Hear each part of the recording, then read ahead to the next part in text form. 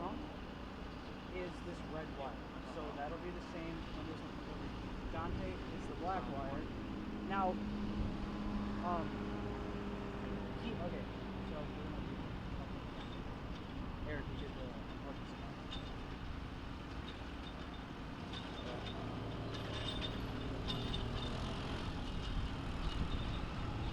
Yeah.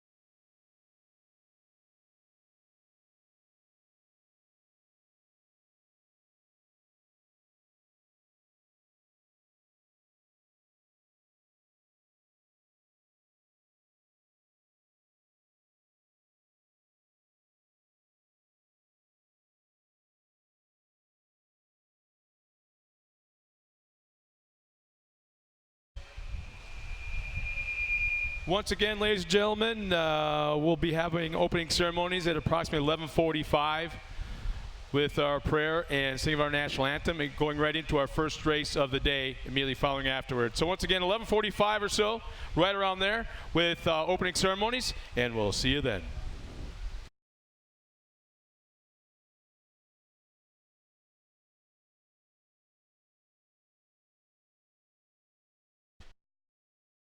Also, real quick, I do have a cell phone up here. This is an iPhone, right? I don't know cell phones. Hey, gang, guys, hello. This is an iPhone, right? That's an iPhone? So I do have a cell phone up here. It's an iPhone. If you could identify it, check your pockets right now. And in fact, Mom is calling right now. Hi, Mom. No, I'm serious. Your mom, whoever's phone this is, your mom's calling. I probably should answer it, huh?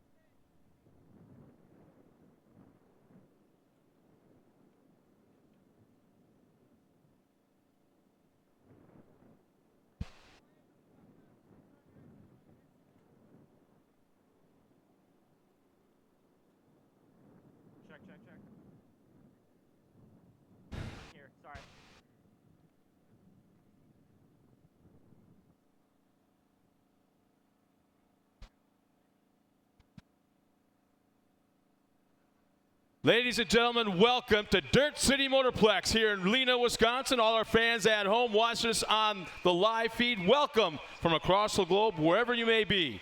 We are entering now into day 2 of our inaugural weekend here, the Midwest Off-Road Racing Series and the Dirt City Duel.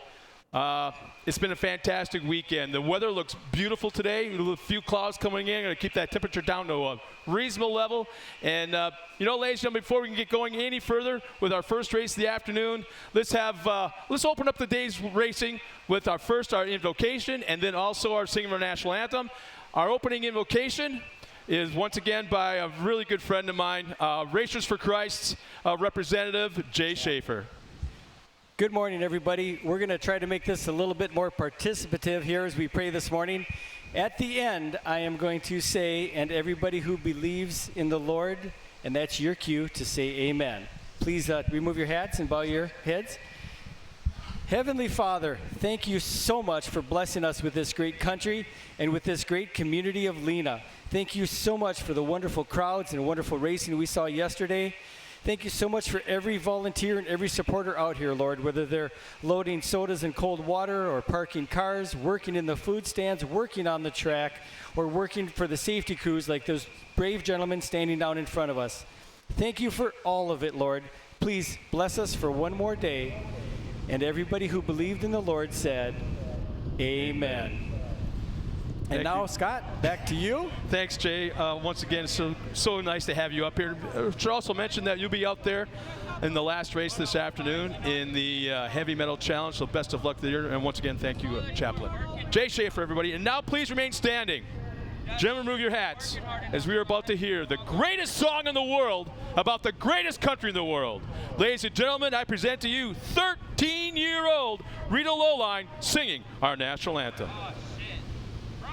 Oh, say, can you see by the dawn's early light what so proudly we hailed at the twilight's last gleaming, whose broad stripes and bright stars through the perilous fight for the ramparts we watched were so gallantly streaming, and the rockets red glare, the bombs bursting in air, gave proof through the night that our flag was still there. Oh, say does that star-spangled banner yet wave for the land of the free and the home of the brave. Once again, ladies and gentlemen, 13-year-old Rita Lowline. Thank you so much. You know, as everyone takes their seats, throws their hats back on their heads, I've got to tell you that yesterday morning during this moment, everyone looked to the right and looked at those flags, and I can't help but think that that is one of the most beautiful things that we have seen in a long, long time. And what I love about that even more is the fact, as we see pictures specifically for fans back at home, they see pictures of this racetrack and the video and things like that. There's a farm in the background, saddles in the background, our American flag, the racetrack in the foreground, and that just warms my heart. This is Americana. This is the Midwest, and this is off-road racing. It's such a fantastic family environment yesterday. I actually saw, for the first time in a long time, moms and dads holding hands with their kids walking to the pits. Moms and dads holding hands with their kids walking their way up here to the hill to watch off-road racing. Something that's going on for the first time ever in their own backyard. Friday afternoon, a huge party celebration downtown, blocking off, I want to say, 5 blocks of Main Street, and the businesses and the homes that are located on that street opened up. Their lawn chairs, the tables, all hanging out. There's all these race cars. I believe there's 161 showed up and parked on the curb down on Main Street. So Lena, Wisconsin, we thank you so much. The businessmen from here in Lena all the way to O'Connell Falls, Coleman, the surrounding area. Thank you so much for coming out here and helping bring this sport to your backyard. It's going to be a blast of a day. We had great racing yesterday, just a beautiful family environment, and we're going to do it all over again today. And I'm going to start saying it right now that if by chance you think you're going to go home after the last race today, oh, hell no, you're not. You're going to stick around for a while. Take your time walking back to wherever you are parked, and I guarantee you this, there's going to be a lot of excited, happy, relieved, exhausted drivers and crews, but you know what? They still have hats, they still have t-shirts, they still have bent up body parts or caved in hoods or whatever that they're not going to go home with. So what you do is you kind of walk up there and sheepishly, you let the little guy do it. Don't dad do it, because the chances are it might not happen. But the little guy, send him up there and ask for a body part. Hey, you got something you can sign for me I can go home with? Remember this for the rest of my life? Well, guess what? That's what you got to do, and get everybody to sign it. So it's going to be a great day of racing. We have a really nice crowd here first thing in the morning. I know that there's a lot of churches still going on, and hopefully we can kind of like steer them this way. Or for some of the true, how's this for a picture? For some of the true diehard fans, I can see Dad sitting way back in the back of the church in his pew, on his smartphone, watching us live with the phone kind of perched right down by his knees between his legs. Meanwhile, Mom is like elbowing him in the ribs, but I can't.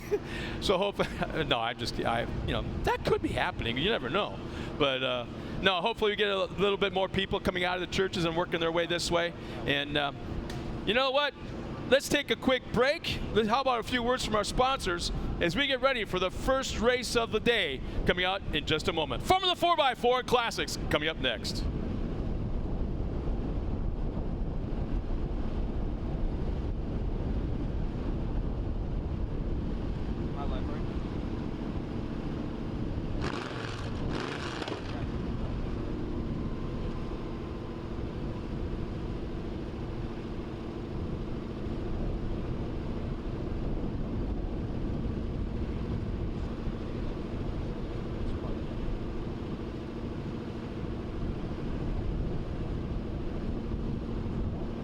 Once the race starts, can you like come down here or come up here real quick? Okay. Let's get the things going off. Sure. Oh, you're fine right now. It starts in like 3 minutes, so if you want to get your pictures in there. I was just going to worry about this for now. Yeah, I don't want to get... Start your engines and head to the Dirt City Motorplex in Lena, July 27th and 28th for the hottest race of the summer. Dirt City shows off the country's best drivers racing wheel to wheel at the Midwest's newest off-road track. UTVs, buggies, trucks, and more. Just 20 minutes north of Green Bay. See you at the track. All these secrets in between us, like how big is your weenus? Is your weenus big or is it small? It's average. Is your weenus big or is it small? It's small. We're not saying that other products can't keep you warm, Weenus, is your weenus but the heater bodysuit keeps you warm in any situation, guaranteed. Don't get a small weenus. Buy a heater bodysuit.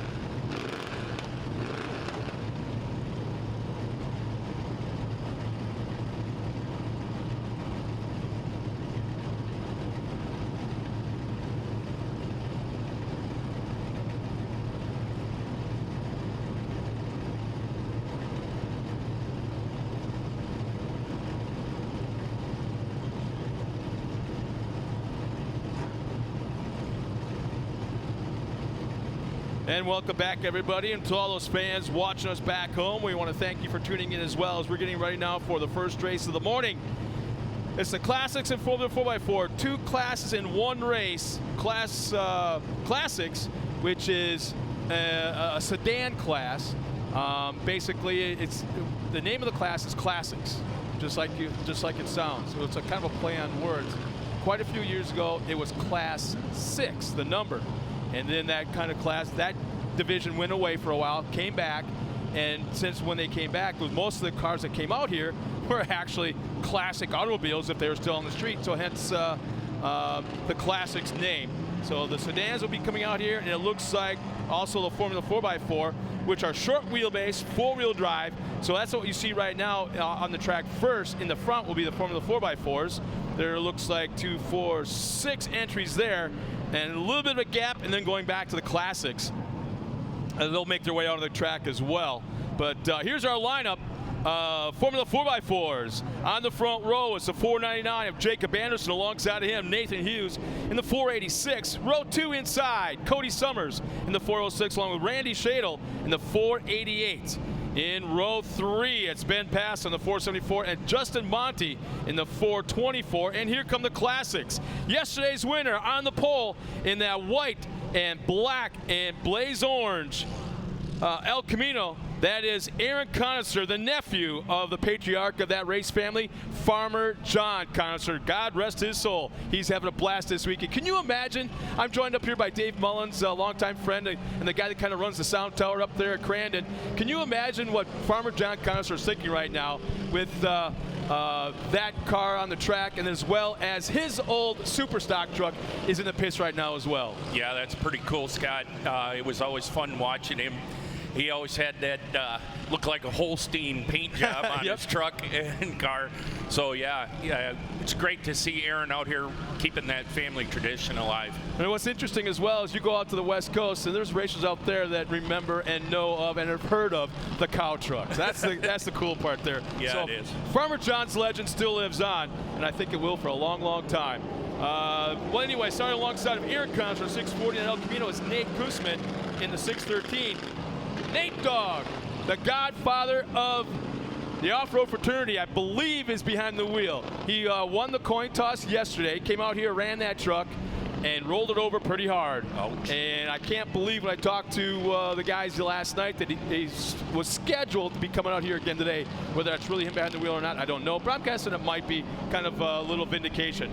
But then alongside of him is Ron Kushgat in the 677 and Jason Anderson in the 604 as the Formula 4x4 takes the green flag, and we're underway with our first race of the morning.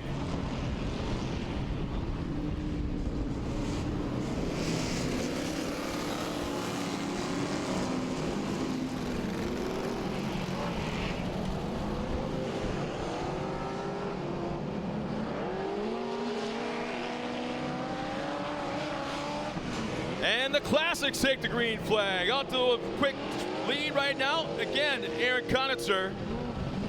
Let's take a peek back out front towards the Formula 4x4s.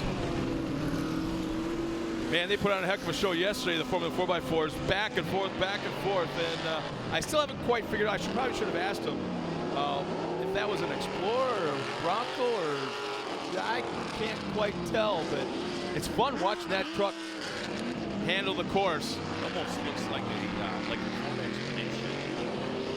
Yeah. It looks like. Yeah, chopped in half or something. But yeah. In fact, that Explorer Expedition running out front right now.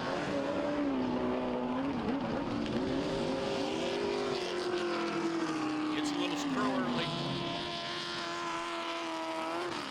That thing looks like it just handles so darn well.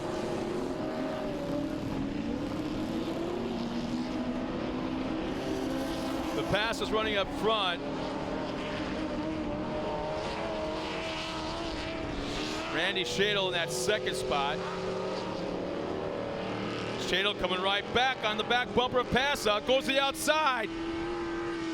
Actually, I'm all screwed up. I'm going off of timing and scoring here and having a few issues. The bent pass was well up front. Nathan Hughes right now running in second place. Boy, Aaron Conitzer is really fun, and he's already passed one of the Formula 4x4s already. Yeah, he did one heck of a job yesterday. In fact, I kind of brought it up during our interview that he was having issues, if you remember, probably 4 or 5 years ago.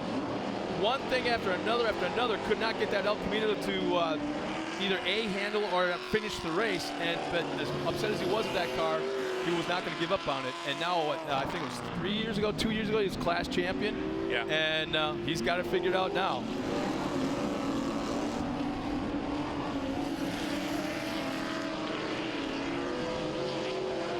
So Nathan Hughes right now running in second in that Formula 4x4 division. It's got now, I was going to say a mirror full, but now it's a windshield full of I believe that's Randy Shadle. Yeah, Shadle.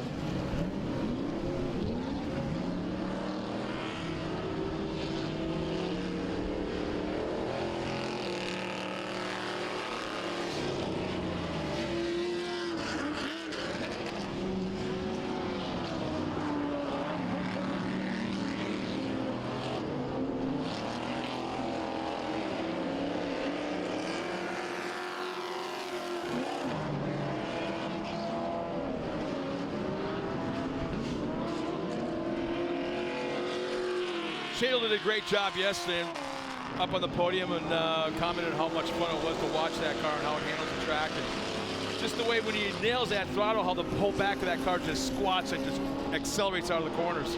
He's fast. He definitely is fast. He just got a little squirrely in that one corner. Ended up losing some time to pass it.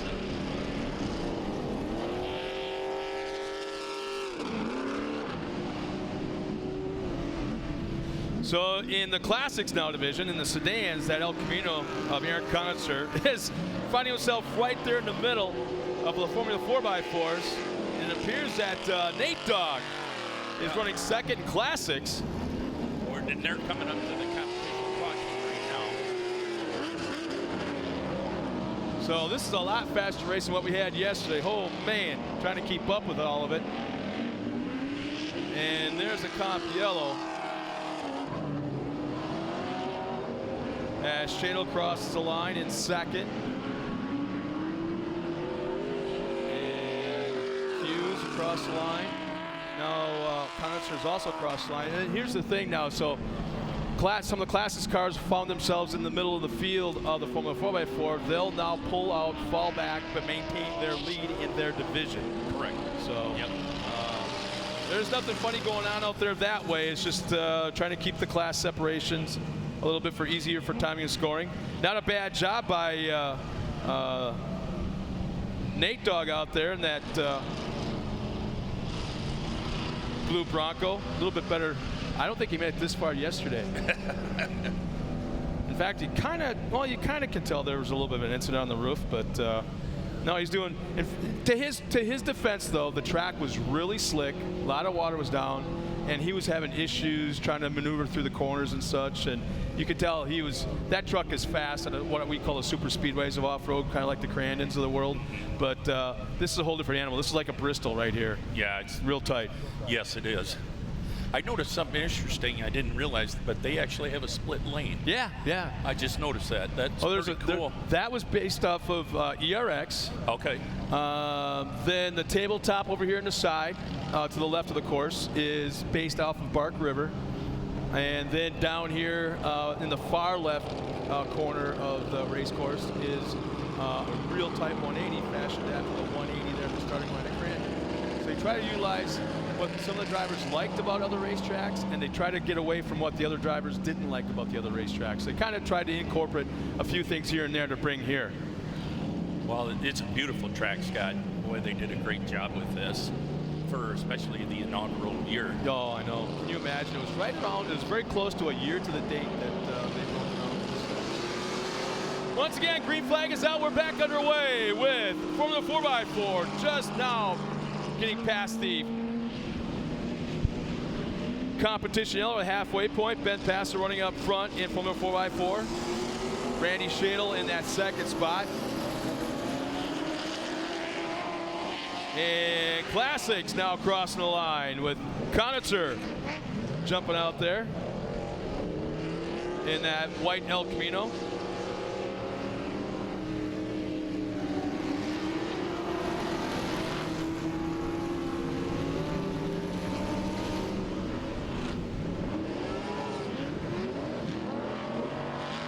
Throughout the day, it's always cool to kind of take a peek down here in the social media and see where everybody's checking in from.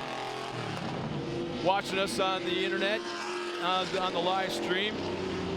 And there's always somebody that's got to check in from right here on the hill. You know, no, not Germany, no, not Panama, no, not Lena, but no, right here on the hill.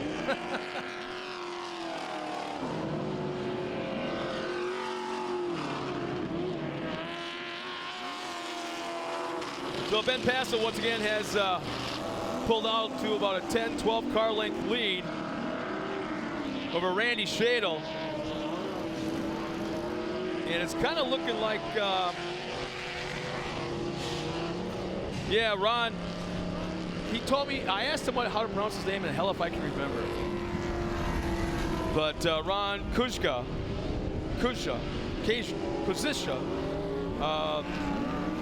in Classics in the 677 is not allowing Aaron Conitzer to pull away. He's out there in that black and orange 677, so he's doing very respectful. Aaron had to slow down a little bit for some lap traffic there.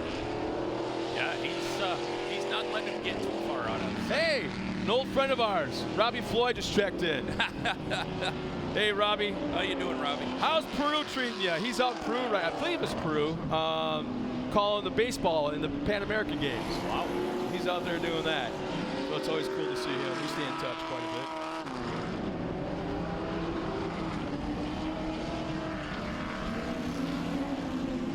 So right now the field is spread out all over the place. Paza's opened up quite a big gap now over Shidle. Yeah. Looks like a complete straightaway, corner to corner. Yeah. Which is really deceiving because when you just key on Shadle alone, it looks like he's just screaming around this racetrack. You'd never guess he's that far back. Still running a second, but that far back. He's just looking so fast. How do you like the 604 out there, that new body, huh? On Jason Anderson? What did he have? Same body style though, wasn't it? Yeah. But I just love the fact he came up and that thing. I haven't seen a straight-bodied Chevelle on the Classics in 25 years. Yeah, that's true. I mean, when was the last time Face Desney replaced the body panel on his car?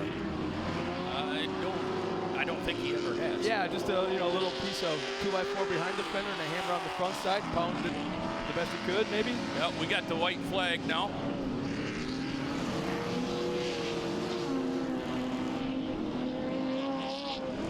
So Pasa's in the back stretch. Shuttle just coming around that first inside corner there. Yeah. Getting around lap traffic, so just a few turns and a 1 or 2 straightaways for our leader in Formula 4x4. Connor's hanging in there, but that 677 sure isn't letting him get too far away. If he makes one mix up, could be a real battle to the end there. Yeah, he's got to finish up with a very clean race. And our winner crosses the line. Ben Pesa in the 474, our points leader right now for the season. And second place is still not even in sight in the Formula 4x4 division. That's what this race, how dominant it was for him. And here comes Shadle. He'll finish in that second spot. And Aaron Conitzer not far behind. He'll take the win in Classics with the 677 of Ron Koshka. I know I'm butchering that, and I apologize to his family or his friends. Up here in front of the crowd in just a moment, I'm headed down trackside for our winning interviews, and we'll be right back after this.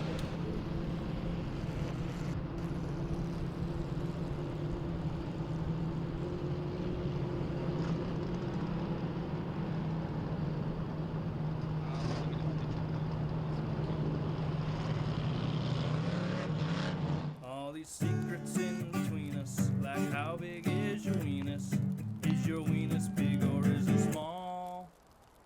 It's average. Is your weenus big or is it small? It's small. We're not saying that other products can't keep you warm, but the heater bodysuit keeps you warm in any situation, guaranteed. Don't get a small weenus. Buy a heater bodysuit.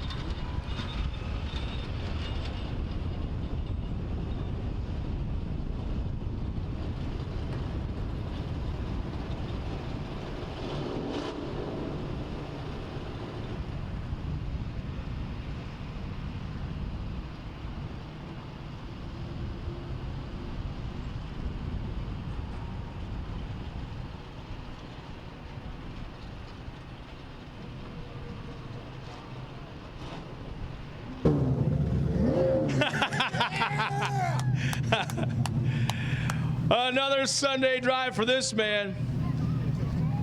I'm telling you, I love the colors on this wrap, but I hate clowns. Oh, dude, that is one freaky looking clown. Ben, what can I say? You're so dominant in this class. I mean, you travel around. I mean, I know you've done a couple of different Monster Jam events, or kind of like the mud ball, not the bug, but the tough trucks. Yeah. And how does that compare to running a true off-road off-road race? There's no comparison. I mean, this is where it's at. This facility here is awesome. Dirt City did it here, man. I mean, those little tough truck tracks. Yeah, it's something, but it's nothing like coming out here and letting it go. I got to thank my sponsors, Conrad's Auto Salvage, Jerry up there for helping me get here. Tyler helped me in the pits, Troy, Randy. All these guys are a bunch of good guys. You know, we all work together out here, and it's good, it's fun, and those BFGs are going to get it done. You know, I'm used to coming up to drivers after a race like this, hot and sweaty and muddy. You're kind of that way right now. Yeah. But you smell good. What are you wearing for aftershave? Yeah, that's a little something I got going on, but that's all right. I mean, it really does. I know, I'm just kidding around, man. Congratulations on another great week in the race, and we'll see you at Bark River next time. You bet. Thanks. All right, our winner right here. Ben does it one more time. Randy, come on up here, man. So we go from sweet smelling Ben to Randy, and you know what? I love watching car. I know we talked about this yesterday, but it's so fun to watch this thing around this racetrack. The way it handles, the way the weight transfers, front to rear, side to side. This thing just gets some crazy bite off the corners. People don't like straight axles, but I love it. I run it hard, and I'm going to prove it's still there. I mean, this sport is awesome. I mean, straight axles are easy to fix, make, work. So, yeah, I mean, it's just you know who I hope is watching this, because he probably perfected straight axles? Kurt LeDuc. Oh, Kurt hooked me up with a decent, good one. Go. I got a GM 10 bolt. No, awesome track. I'd like to thank Conrad's. I mean, they help us out with everything. Like I said yesterday, it was awesome. I mean, this facility is beautiful. First time I've ever seen it was the other day when we got here, drove on it. Yeah, it's got some sharp turns, but you got to adjust for that. And today I had two-wheel drive only, so. Oh, no kid. So send it. Wow. So yeah, appreciate it, and thanks everybody for coming out. Make the facility great, and the first turnout, it's awesome for these people. Thank you. Nice job, Randy. Appreciate it. Thanks. All right, this guy, Nathan, once again, man, hot, sweaty. You're one of those guys. It's like you almost like you're relieved that the weekend is for you is over with. Yeah, I lost power steering on the first lap, so my arms are I got arm pump really bad. This track is not a lot of fun without power steering. And I mean, was there an obstacle? It bounced off a rock or what? Just failed? It just failed or through a belt or something. I don't know. I'll have to look at it and figure it out for next time. Well, you know where to go for refreshments after Friday afternoon. So once you get this thing trailered, let's kind of meet up at the Wooden Shoe, all right? All right. Yeah, we can do that. And I got to thank Conrad's Auto Salvage and Hughes Transportation and Off-Road Fraternity. I couldn't do it without them guys. Thanks, Don, for the transmission, because otherwise I wouldn't even have been here. I just got to thank everyone that's helped. Nice job, man. Great weekend. Thanks. All right. In fact, I know it was a good weekend for him because him and I met up downtown on Friday and had a good time. So a great weekend for Nathan. Aaron, Mr. Conitzer, congratulations. Another clean run. I'm sad to see a little bit of dented in that rear left quarter panel, but other than that, this thing's very, very clean. Nice day today. Thank you. That dent actually, I don't know if I should say it, but that was a little miscue on my part. We had some carburetor issues yesterday, and it loaded up, and it actually shut off in front of Ron yesterday, so it was kind of my own fault. But we got her straightened out and looking pretty good for today, and got back on top of the box again. Well, you know what? We kind of touched on it. Dave Mullins is here. Him and myself, we touched on it that, the old man's looking down at us, and he's got a big-ass smile on his face right now. I'm quite sure of it. I sure hope so. Our whole family, the Conitzer family, has been eyeballs deep into this racing thing for a lot of years here, and I think we got a pretty good name, and I'm pretty proud of that. So, yeah, it's pretty cool. Like I said yesterday, I plan on keeping the cow colors on the car and for a long time to come. Well, you also mentioned yesterday, which I didn't know anything about, that one of your sponsors jumped on board here for this weekend, provided a special celebratory beverage up there in the podium. Yes, the O'Connell County Dairy Promotions is sponsoring chocolate milk for the podium finishers here this weekend. We wanted to promote dairy in O'Connell County, and what better place to do it than Lena, Wisconsin at the Dirt City Motorplex. That's where we are. Also, other sponsors I got to thank: Morgan Wood Products, Shellock Trucking, Grafe Transport, Lure Dairy, John Barkey Real Estate, and I got to thank Dale at Double D Services Inc. Sorry, Dale, for sponsoring our class here for this year for the year-end championship. So thanks to all those people and my family and my crew. I forgot that yesterday. Thank you, Brandon, for spotting for me. Truly, we couldn't get this car to the track without all of their help. Nice job, man. Can't wait to see you up at Park River and Crandon. I can't wait to see you there either, Scott. All right, Aaron Conitzer, our winner here in Classics. Let's now swing over.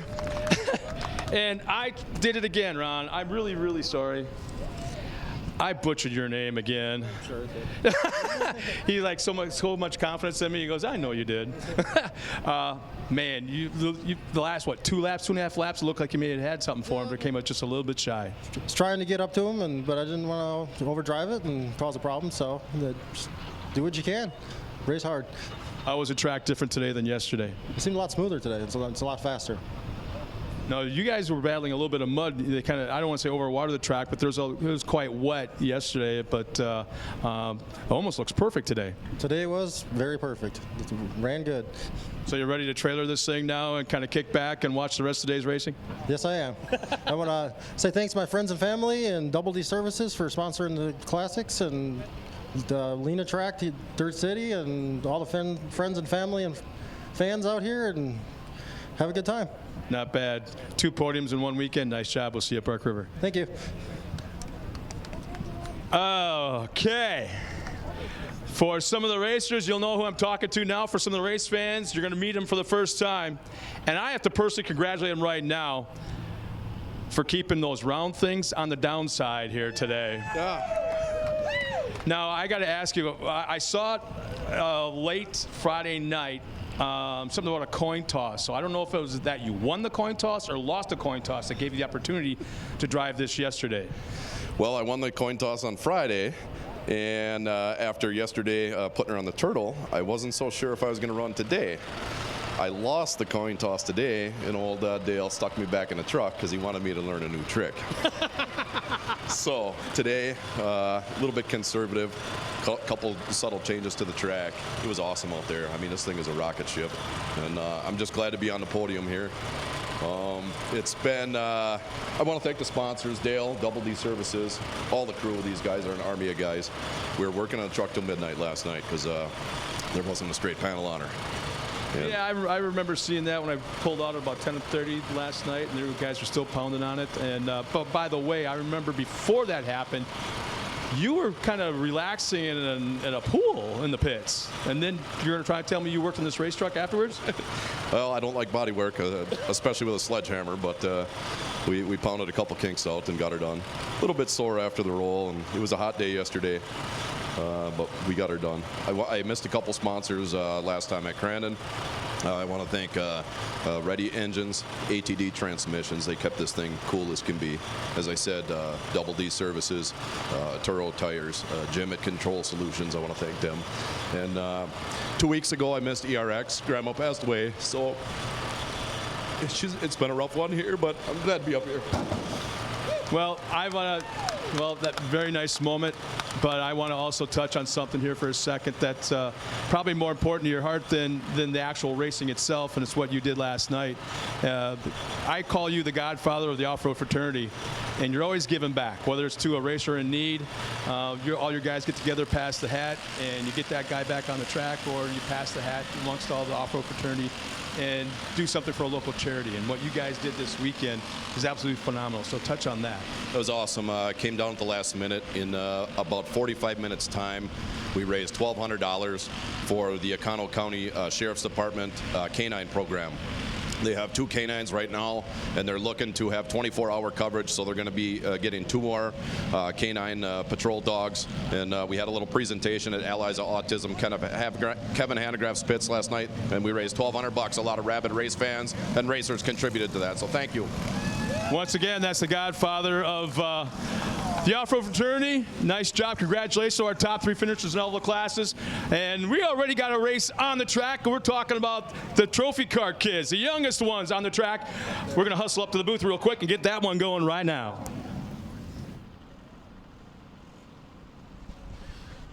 All right, thanks, Scott. Hey, while we got a quick second here, we got an announcement. There was a driver's license found. Katie Lynn Cabe of Peshtigo.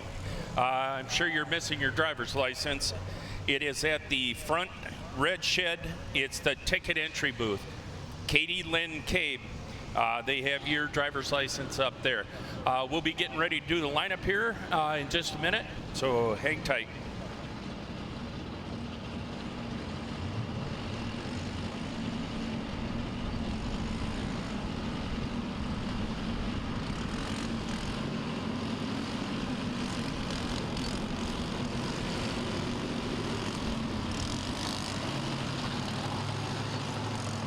Oh man, thanks, Dave. It's so cool to have you up here, and Mikey Van Kirk was up here yesterday. I think we might see him up here in a bit. Who knows? But here's our lineup. Was just the same for the short course kart kids. 15 cars. Let's whip through this real quick.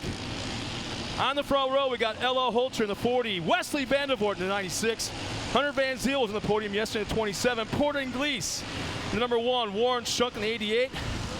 Jackson Eckes in the 54, Colin Padel in the 44, Carter Nordrum the 22, Andy Johnson in the 13, Aiden Wandesig in the 97, Michael Funk in the 7, having won yesterday, Ray Smisser in the 80, Connor Lacasse.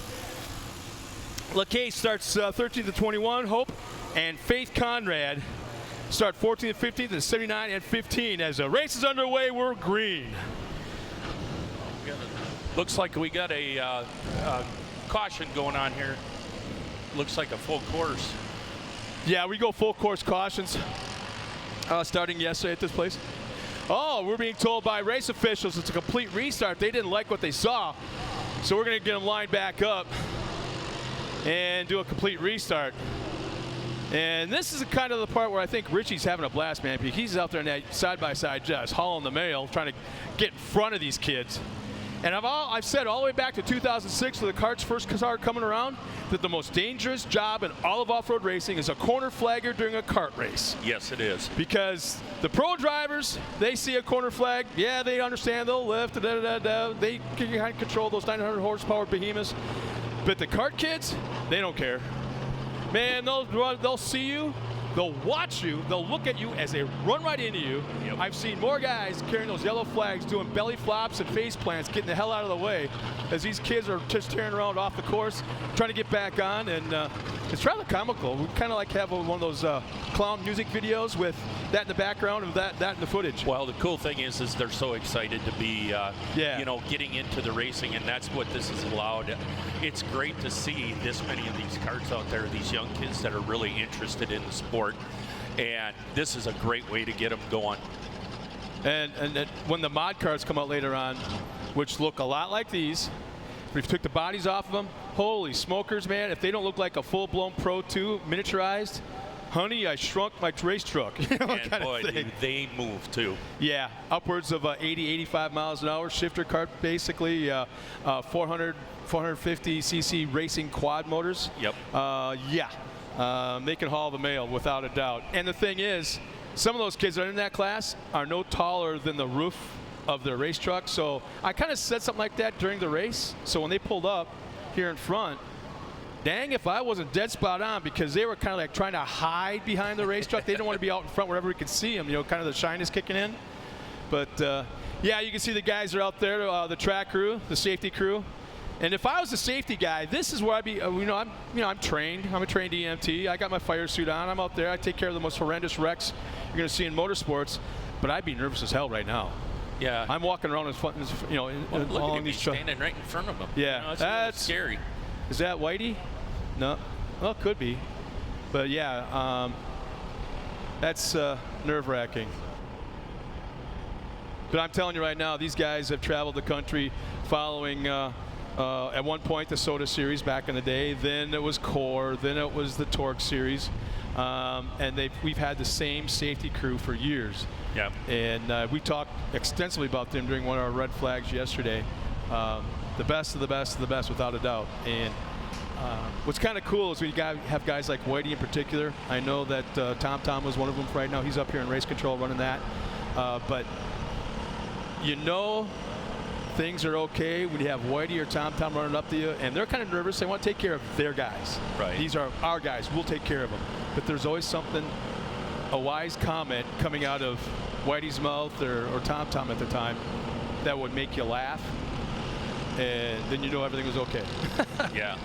A lot of experience these guys have had. Like you said, a lot of them come down from the Crandon brush run time. Been doing it for over 30, 40 years, some of these guys that are out there. Yeah, that's Tom on camera right now. You know, oftentimes during the day, you'll kind of hear me reference the fans at home watching us, and we're doing a live stream. And so we have monitors up here, and we're able to see what the fans at home are seeing. So I'll try to describe what the fans at home are seeing. So if I kind of feel like I might be neglecting you, the fans here, that's not the case at all. So I apologize ahead of time for that. But the fans at home can see right now we're getting the cars relined. I'm not sure. I missed the start because I was hauling the mail up here, or trying to as an old man. So I didn't see the start. So they actually, it looked like they were in a single file start, and here they're doubling about 2x2 now. So I think it just I think they just wanted to get it more evened out.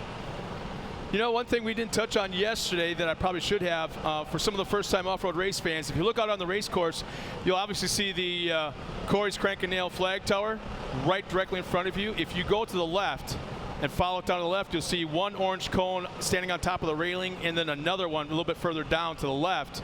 That's actually the start zone. So the pole sitter, or the leader at the time on a restart, is the one that actually starts the race. So once that first car crosses the line, the invisible line where that cone is, anywhere within that zone is when that leader can accelerate. And that's when the flagman throws the flag for the rest of the field. So it could be like right away at the first cone, or you can hold them all the way to the second. We've seen some of that before. Oh, yeah. So keep that in mind when you see the restarts. Face Desney, well, he's our flag man, another one of the Crandon boys. In fact, I'm trying to think of a safety crew member, a track member, track crew that is not from that area. You talked to Whitey earlier, and there's a gentleman, I believe, from down in the Oshkosh area that's also here working. Oh, something's going on, man. They're not liking this.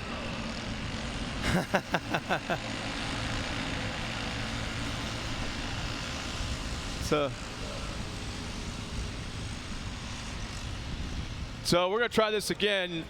This is actually, to be honest with you, kind of unusual to see them not be able to restart like this. Yeah, they're usually, most of these have done this quite a bit. So maybe we're going back to a single file. I don't know.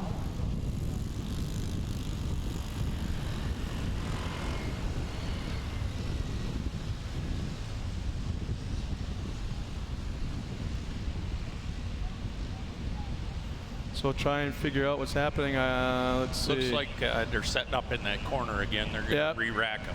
We got some officials out on the track on the far left side of the course. I believe that kind of looks like Mikey Vandenheuvel. The way he's walking with his south of the border straw hat. Sharecropper hat. There you go.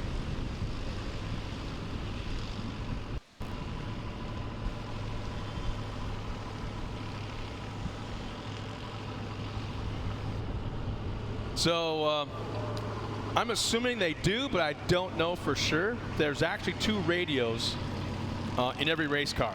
Whether the kids have them or not, I don't know, but there's 2 radios. One, obviously, to talk back and forth with your spotter, and there's that smaller one, like the size of a Zippo lighter, called the Nitro B. Yep. And that's a listen only. And that goes directly to the race officials from USAC up here in the booth and in the tower. And if you're dumb, you do something stupid, expect to be yelled at by that race official.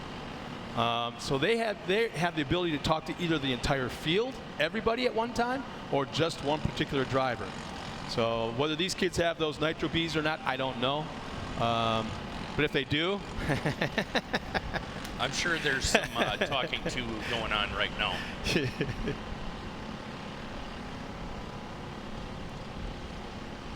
Well, they always say third time's a charm, Scott. I never would have thought of that, but I'm not betting on it either.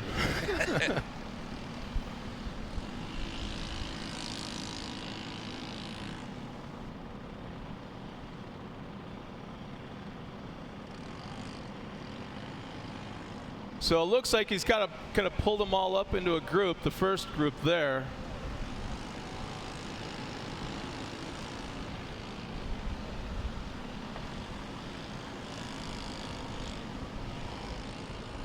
So we got, I'm assuming we're going back to the original starting lineup, so that would put... Yeah, because we haven't had an official green flag start yet. Ella Holzer will be on the pole in the 40. Wesley Vandevort will start alongside of her.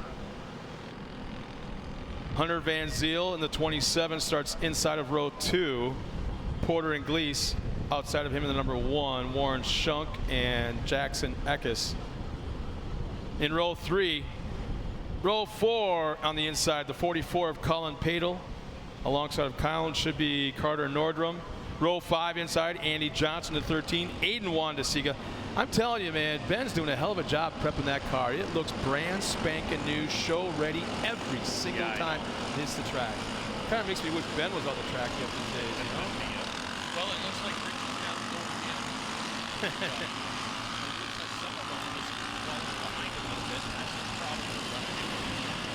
They're not staying up tight the way they should. I think that might be some of the reason that the starts have been so tough.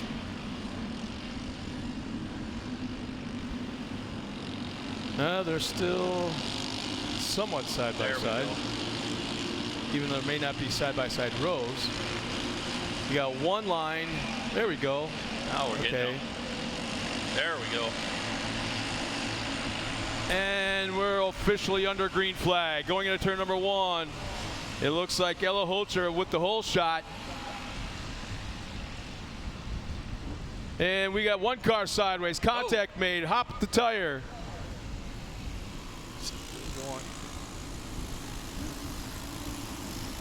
No, I believe it's, you can start racing when you're 6, I think it is. 6 to 12, I believe, in this class. Porter Ingles. So Porter was on the podium yesterday. He finds himself running up front. Ella now falls back to 2nd. I think that's the 88 of Warren Trump in 3rd. Oh, they get together in the corner. Oh, Ella's off the track. She's out there in those pickers trying to get back up onto the racing track. She finally does, but will lose a lot of positions. To her credit, never once lifted.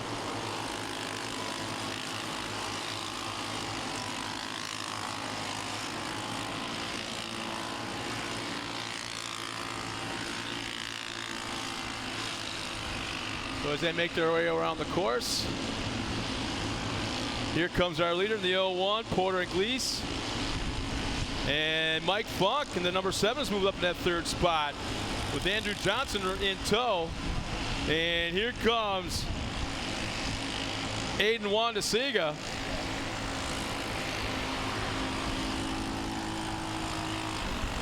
Aiden's in the top 5.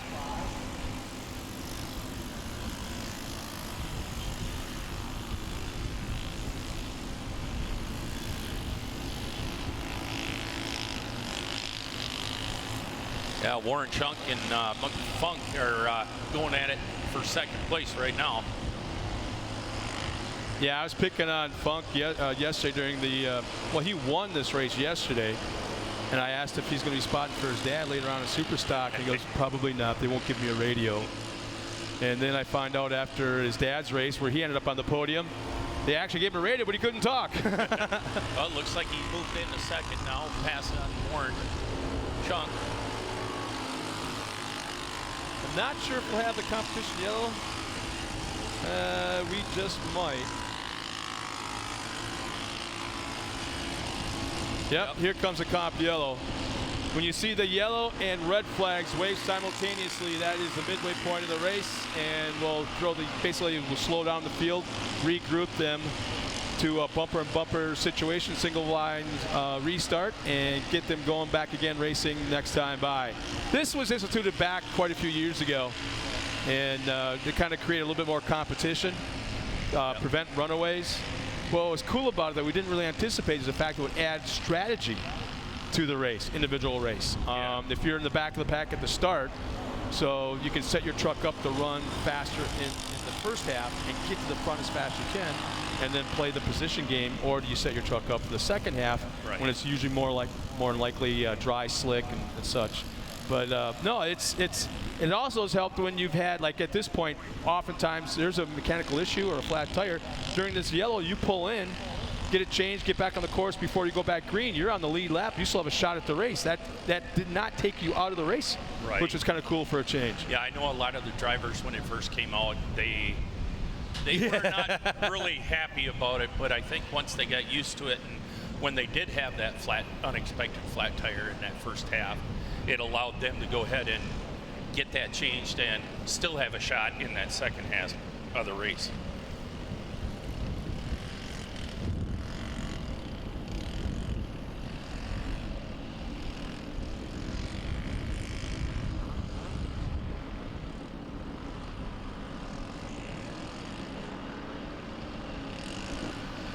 So we got the safety officials. So something's happening here. So it looks like Porter. Is that? No, that's not Porter. No, that's yeah, Porter Ingles. Is it? Yeah, that's the 01. Something may have happened there where he's being held back. Yeah. I don't know if he maybe jumped the start.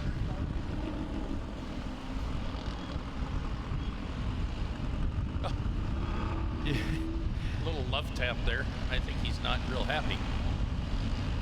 So Mike Funk's running up front. Warren Chunk is in second. And then I believe it's Andy Johnson is in third. And then you got Aiden Montezega in your top four.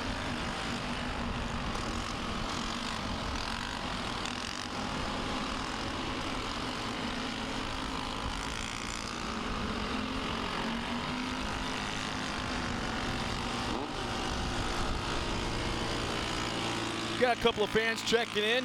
We've got Warren from Massachusetts, which is pretty cool. Jeff Fernig signed on. He's watching us.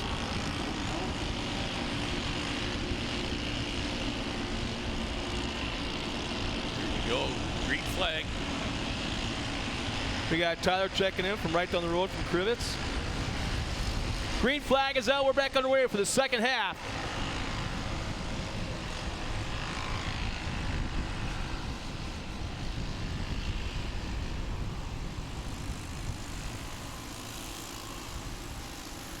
Yeah, little Michael was pretty darn fast yesterday as well. Oh, Warren's hanging pretty tough with him right now. There's not much of a gap between them. Andrew Johnson right now running that third spot. Wanda Sega right there in fourth. Oh. And Johnson gets up on two wheels, scrubs off a ton of speed. Here comes Wanda Sega to the outside. But here's the good part. He's now set up for the inside, that left-hand turn.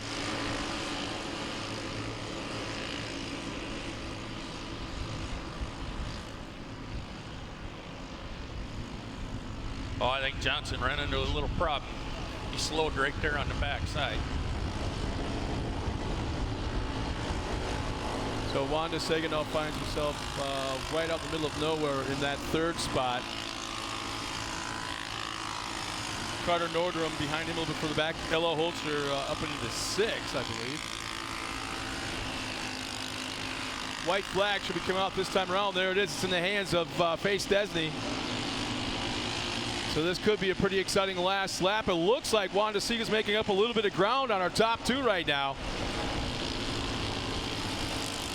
As the yellow comes out, full course yellow. Oh, we got a red flag. And red flag is out as we have our safety crew now directly out in the middle of the race course.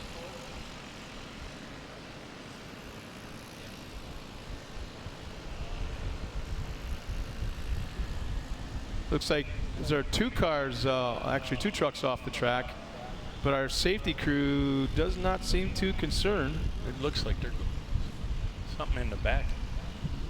Unless the incident is located someplace else.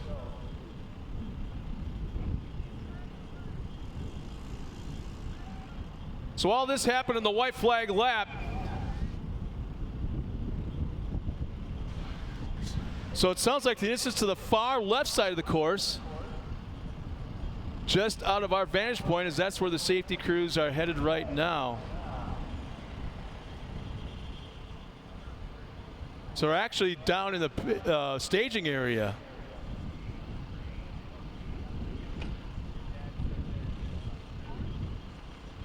No, the truck's on the other side. I don't know what's going on though. So red flag is out. We stop it immediately. Some kid like stroke or something.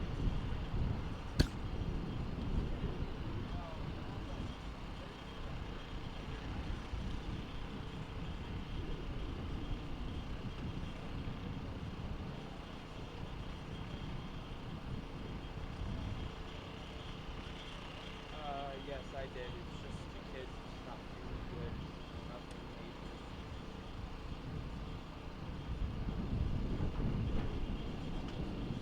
Number 96, I believe.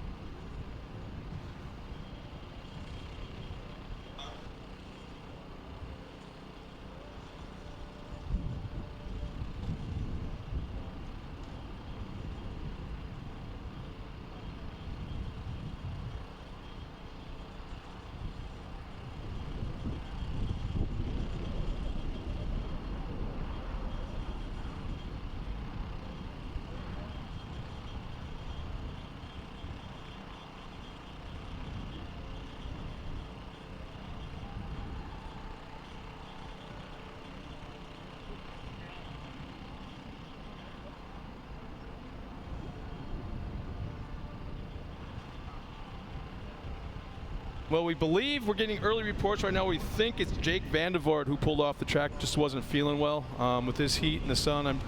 I'm sorry, Wesley Vandervoort. Jake's his dad. Just wasn't feeling well. I'm kind of guessing because of this heat and the sun might be the reason. But right now, for the fans at home, not sure if we're going to go to a commercial break or if we're going to show you a little bit of what took place this morning as myself and our cameraman walked the period talking to some of the guys. Check this out.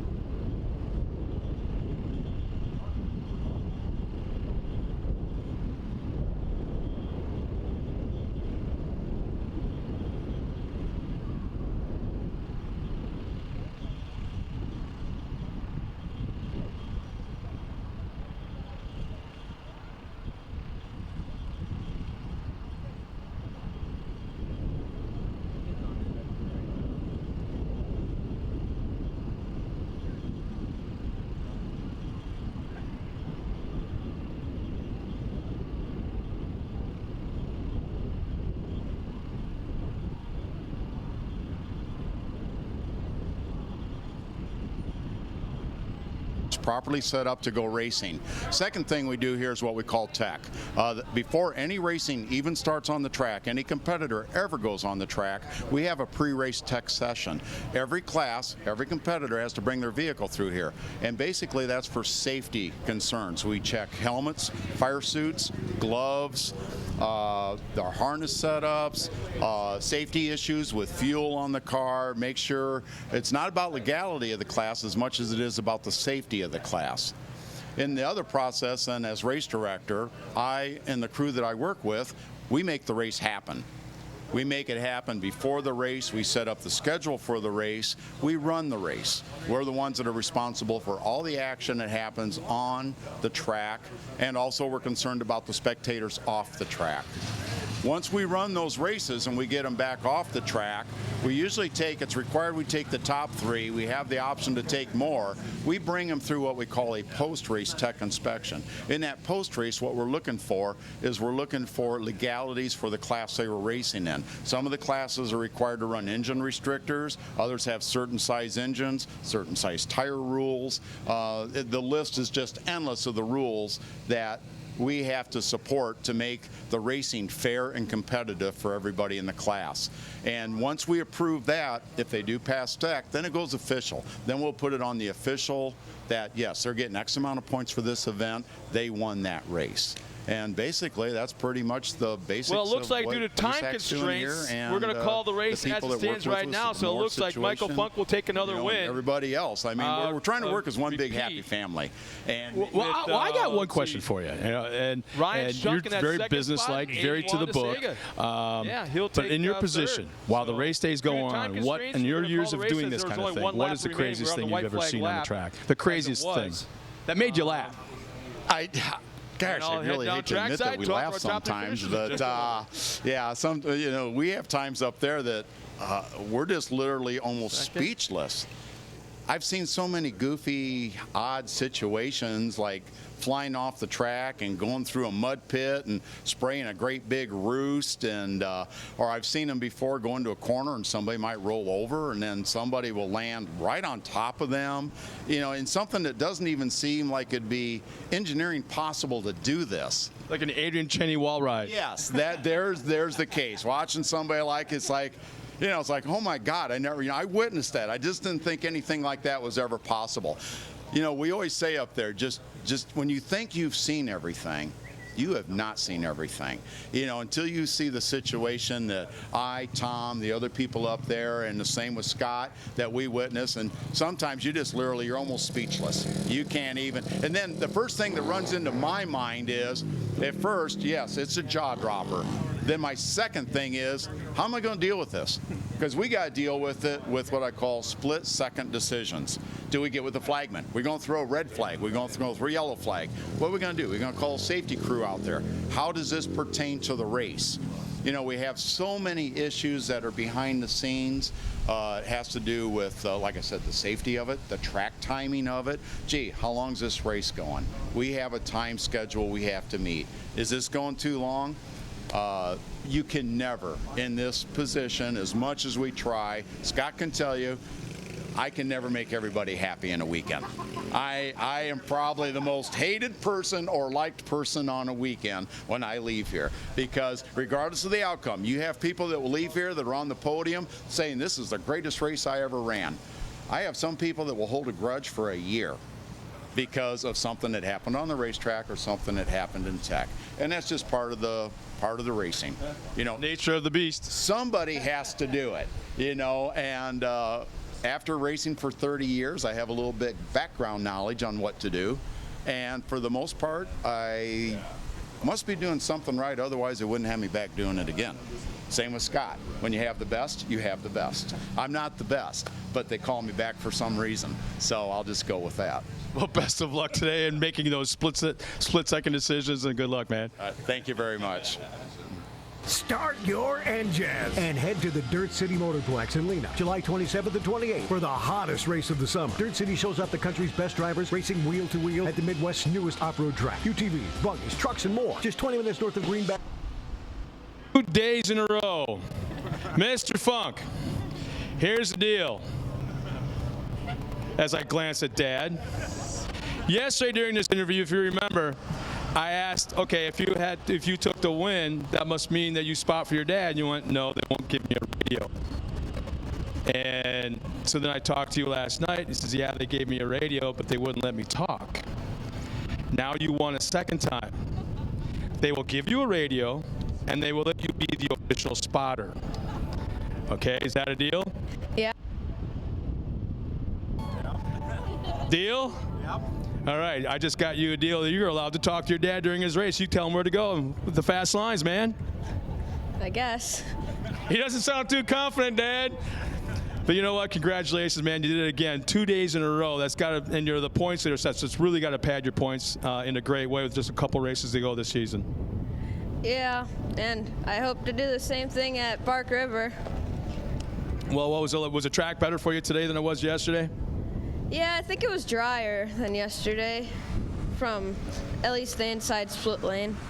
What makes you so darn fast? I mean, I remember when you first started racing, man, you were away so far out and back. It's like the race ended and you're still coming around for lap number 1 almost, you know, but now you're like one of the big dogs. You're one of the guys to beat every single time you come out here. What's that like? My dad learned a lot from other people, and he just kept figuring out what the clutches would do, and I help him a lot with it. And we do a lot at home. But most of it's you're driving, right? Yeah. Nice job, man. Way to go, Mike. Thank you. Best of luck in Park River. Uh-huh. Our winner, Mike Funk. Let's swing over here to our second place guy. I owe you an apology, brother, because I had no idea. According to the lineup, I can show you. I had no idea it was you. I thought I was out there calling Warren the whole damn time. And then like 2 laps in, I found out it was you. So I owe you an apology. But Ryan, again, nice job, man. Looked like you might have had something for him towards the end there, but just came up a little short, huh? Yeah, the track was definitely dry. Track conditions were good. It was really fun, and yeah. I like the fact that you got the Nitro B on your shoulder, because during the race I was explaining to the fans back at home what that's all about, that it's a listen-only radio, and the USAC officials have a tendency to kind of like tell you what to do in a stern kind of way. Did that happen at all today? No, not really. It went pretty good. I didn't get yelled at or nothing. So. Well, that's a good thing when you can't talk back. So, you know what? Congratulations. I know there's a lot of people that helped you guys come out here between you and your brother. Talk about some of the guys that helped you get here. Yeah, I'd like to thank Todd Sleeper for getting us parts for when the other racer broke the truck. And I'd like to thank Hydro Clean Pressure Washer, Pella Windows and Doors, Snow Solutions, and Signs for Success. Well, nice job, man. It's cool to see you up here. And I apologize for calling you Warren the whole time. That's all right. I'll see you next time. Bark River. Nice job. Now, you're supposed to be happy. You worked your way through a lot of the field, man. Oh, you passed a lot of cars. And you're like sitting there going, yeah, but not enough. You know what, Aiden, congratulations. Nice run today. Like I said, you passed a lot of cars out there today. Thanks. Well, when I first saw the field, I was starting towards the middle of the pack, 10th, 9th, and then had to restart a couple times. But after all that, I worked my way up towards the front, and yeah, that's it. You have probably my favorite looking trophy card out here. This thing looks really, or Midwest card, I'm sorry. This thing looks brand new every single time you guys hit the track, and I kind of think your dad does one heck of a job on this thing. Do you help out at all on this? Yeah, me and him work on clutches, wash the panels, and You're not a real happy guy, man. What's going on here? You're on the podium. I am happy. Wait a minute, this is you happy? Not. What is it like when you're ticked off? Yeah, Mom's down here laughing hysterically. Aiden, you finished third in the podium. This is you happy. Do you think we can ever get your dad back out here on the racetrack, another race truck for him? I would really like if he did it again. He raced in my sister's buggy last fall, and he did a pretty good job. So I'm. Did you spot for him? No, my mom did. Well, you know what? Congratulations. We're going to let you enjoy the moment and have some fun and get you some water and kind of cool off a bit, all right? And kind of temper that enthusiasm a little bit, will you? Yeah. Nice job. Aiden, wanted to see you taking the last spot on the podium. This year, one more time for our top 3 finishers in the Midwest cards. Nice job, guys. Good job.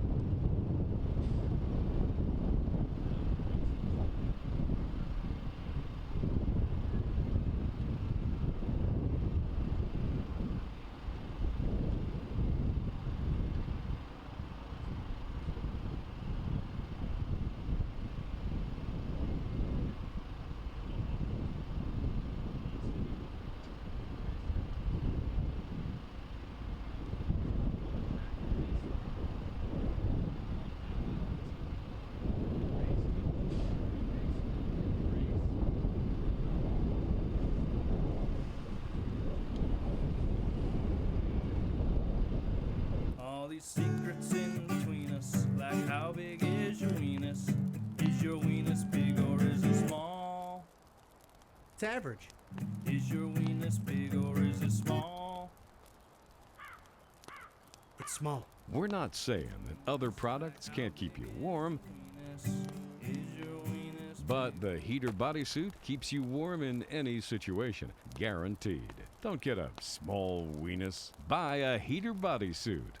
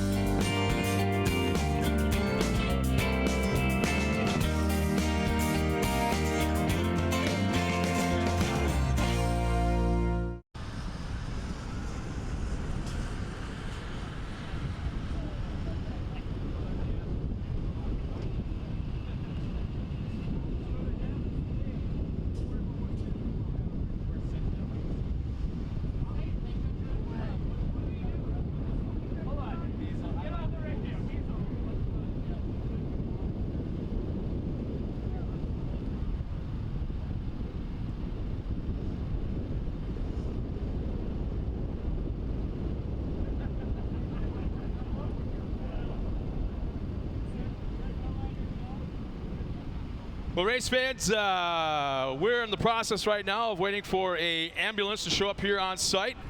Now's that great time. We got pretty much no lines at the food and beverage areas, concessions. So now's a great time to grab something to eat, something to drink. It is about that time, midday or so. Also, stop down and see Tim and Timmery from Racing Dirty. They got, I don't know if you were down there and saw some of the stuff, Dave? Yeah, I walked past there when I first got here and took a look. They got some amazing stuff in there. Did you see the one logo? I don't know if Faye has seen it yet, but it actually utilizes his car in one of the logos. I didn't see that on the T-shirts. Yeah, I think it's the first ever or the inaugural Duel in the Dirt, and it has in the background Faye's Chevelle, or is it a Malibu? I can't remember. I think it's a Chevelle. Kind of like in the background, so it's kind of cool. But stop down and see them. They got all kinds of official Midwest off-road racing apparel, as well as the event logo from this weekend down there. So check that out, plus a lot of other cool stuff. They always have great stuff down there. I call Tim like the mad scientist of design, where he comes up with this crap, And I'll be really interested to see what he comes up with for the 50th. The 50th. He'll probably have diamond rings and brooches for the women, and because he's into the jewelry thing, designing jewelry as well too. So, but yeah, stop down and see them. We'll also have a couple of guys here from AMSOIL. They're providing product for, I believe, the top finishers as well. So if you're actually looking for advice or want to consult with some of these guys about the proper oil or greases for whatever your application may be, stop down and see the gang here from AMSOIL. Getting ready now for our next race, which will be the mod carts. That's what you and I touched on earlier. The high horsepower, super screaming fast carts out there. They look almost identical to what was just on the track. But when they hit the track, you're like going, I remember the first time they came to Crandon 6 years ago, 7 years ago.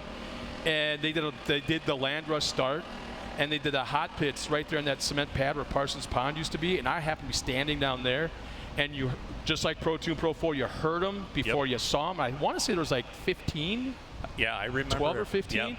And when they crest that corner and start coming at you, you're like, holy bejesus! I need to get out of here. Wow, you're kind of get down in that like you're in a steal second mode, going, oh, which way do I go? Get the heck out of the way. But man, these things scream. Yeah. And it's fun to watch them, especially these are kids that have taken that next step up, and these kids can drive. Well, just think about this. Johnny Holcher, he's not here this weekend running his kart. So he's got Sammy Marquardt stepping in for him. Marquardt ran away from the field here yesterday. I think that was his first race ever. Ran away from everybody. And meanwhile, Johnny's in Reno and running a mod kart and I think a UTV there, as well as, Johnny's been driving a lot of different vehicles lately, a lot of different race cars. That kid, what is he, like 6'9"? I mean, 6'5" at least. Yeah, he's tall. And he's, is he even 16? I don't think he's 16 even. I'm not sure. But if he is, he just barely is 16. Yeah, and he's crazy talented. But he's traveling the country. He's tested in one of the Robbie Gordon Stadium Super Trucks. He's driven, I think, sprint cars a couple of times. He's also done, what else has he tested on? I think he's been in a late model. Dirt track late model, but he's been driving so many different things. He's traveled over the country. In fact, I think he went to Florida during Speed Weeks, was down there. So between him and his dad, Don, I mean, they've been all over the place driving, basically getting wheel time. Yep. Wheel time. The kid shows when he hits the track. And what's fun is when he's watching him get out of the thing, because it's kind of like the tall version of a clown car. Well, you remember when Larry used to get out of a car, Stutzny. Yeah, that was a while ago, huh? Yep.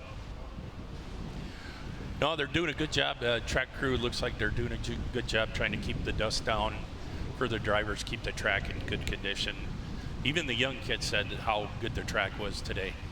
And we touched on this yesterday. Mike Van Kirk and myself, we were talking about the track. This is still a green track. Oh, definitely. In that, when Crandon throws down a layer of clay or something, it takes a couple of races. And when I say race, I mean race weekends to get get that clay or that dirt or whatever they threw on there worked in. So there's been, I mean, this basically is still very, very green. I mean, there's rocks coming up from down below, and there will be for quite a while. I remember, in fact, the Crandon used to be so rocky that when Brendan Gaughan was still racing in the series, him and I were talking after one of the races. He's like, Scott, you got to see this. And Brendan was in his Pro 2, and he had stainless steel 1-inch screen behind his seat, protecting his radiator. And we went over there, and I leaned in his truck, and I looked at that screen behind his seat, and it looked like target practice. It was just bullet holes all over that screen except where the seat was, so you could see the outline of his body in that screen. It was like uncrazy to see that. I remember he brought up and showed us his helmet. Yeah. He had a dent in his helmet from a rock coming through.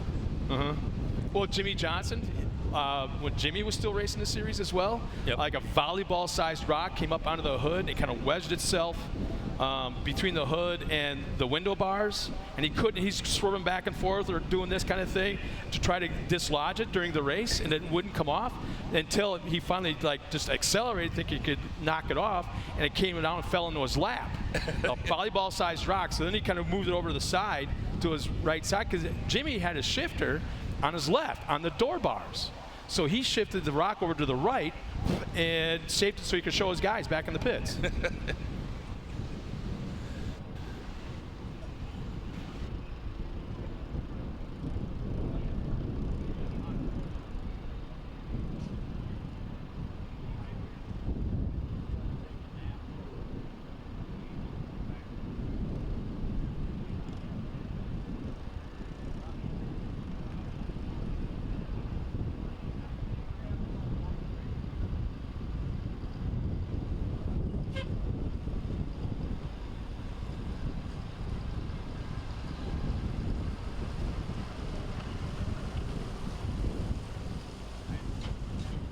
I was just notified by the gang here from AMSOIL that for the drivers, for the race teams, listen up. They're doing contingency. So if you've got your coupon or certificate of contingency from AMSOIL, stop down and see them and pick up your product today.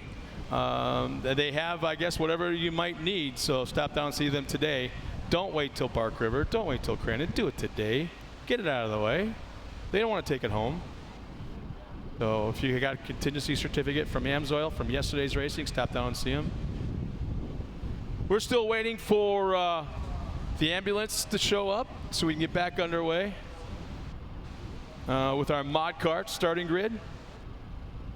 Yeah, it's real important that we always make sure we have, emergency medical crews on hand.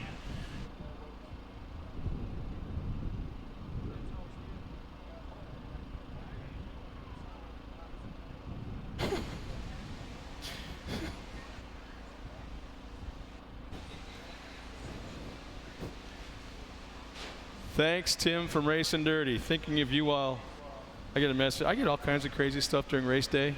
Thinking of you while we're having lunch, and I'm not going to tell you what the picture is.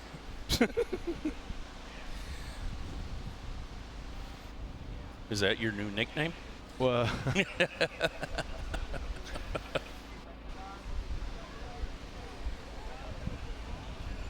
Boy, Scott just couldn't get a better day today. It's beautiful out here. It's actually really, really nice, yeah. We got a check-in from Easton Sleeper's mom, Trisha. She's go Easton Sleeper 213. Johnny Holcher says, go, get with Sam. As in Sam Marquardt, I'm quite sure. Troy Shaden. Troy Shaden's here at the track. What's he doing watching? Amy Demney's signed on. Oh, so new motor, new day, go Easton Sleeper.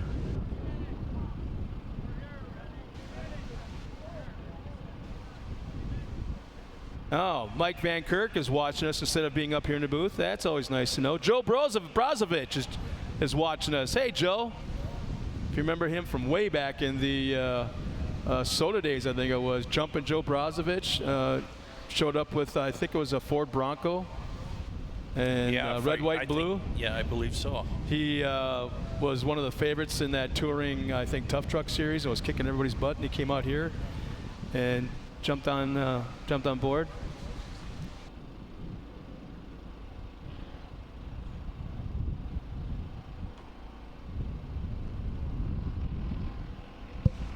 Joe Hansen's checked in from Phoenix, Arizona. Hey, Joe. And then we got Kurt Wolf. He's checking in from the parking lot. That's got to be a heck of a commute. So it's always cool when we have Nathan Fleming has joined us. If you remember him from Arturo Tires. Sure. Yep. He drove that blue Bronco there for a while. Yep. He's actually moved recently to, I think it was Kentucky. He's working at a car dealership now. Hey, Mr. Vanderpool. How are you?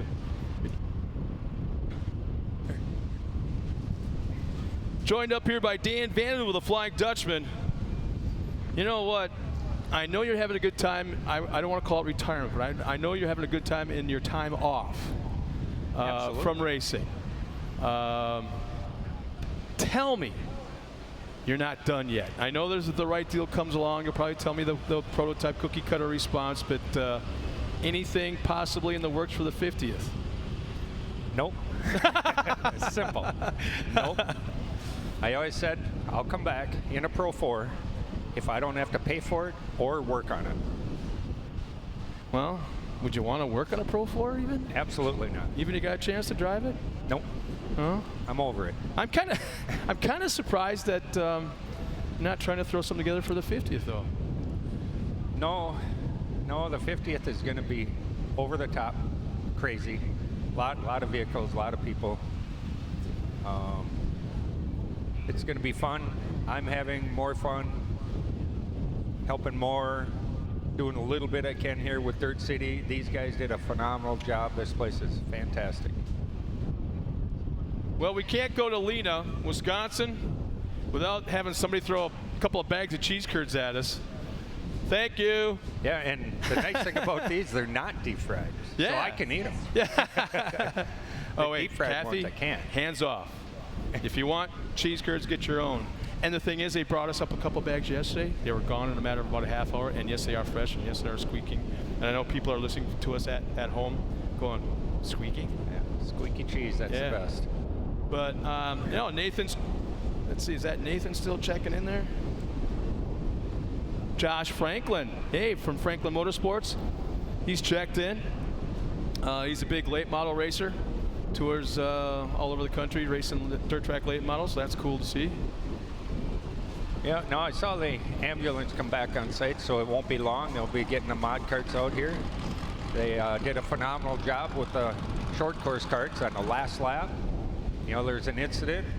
The driver, pretty smart driver, he knows something's not right. He continued around the track and drove right to the ambulance. Mm-hmm. I wish the pros were that smart. I mean, this little guy could teach every racer a lesson. You know, when you know things aren't perfect, go get help, and that's exactly what he did. And yeah, we gotta, you know, I don't want to say suffer in the sun a little bit. That's why we're here. So we hang out for an extra 20 minutes, but it's all good. Just to make sure this little guy's all right. Yeah, it's not like you didn't know this was going to be taking place. In fact, this is a little bit nicer than it was yesterday.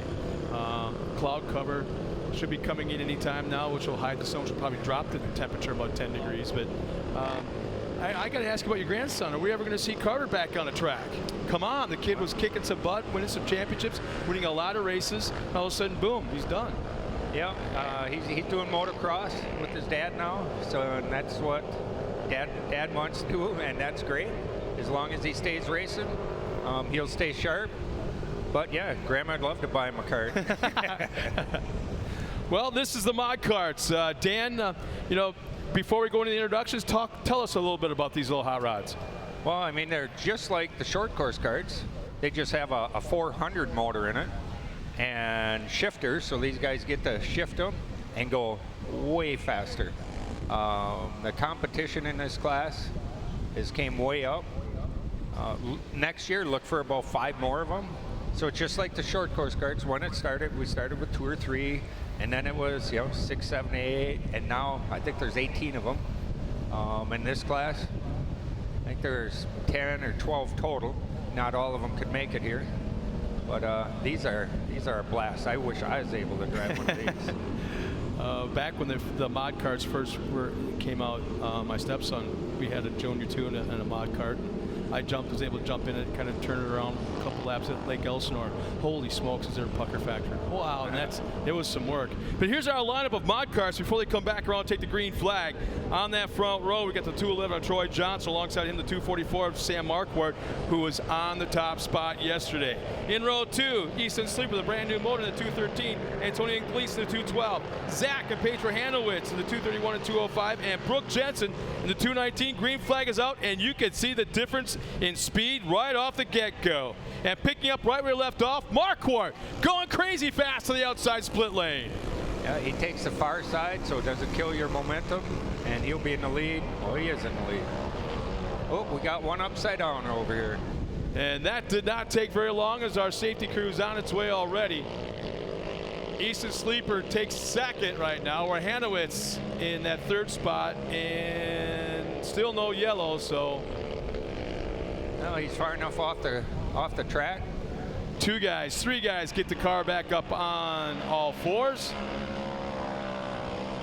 Safety crew, make sure everything's okay, talking to our driver. All right, you're good, you're answering their questions, right? All right, fire up, get the hell going, man. If you can get it fired up, you'll take off. And that was the 212, so that was actually Antonio Gleason. And how about Marquardt? 2 days in a row. The way he drives that cart, you'd swear that is his cart. He's been driving it for 2-3 years. He's got it figured out. This is the first race he's ever been, or second race now he's ever been in. Yeah, he was in the short course carts for quite a few years. Really extremely good driver. He's raced motocross in the past. And it's one of those things, when you get it, you know what to do.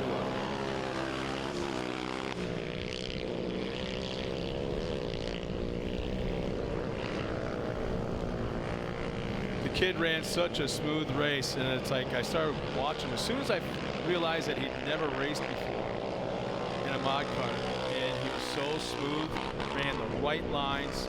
There was never a hiccup whatsoever in any of his you learn a laps. lot when you're in short course carts. It's all momentum. It's like driving a light bike. It's not the guy with the biggest motor or anything. It's momentum. And when you drive 3-4 years in a short course cart, you go all along your speed.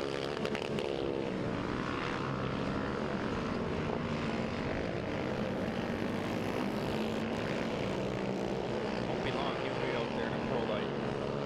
Yeah, I sure hope so. And Corey just swallowed his tongue. Don't say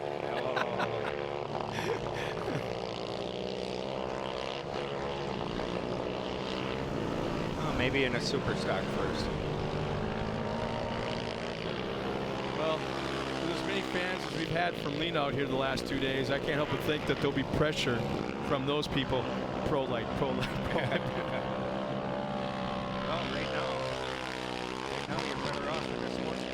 Get more weekends to run. So for the fans at home, we're watching Sam Marquardt right now, actually driving John Holcher's mod cart as the competition yellow comes out. And man, that was a fast, dominating first half. As second place is finally crossing the line right now to take the comp yellow. And to take nothing away from Easton, it sounds like he's just not having a good year right now. And motor issues, pulled off early yesterday, didn't finish. Changed into a brand new motor for today, and still doesn't seem to be up to 100% because that kid's a wheelman too. Yeah, it's nice to see where Hanowitz is both up on the box yesterday.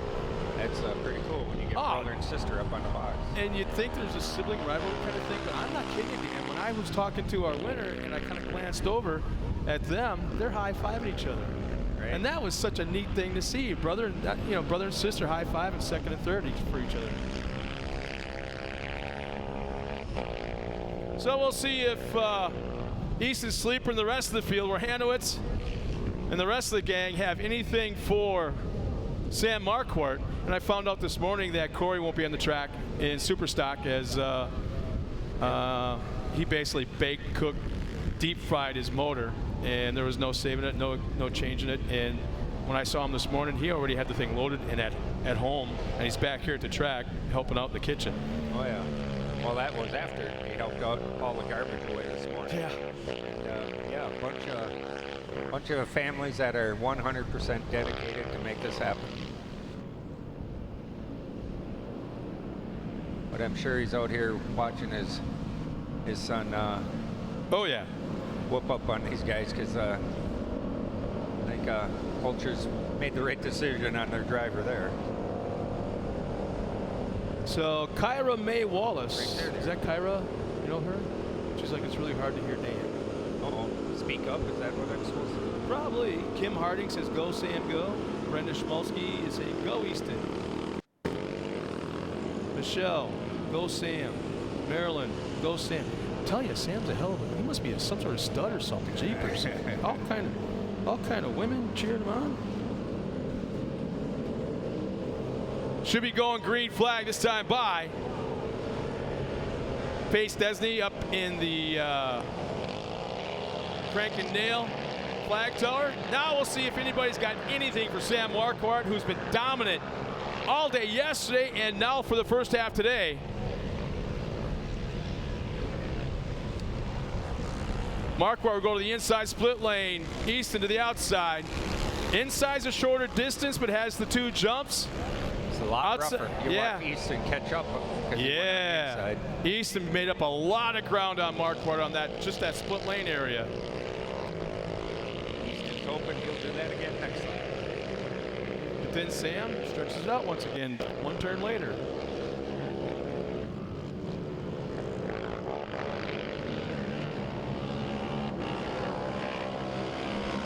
Yeah, Sam right now is in a zone all of his own. His best lap is a 63.22, and there's nobody even close. The next fastest is Easton Sleeper with a 67.4, and that's almost 4 full seconds.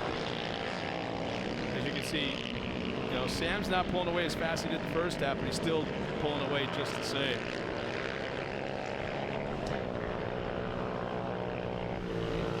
It's not by mistake. They have lots of testing in that kart, and it shows, it pays off.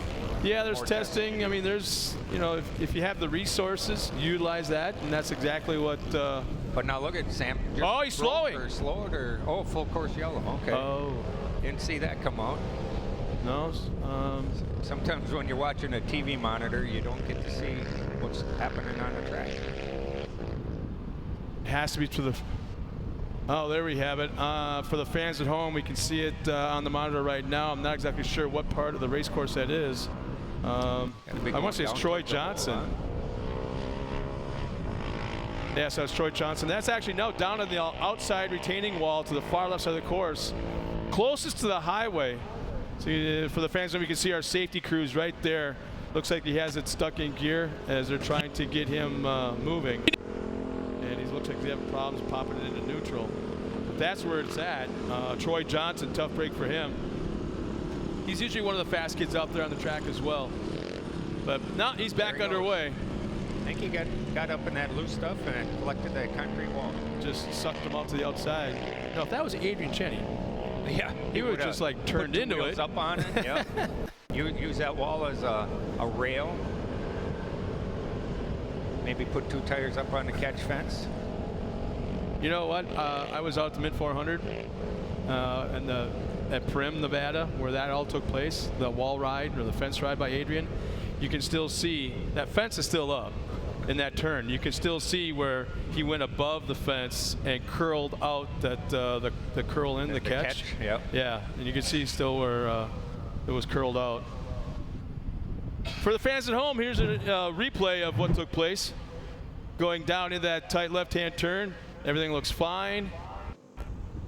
Goes to set up for that left-hand turn and just pushes. Never looks like he makes the turn and just runs right out into the fence. I'm surprised there's no right front damage. So absolutely tough he break hit for that wall hard for a little kart to bounce it up in the air like that. So let's see, is Johnson actually back? Yeah, Johnson. Yeah, there's something wrong with this truck. Look at the left front. So it's kind of dipping, kind of weird. I could be wrong, but Dan, does it look like it's a little bit lower than it should be? It looks lower than the one in front of them, but yeah, they're tough little vehicles. So I'm not sure if we're taking the white flag this time by. No, I don't see Fay with it in his hand. So it looks like we got 2 laps remaining as they go by this next time. He's making a pass on 2 guys and almost had it till he caught a rut, brought it down, and collected the concrete. So at Sam Marquardt, they'll dip down into where the incident site was for Troy Johnson to go by there. I believe he's still in the lead lap, so he should be in the lead lap, yeah. As long as the yellow came out by Fay before the leaders came by. Couldn't see that hole. Well, Richie's off the track, our pace driver, and back to green flag racing. Still another shot for Easton Sleeper, the rest of the game, to track down Sam Marquardt. Easton's not going to give up, that's for sure. He's going to try the inside line again to the split lane. If he's going to do it, it has to be right now. This is as close as he's going to be, unless another green, yellow comes out, and Marquardt able to hang on. Sizable lead, as the white flag should be coming out this time around. There it is in the hands of Fay Stesny. Now we got one spun out there. Set. Brooke Jensen, I think.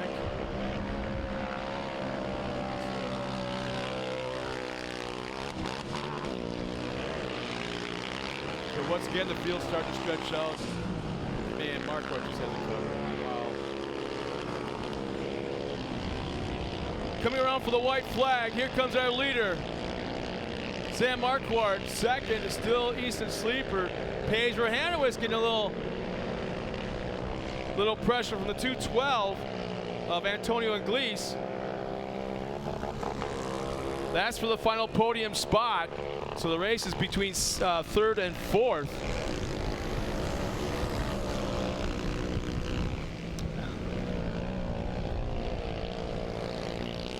Got like the best safety crew known to man. You got that car out of there just in time.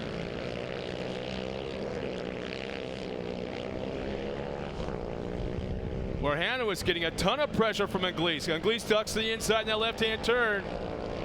Zach sort of blew that corner and went wide, but kept his momentum going. So maybe he can keep it in front of him going a long stretch. Yeah. Looked like he just went wide, but the momentum race. So coming out of the final corner, here he comes. 2 days in a row. Double winner for Sam Marquardt. Second. Far cry from where we finished yesterday, a DNF. How about it? Second for Easton Sleeper, and third will be Zach Rohanowitz running out our top podium spots.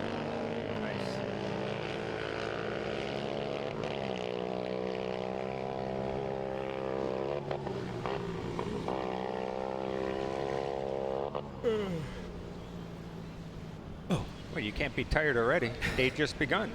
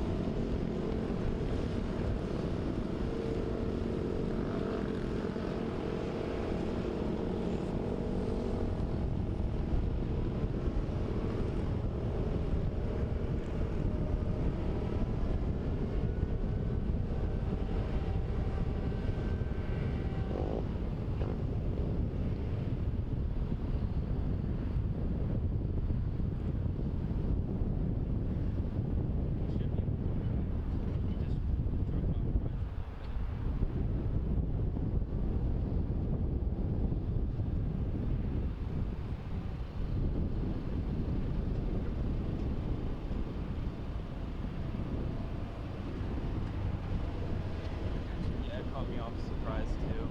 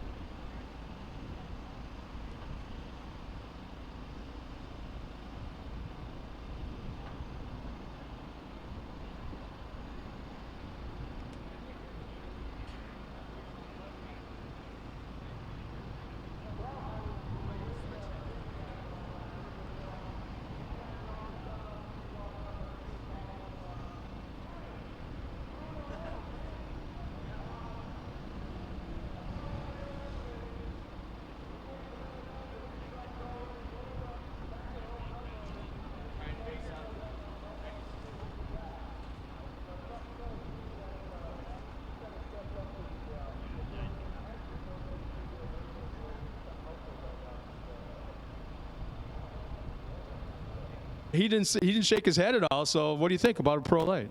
I doubt it. What, those things scare you? They're fast. Yeah, confidence, man. You guys you went out there and dominated today. Thank you. Well, I think we got to work on interview skills right now, but just talk about how this whole thing came together. We touched on it yesterday, but for some of the fans that weren't here yesterday, tell us how this turned out with you driving John's car. John went to Reno, Nevada, and he needed a driver, and I was his backup driver, so I was here.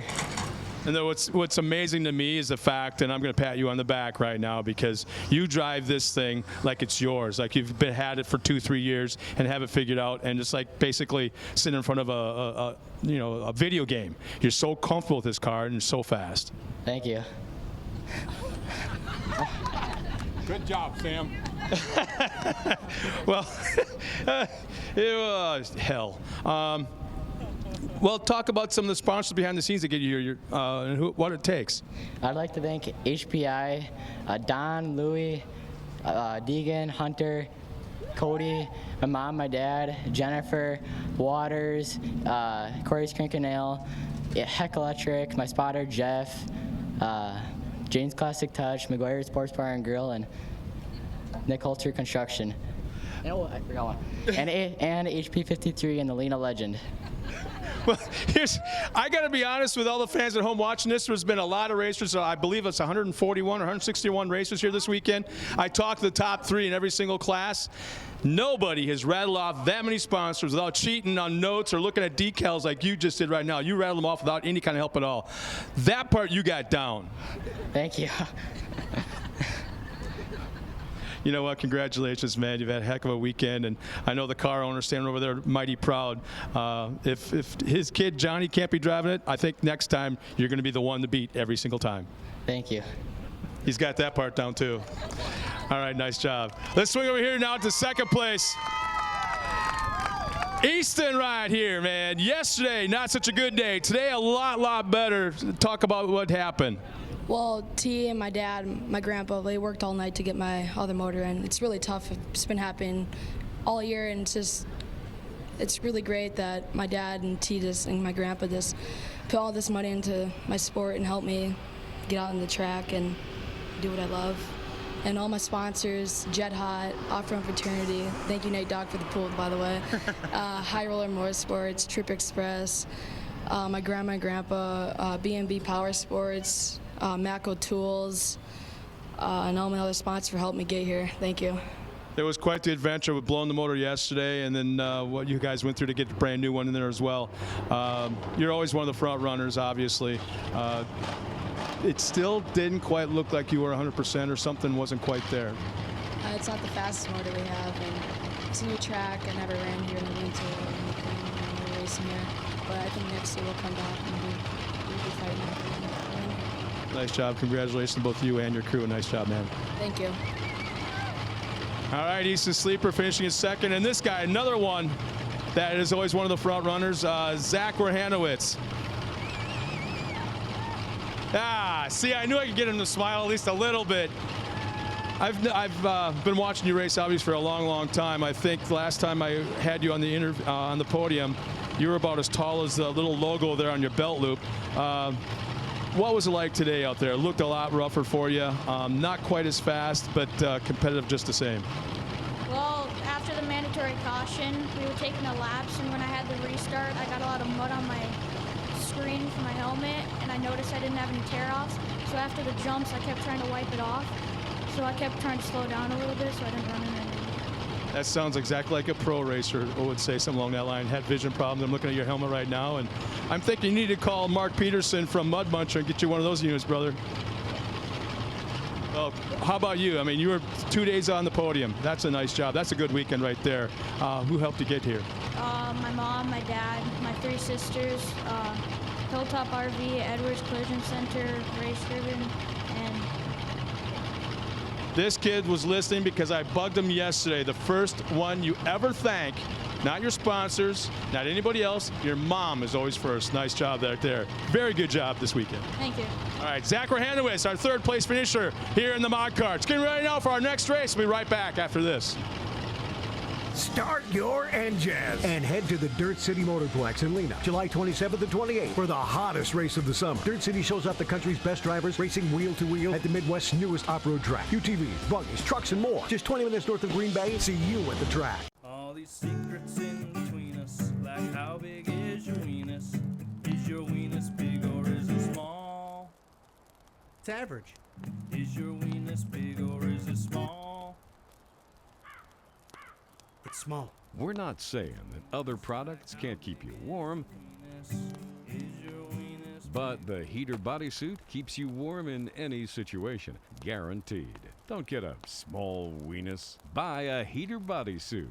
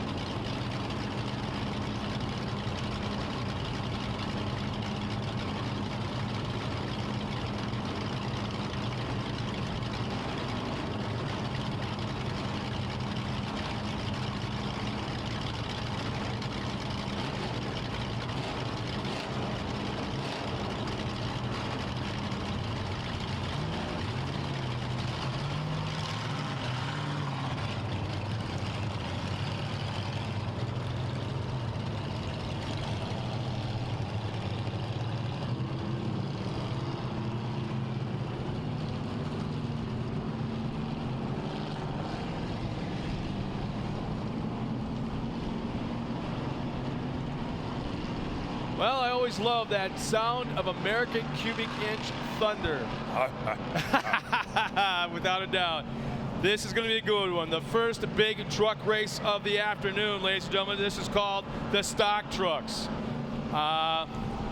Pretty badass, I might say, as they put on one hell of a show yesterday afternoon. These boys can fly, as we have 12 trucks. We're scheduled for 12 trucks on the track. If I remember right, yeah, Corey Marquardt had to scratch, so now we have 11. Here's our lineup real quick. On the front row, TJ Ewert in the 520, Hunter Myers in the 566, Stan Wood in the 512, Jordan Fellons in the 545. In row 3, inside, Caitlin Wiersba in the 517. Don Demony's out there in the 585 in that blue and yellow Chevrolet, which is kind of funny because he's the service manager at a Chrysler dealership, Mr. Dodge man. I'm sorry, Ram.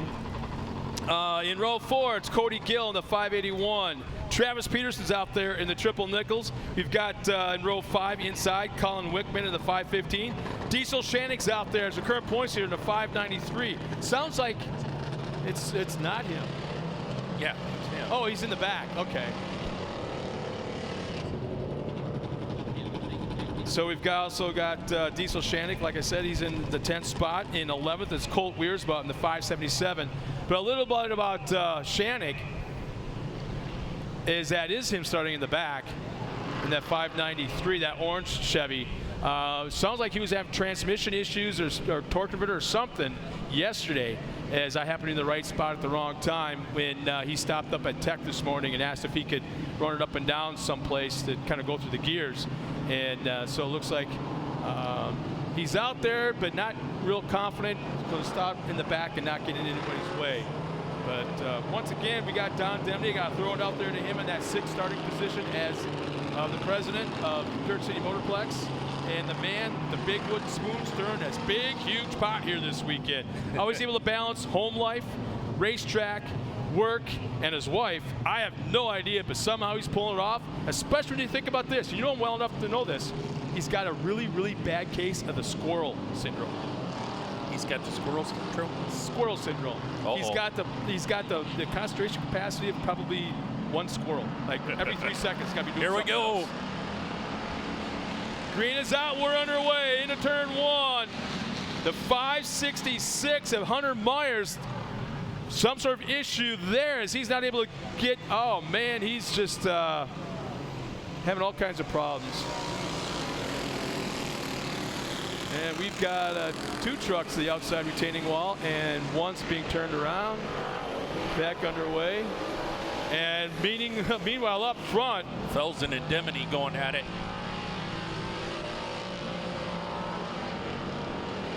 Starting from the 6th starting spot, outside 3rd row. Half a lap later, Don Demny running up front. He was fast yesterday, but on the last lap, I believe it was, second to last lap, popped the right rear tire, right to the rim, and it was everything you could do to hang on for a top 5 finish, I believe it was. And we've got 2 trucks. One of them is Shannick. We've got 2 trucks on the outside retaining wall in turn 1 and 2. And that'll bring out the yellow.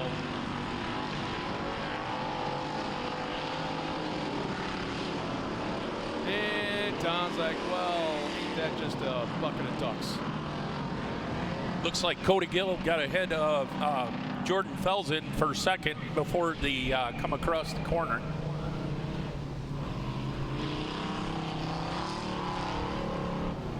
So we have 1 truck off the track. Need to get a vehicle over there to strap up the last one. So Hunter Myers had issues going into turn 1 as he started on the front row, but it's like he was stuck in 2nd gear or something, couldn't get motivated, and just basically held his line, and everyone just pile drived into him, or he was able to get around.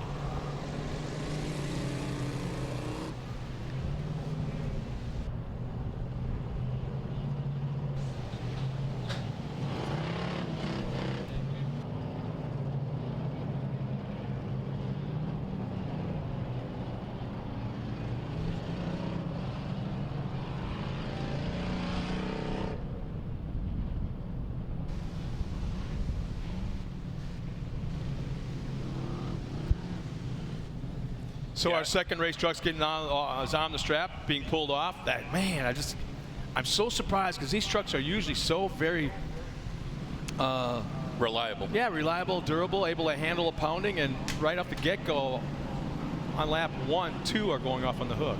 Yeah.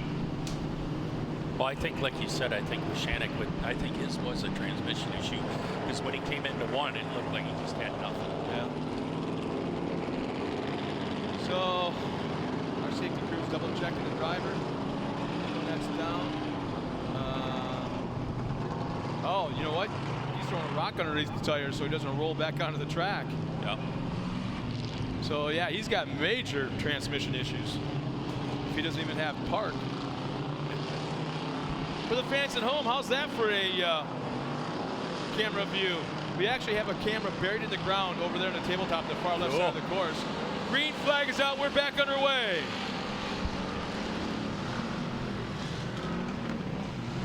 Don Demony at the point. Like I said, was very fast yesterday, but on the last lap popped a tire, and he says last night talking to him that was all his fault, as they were trying something different, and they were just running way too low of a tire pressure, and he looked at me and winked and says, we got something for tomorrow. You know how Don talks. Yeah. Don never tells you all his secrets. Oh, a little spin out. Cody Gill getting a mirror full of, what's that? Jordan Fellons, I believe. Yeah, Jordan.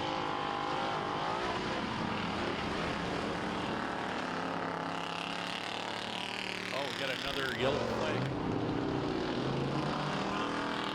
Like Don went up in smoke. Our leader, Don Demony, goes up in smoke. Cannot tell. It looks like it's a motor 2, not a transmission. So our leader goes up in smoke. You know what? He can talk all he wants about running a race and and making sure the drivers do the right thing.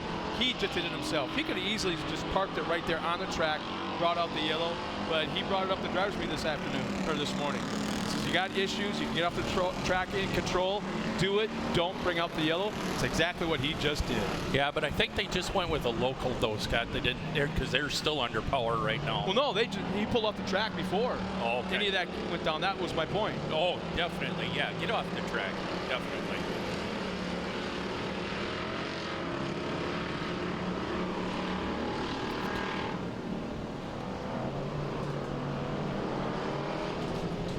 So I believe that's Cody Gill now running up front.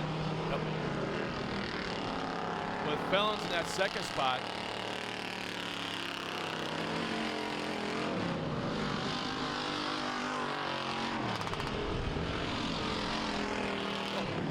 And we've got, is that Fellons that went around? Yep. Oh man, our second place car, Fellons almost does a complete 360, gets back going again, and now has got a battle going with a 515 of Colin Wickman for that second spot.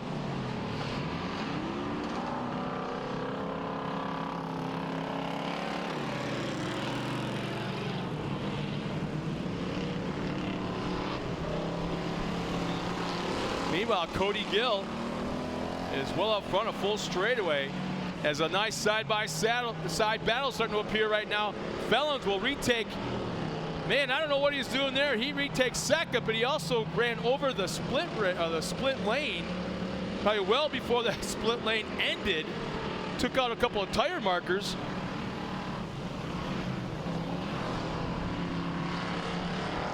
And it looks like he'll retake second. Colin Wickman trying to battle for that second spot. He'll fall back to third.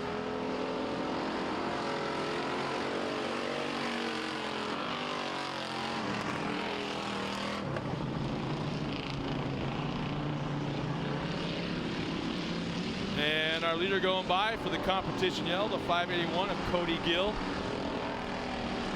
And Fellons will maintain that second spot.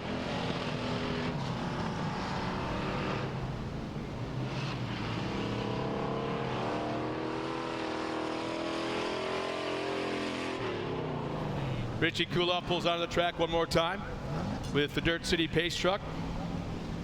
That's a cool cool wrap job right there. That's neat.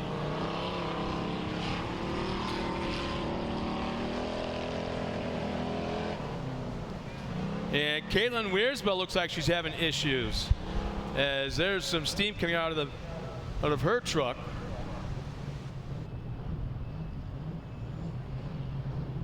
So either she's going to be pulling off, or yeah, she's pulled off. Right here, directly in front of us in the infield. Man, they're dropping like flies. Wow. Unless you have a horse farm, flies don't drop there. They chase your ass around. There you go. They chase you around.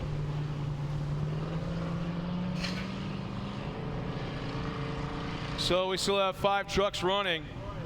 Started with 12. Wow. Yesterday must have been a lot tougher race than what we thought,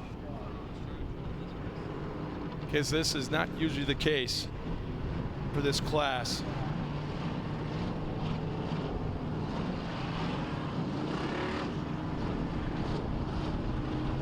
So what's kind of interesting about this whole facility, you got the Dirt City Motorplex board of directors made up of racers.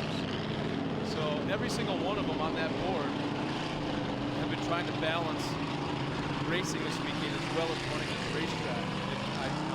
Don was in this race. I can guarantee this, he's not by his truck right now. Probably not. He's got his guys taking care of it, and he's off squirreling someplace else. In the next race, when we got the light buggies coming out, we got Stephanie Cadle. She's running, she's starting the front row. Green flag is out. We're back underway for our second half. Anyway, Stephanie will be out here in the next race, and she's one of the board of directors as well. That's a lot for their plates. Whoa.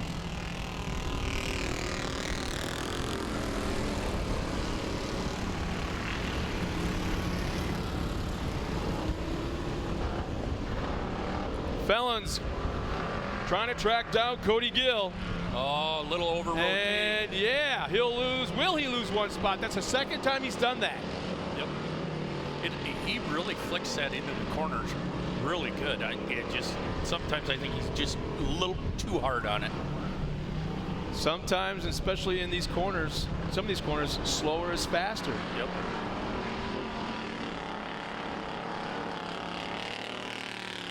Meanwhile, Gill has really stretched out that lead. 3 laps remaining this time by.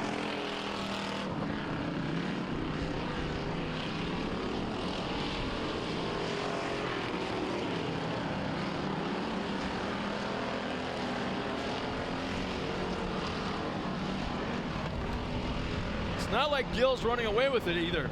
It's kind of looking like they're starting to track him down a little bit.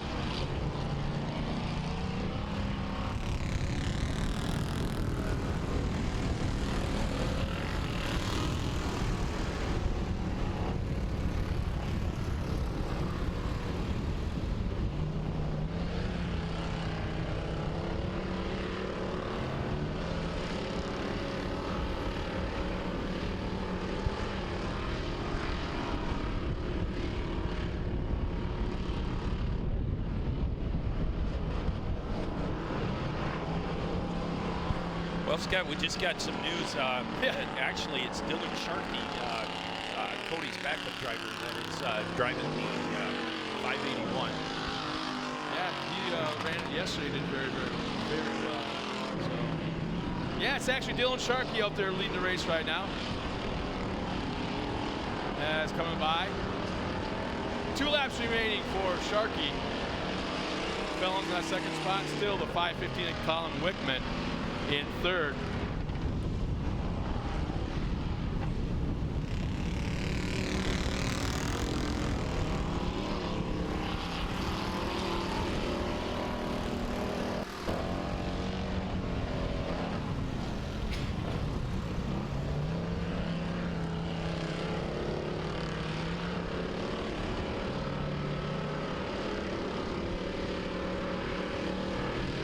Scott, what's the main difference between these and the super stock trucks?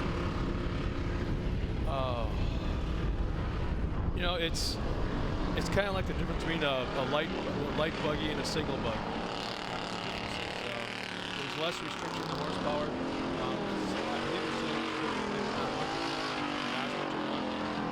And as our leader comes around, he should be taking the white flag. Yep. Pace Desney's got that white flag in hand, getting ready to throw it at Dylan Sharkey as he goes by. There it is. And I don't mean to deviate from your question, but boy, I'm kind of thinking that Jordan Fellons, for a while there, for a lap or two, it looked like he was reeling in our leader, but now it kind of looks like he's been maintaining that same gap back to second as we are on the white flag lap. But as far as the super stock, that has pretty much turned into a wide open class in the sportsman division. Oh my gosh, I mean, the driving mentality seems to be just a little bit different. The aggressiveness seems a little bit different. Obviously the horsepower, the technology, you see what some of these guys are doing. You swear to God it was a Pro 2 program. Yeah. I mean, you've seen these guys. And oftentimes, more times than not, as we've got a little bit less than a half a lap remaining, that super stock truck race is the best one of the weekend, more so than the pros. Yeah. Here comes our leader, Dylan Sharkey, up around that final turn, aimed at Corey's cranking nails, flag tower. He'll take the win. Top spot this afternoon. Jordan Fellons across the line, taking third will be Colin Wickman. Well, Dave, once again, I'm going to be heading down trackside, talk to our top 3 finishers, and then sending them to the podium for a little bit of a celebration. And we'll be right back after this. We're 7 races down.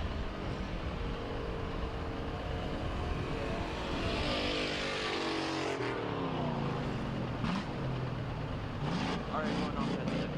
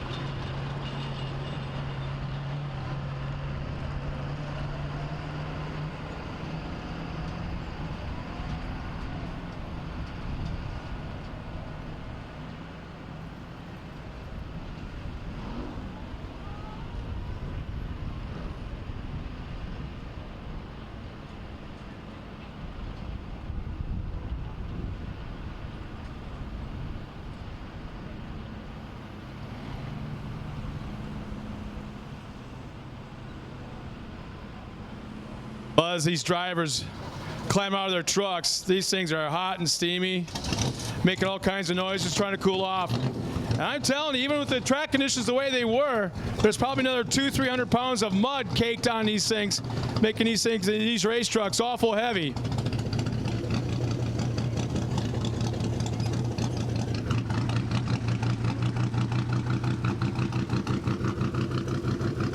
But Dylan Sharkey, obviously, his truck's pretty hot right now, so they ran it a little bit longer, get those fans moving through the radiator to get trying to cool it off.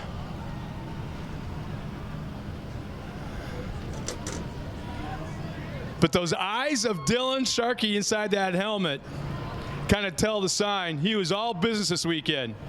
On the podium yesterday, top spot today. Taking that win. You know, these guys are suited up.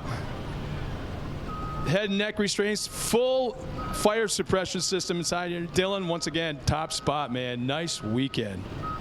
Thank you so much. We had another amazing, flawless day today. You know, hats off to my mom, dad, rest of my family, the crew. You know, man, hats off to you guys. You make this possible. So, Yeah, I mean, the truck ran flawless today. I couldn't ask for a better weekend to sweep the weekend at a brand new facility. Like, man, you can't ask for something better.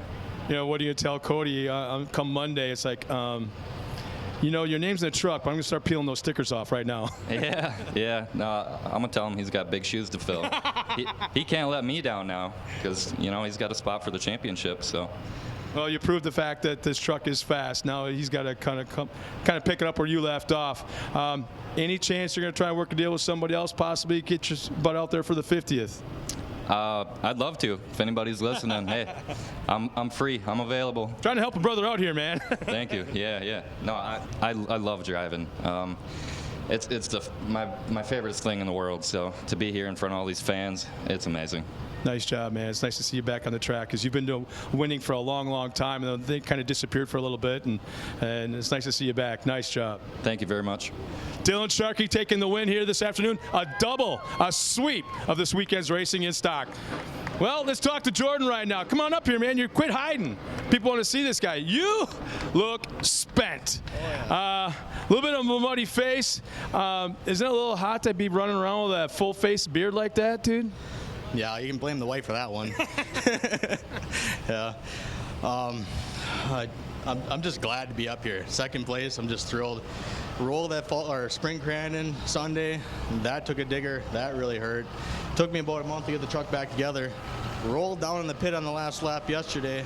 I was not happy about that either.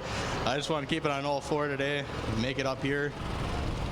I've seen quite a few of the heavy hitters on the sidelines today, so I'm like, let's just keep it calm and cool and just keep it going. Truck shut off on me a couple times down there. I just had to keep it in the throttle, brake, throttle, keep it running, but we made it up here.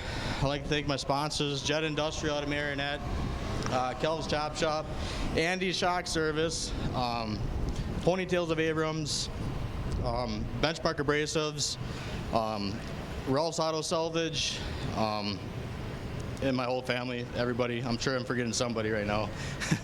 But I just want to thank everybody. Nice job. Congratulations. It's kind of cool to see a guy up here on the podium that really, really gets it. Nice job. Thank you. All right. Come on over here, Colin. I find it kind of interesting. We got a guy out here that's on the podium wearing somebody else's team's T-shirt, Nick Bing. So is he a fan of yours, or you're a fan of his? I guess you could say I'm a fan of his. Well, not a bad guy to be following in the footsteps of. Hey, man, congratulations. You know, 2 days, 2 podiums. Nice job. Yeah, it was just, I mean, we were hoping to stay out of everything today, keep it smart and smooth, and the truck's in one piece, so that's the best part of it, I would say. And you don't look like you're all worse for the wear, because I just talked to this guy here, and he's looking kind of hot and sweaty and overheating a little bit himself, and you look like you could do it all over again. I don't know about that. Well, who all got you here, man? I mean, once again, I got to thank my dad. I mean, he's definitely the biggest part of this thing, and without him, I wouldn't be here. And I got to thank my mom and Cody, Alicia, Morgan, Bailey. I got to thank Brian Mullen and Matt Mullen. They're going through some hard times, losing some cousins there, and he helped build this truck, and they both helped set it up. Andy Shock Service, Badger Race Straps, Fisher Race Engines, ATD Transmissions, and Zeb's Auto Salvage. Well, just like yesterday, you rattled those off really well. Nice job, man. Congratulations. 2 days, 2 podiums. Nice job. Thank you. Well, there you have it. Top 3 finishers in stock truck. Coming up next, we got the Buggy classes.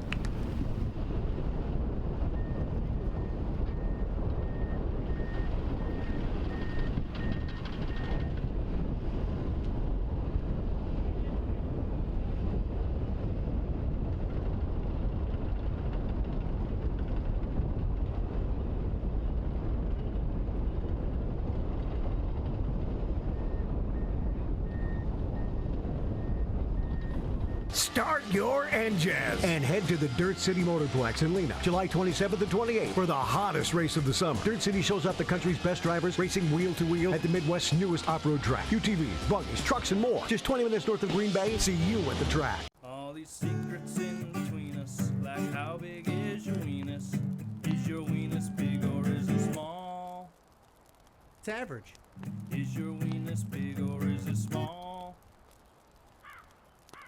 It's small. We're not saying that other products can't keep you warm,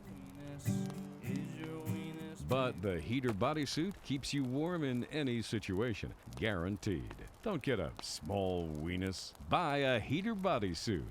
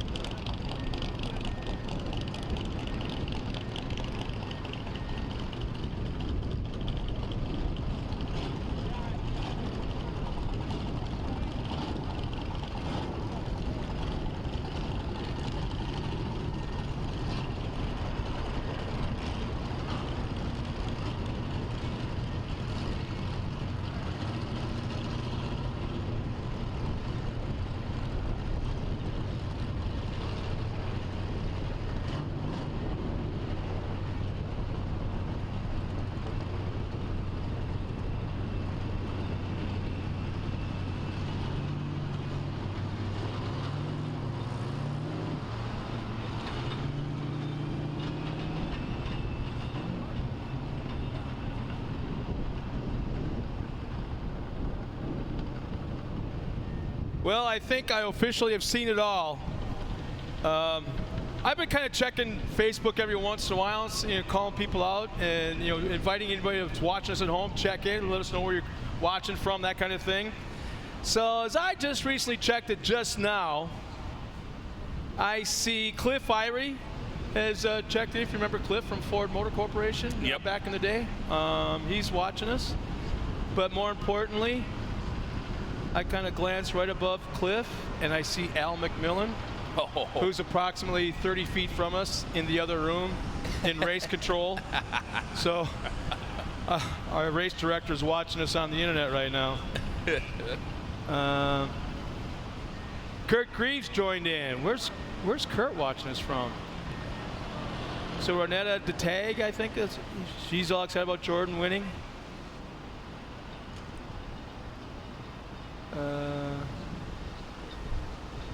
Sorry, Marilyn, I had to tell you that Corey didn't make the call, so Marilyn must not be here.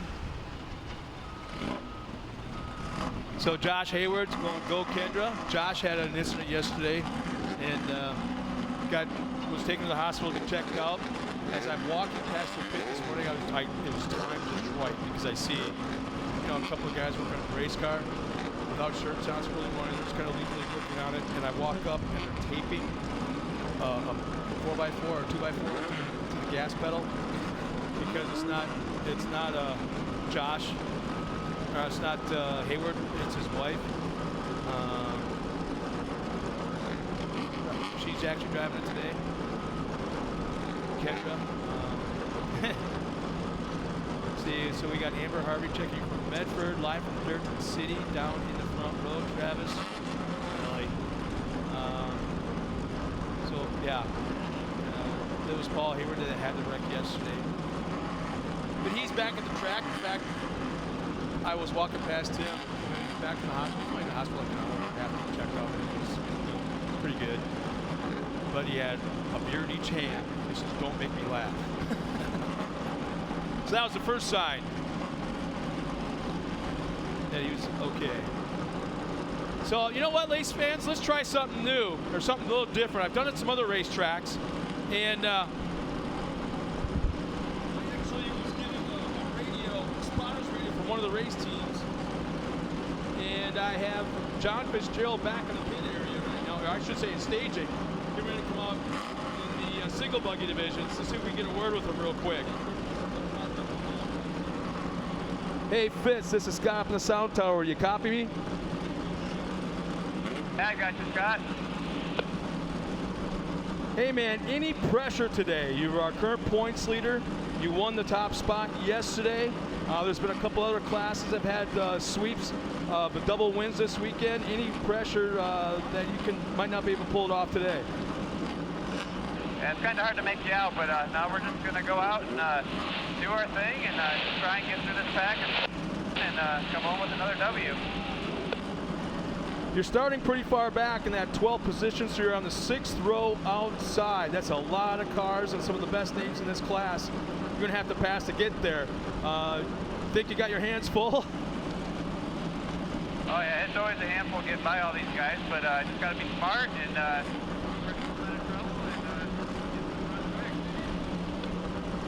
well, hopefully if everything's good and clean, I'll check in with you once again during the competition yellow if that's okay with you, because when you're in the heat of the battle, that's when it's really cool to talk to a driver. It's kind of nice with that competition yellow, just gives you a little break to get your breath and regroup and charge it. Well, best of luck once again, John, and thanks for chatting with us for just a moment. Thank you.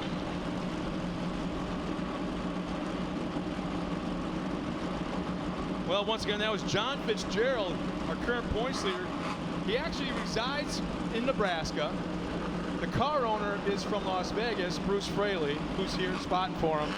And we're racing in northern Wisconsin. So kind of a weird little triangle going on there, but you know what? They're making it work. And those two guys are some of the best drivers / fabricators you can find anywhere.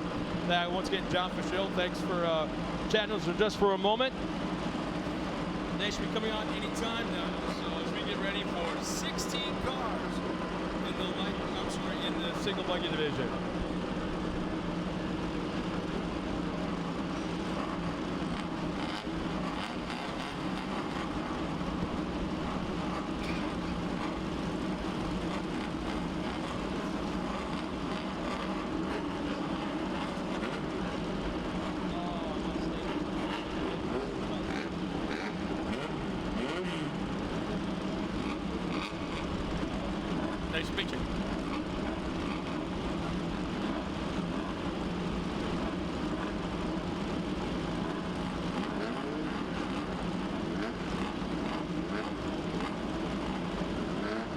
Well, just in time for our next race, Tommy Bradley signs on. So Tommy's now watching us from Las Vegas. I asked him yesterday, how hot is it there? Because I thought it was hot here. You know, it's humidity and everything was just kicking our butts.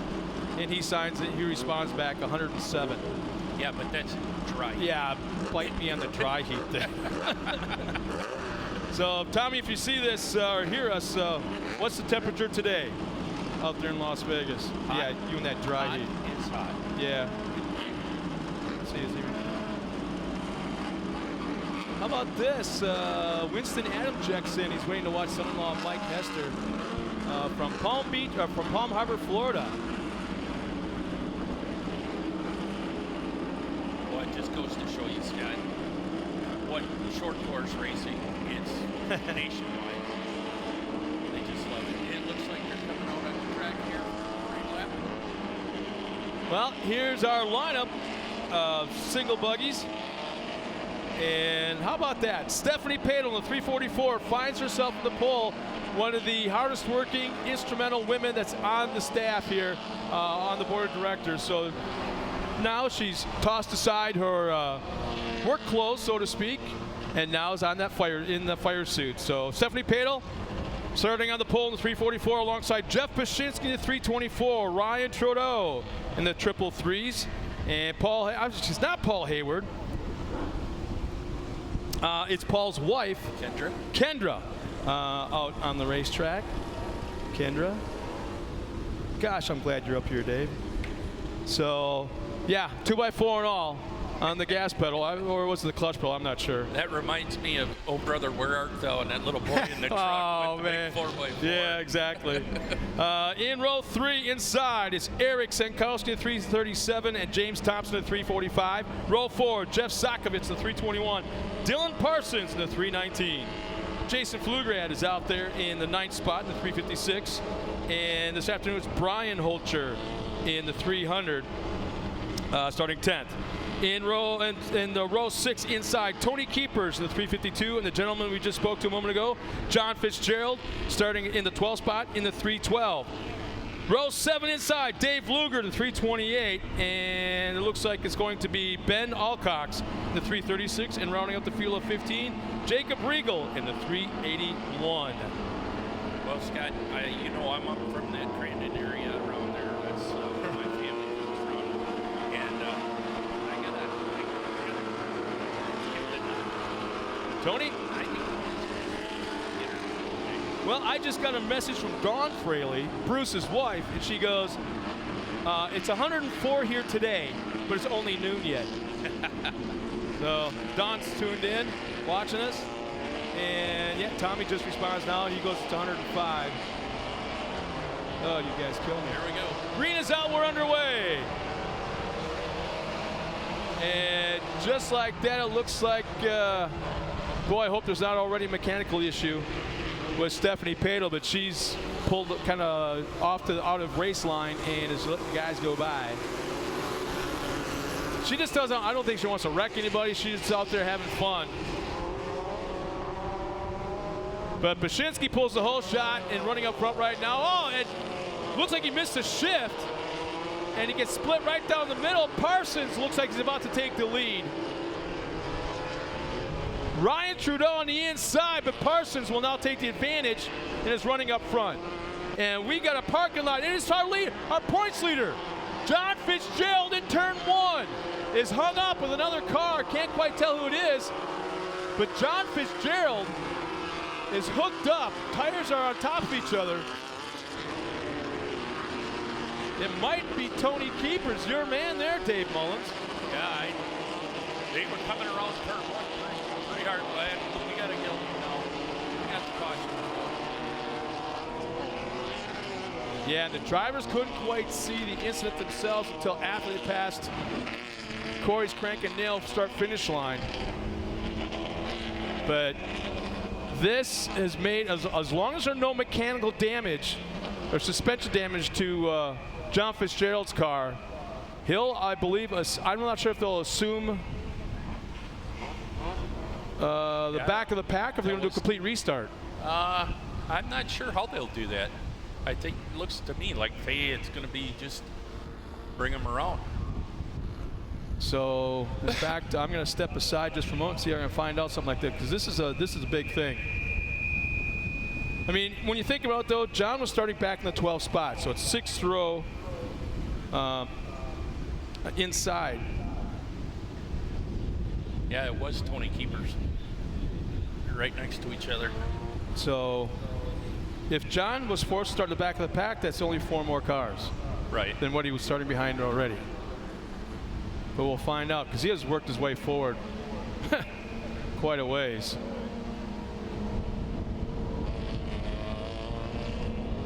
Yeah, I guess you see now that both of them, Keepers and Fitzgerald, are going around the pace car.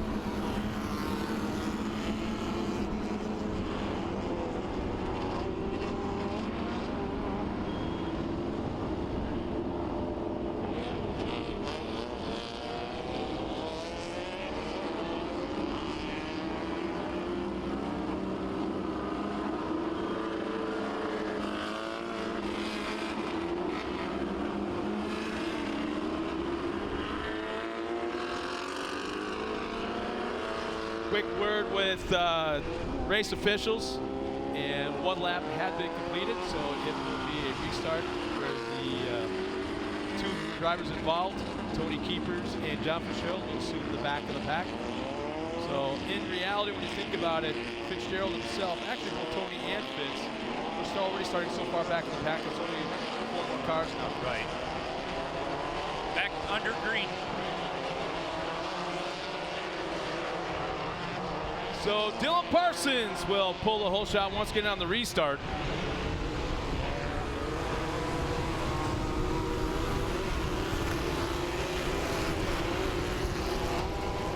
And will take the lead as right behind him Ryan Trudeau, but on the inside it looks like it's the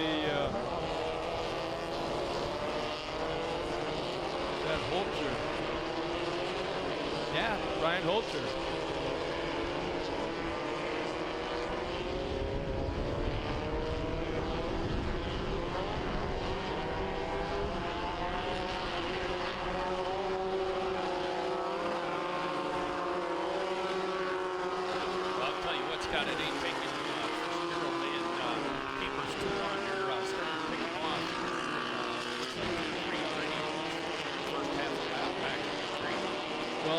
That's exactly what they have to do while the cars are still somewhat together on these restarts. That's what you try to pass them when you can, because right now you can see how they're starting to stretch out, especially the top 5 or 6. Yep.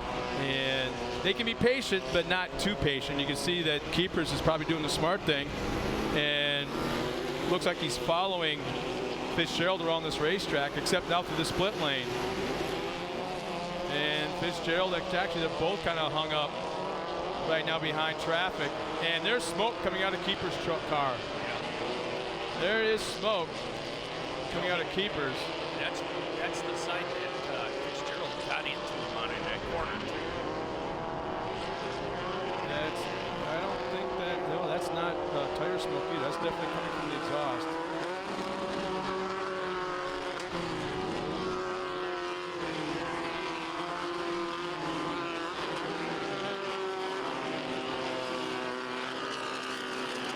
So as they come around that final corner up across the line, still Parsons. Now Brian Holter up into that 2nd spot.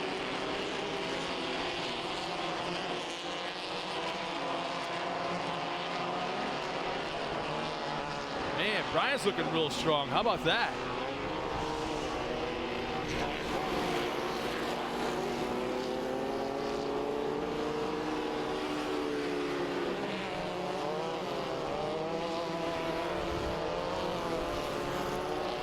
Dave Luger's looking pretty good right now. Chasing down that 333 of Ryan Trudeau.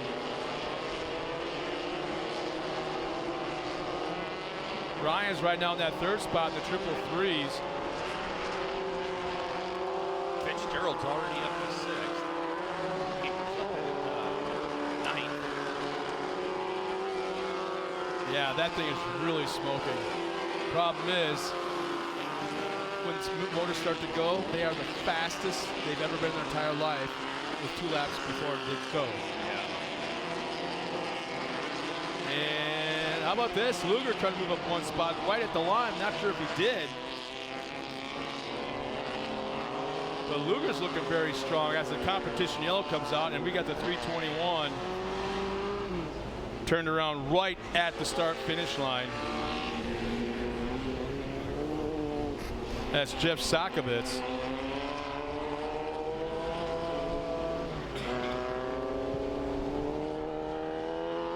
So it's Dylan Parsons, Brian Holcher, the 333 of Ryan Trudeau, the 328 of Dave Luger, and is it the 337? I think it is. 327. No, Eric Senkowski. Yeah, he's in 337. And right behind Senkowski, there he is, John Fitzgerald, in that 6th spot.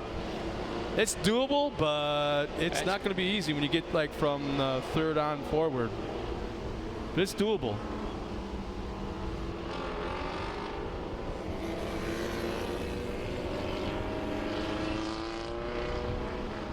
So for the fans back at home, check this out. We've got a quick replay on what took place in turn 1.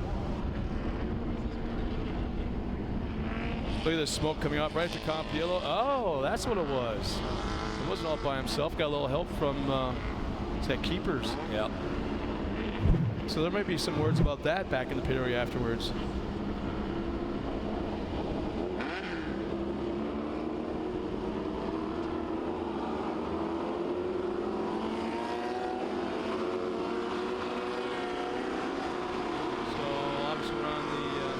Ashley Mayer says, go Jeff Sanchez. Milan Mesnik's checked in. Hey, Milan. Why in the hell are you? Don Jorgensen, he's checked in. Winston Adams. Great race coverage. Keep up the great work. Dirt City and more. Coming back to the green flag. 4 to go.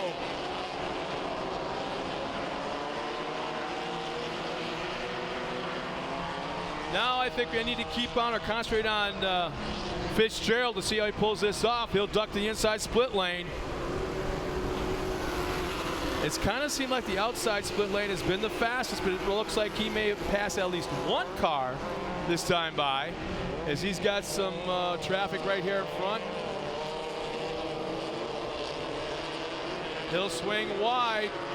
Nothing there. He has to check up and fall back again. He's got 3 cars right there that just are not getting out of his way, and he appears to be way faster than the rest of them. He's gotten by 1. Yeah, well, it looks like we lost Keepers. Scott, I think you're right. I think it's How about this? We got a brand new leader running up front. Just made the pass a moment ago. As Holter now running up front. And here we go. Finally clean track. Had diced it around for a while, and it looks like Fitzgerald will pass 3 cars in 1 straightaway, and it does. But here comes Parsons right back to the inside. Fitzgerald takes that inside split lane, so does Parsons. Fitzgerald is now running in 2nd place, started the race in 12th. Yellow flag came out, had to restart dead last, and now running 2nd with 3 laps remaining, going for a win. Has to track down now Brian Holzer. And with that being said, Brian has been running a great race. Running up front, worked his way through the field very quickly into the first half at the Comp Yellow, but now he's got to be very, very conscious of running very clean laps. Yeah, it's important that he just runs, keeps his marks, gets exactly where he got him to where he's at in front. But he's got Fitzgerald going to be right on his tail. Holter goes by, Fitz goes by. He's made up a little bit of ground. laps remaining. And he's made up a ton of ground, 1 car length back. Yeah, this time, Holter goes the inside split lane. Yeah, he got kind of squirrely on the first corner here, which allowed Fitzgerald to make up some ground. Has to be a mistake-free race from this point on. If Fitzgerald's right there, you got to make him work for it. If the spotter's doing his job, he'll know right now where Fitz is fast, and that's where you put your driver in that spot. Oh, he made up a little bit of a gap. Holter pulled away about 2-3 car lengths. White flag is coming out this time around.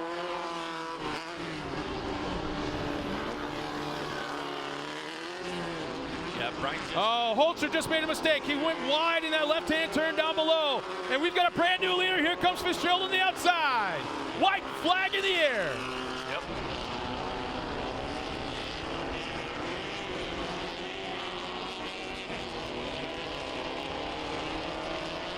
Now Ken Holter come right back.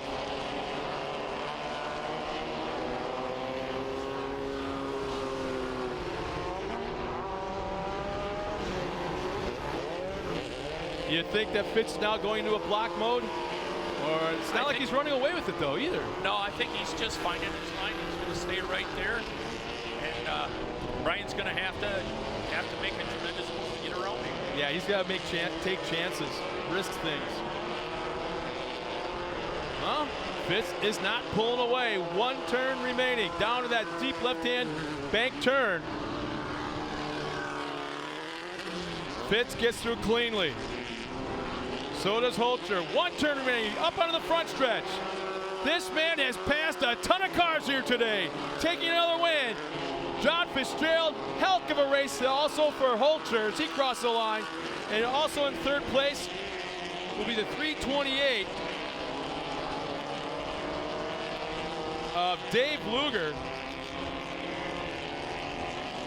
Very, very, very good race.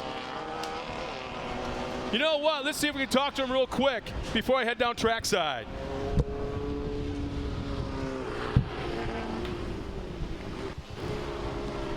Hey, John Fitzgerald. Once again, this is Scott up in the tower. You copy? Scott. Well, I can hear the excitement, more so when you're in the pit area. You have probably passed more cars here in one race than a lot of guys have done all day long. Congratulations, man. Thank you. I had to work for that one. That one was a fun one. I hope everybody enjoyed that one. Woo! Nice job, brother. This is so cool to be able to talk to a driver while he's still in his car in the warm down lap. We'll see you down trackside in just a moment. Congratulations once again. Thank you guys. Thanks everybody for coming out.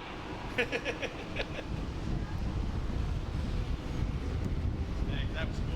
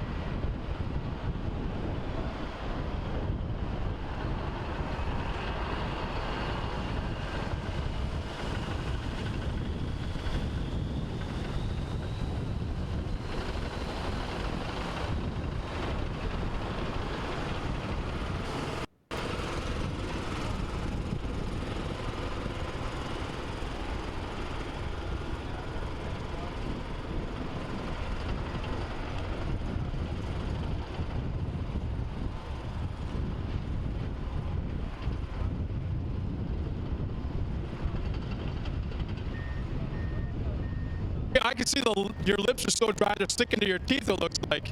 But I know we just watched a hell of a race, but you passed a ton of cars. Good job, Dave. Thank you. Yeah, and it was a whole lot of work. You can see from Chris Christian here. Wow, it's so great to be here, and this is such a great track. It's so much fun. I like a tight technical track. Don't get me wrong, I love Crandon, but this is a blast. Coming out here, I didn't know if I was going to do very well starting in the back since I forfeited my run at ERX. So I'm out of the inversion points, but I didn't think I'd be able to pass too much, but clicked and things come together. I didn't know if me or the car had it in us, but we do. Well, if any of the pictures are true that are on your Facebook page, the beefcake that you are can manhandle this car around the racetrack. You spend a lot of time in the gym, or at least you did at one point, but man, it was so much fun to watch you kind of thread the needle time and time and time again out there. Yeah, there was a lot of thread and needles, sometimes a little bit too close, but hopefully nobody turned out bad from that. I know we had an incident with Hayward yesterday, and that's really unfortunate. You never want to see a fellow competitor get hurt, especially hurt, and go to the hospital. So thankfully he's here and he's doing well. So hats off to him, and I just want to thank my mom, my friends for being here, and I couldn't ask for anything better than third place on the podium. I got to tell you something right now, man. You were the first adult driver to thank their mother first up here in the podium. Nice job. I did what I could to make her comfortable here, and you know, I mean, my mom helps me out a lot, and you know, I owe a lot to her. So nice job. Congratulations, Dave. Hell of a run today. Thank you very much. Let's swing over here to Brian Padel right now. I'm sorry, Brian Holzer. I don't know where Padel, Holzers. You guys are all over the place this weekend. Brian, come on up here, man. No, you have to. Well, good. That's what this is all about, man. Family involvement, what you guys have gone through, this racetrack, the race program. I asked your sister a while back exactly how many Padels/Holters are racing this year, and she kind of started counting on her fingers. It got to the second hand, and then she kind of gave up. But it's cool to see one of you guys up here on the podium. Man, what a hell of a weekend that you guys pulled off here. Yeah, no, it's amazing. I say to be up here after everything these guys did for the last year. They worked their butts off every single weekend to put this race on, and to be up here on the podium, it's pretty special in front of all these guys. Well, I haven't seen your dad here yet this weekend, and is he here? You know, I just got a little off subject real quick. I want to say it was 2 days ago when you came into the racetrack. You pulled up to the registration, the check-in booth, and you were driving the truck. And you kind of reached up like this and kind of scratched your head. And damn if I didn't thought you were your dad. That's all. I thought. But you scratched it like this, and it's exactly what you do or did at one point. You know, I thought it was your dad, but. Man, all the family you got involved here, both sides of the family. This has got to be, well, let's put this in. This has been one hell of a family reunion. It's awesome. Yep, it's awesome. I say the whole town of Lena, everybody that came together to put this on, the whole family of racers here. It's pretty special. Nice job, man. Way to keep that legacy going. Yeah, thank you. Once again, Brian Holzer taking that second spot. Oh, there you are. Oh, Hollywood, come on over here, man. We talked about Luger over there passing a lot of cars, but damn, you passed the entire field almost twice, I think, -4 cars, but you did it twice. That's the thing. Talk about that race. Yeah, it was a tough one. We got tangled up on the start there. I had my nose in there, and they just closed the gap up. We got tied up, and nothing we could do but just hang out till they pulled us apart, and we just put our head down and kept charging. And you make it sound so simple, but we know better than that just from watching you. There's a couple laps, complete laps, where you just couldn't. You were inside, outside, 3 cars wide, and you were the 4th car behind that trying to find a hole, and it just wasn't happening. And I think if it had been one more lap of being, I don't want to say blocked, but not being able to get around, this wouldn't have happened. Yeah, no, it's you just got to pressure these guys because these cars are matched so close, and just keep on pushing until they make a mistake or you find an opening and just make it count, and we got her done today. By the way, thanks for talking to us before the race and afterwards during the warm-down lap, which is a cool thing that we're going to be trying to do throughout the season. But it's kind of neat with the social media because I think it was your uncle had checked in and was all about cheering you on, and just seeing something like that's got to be a kick for you as well. Now that you know that. Yeah, the live feed's awesome. Everybody that can't make it here. I came up solo this weekend, met Bruce here with the car, and all our family that couldn't make it, everybody at home, they got at least get to watch, and that's awesome that they do this live feed. And can't thank Bruce enough for letting me drive his car. Everybody that helps him, Never Lift and Armor Coat, and just all the fans for coming out. John, nice job. Congratulations. That was so fun to watch. Hope everybody enjoyed it. It was those wins are fun when you got to work hard for them. So it was fun. Once again, John Fitzgerald taking the win today. Sweeps it this weekend here at Dirt City Motorplex. All these secrets in between us, like how big is your weenus? Is your weenus big or is it small? It's average. Is your weenus big or is it small? It's small. We're not saying that other products can't keep you warm, but the heater bodysuit keeps you warm in any situation, guaranteed. Don't get a small weenus. Buy a heater bodysuit.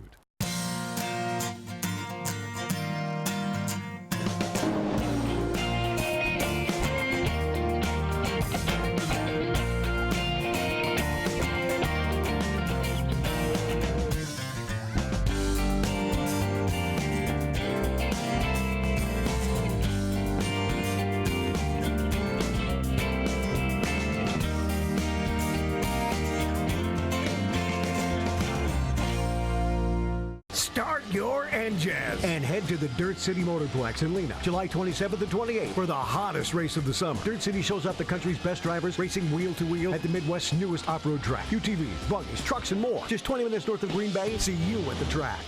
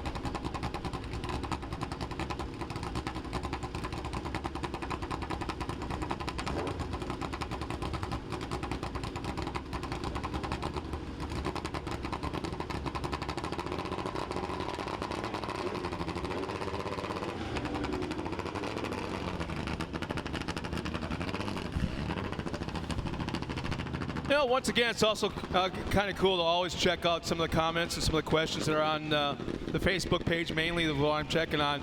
I got Martin Dantini, I believe it is. Dantine wants to know what the purpose is of the split lane. And actually, that's just to add more passing possibilities, more opportunities. Exactly. The outside lane is a further in distance, so it's smoother.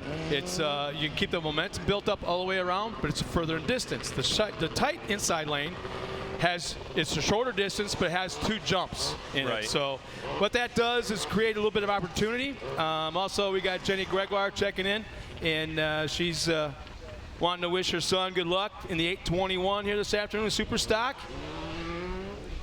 Grace Went checks in, goes, go Sankowski. Winston Adams goes, that was a fun race to watch.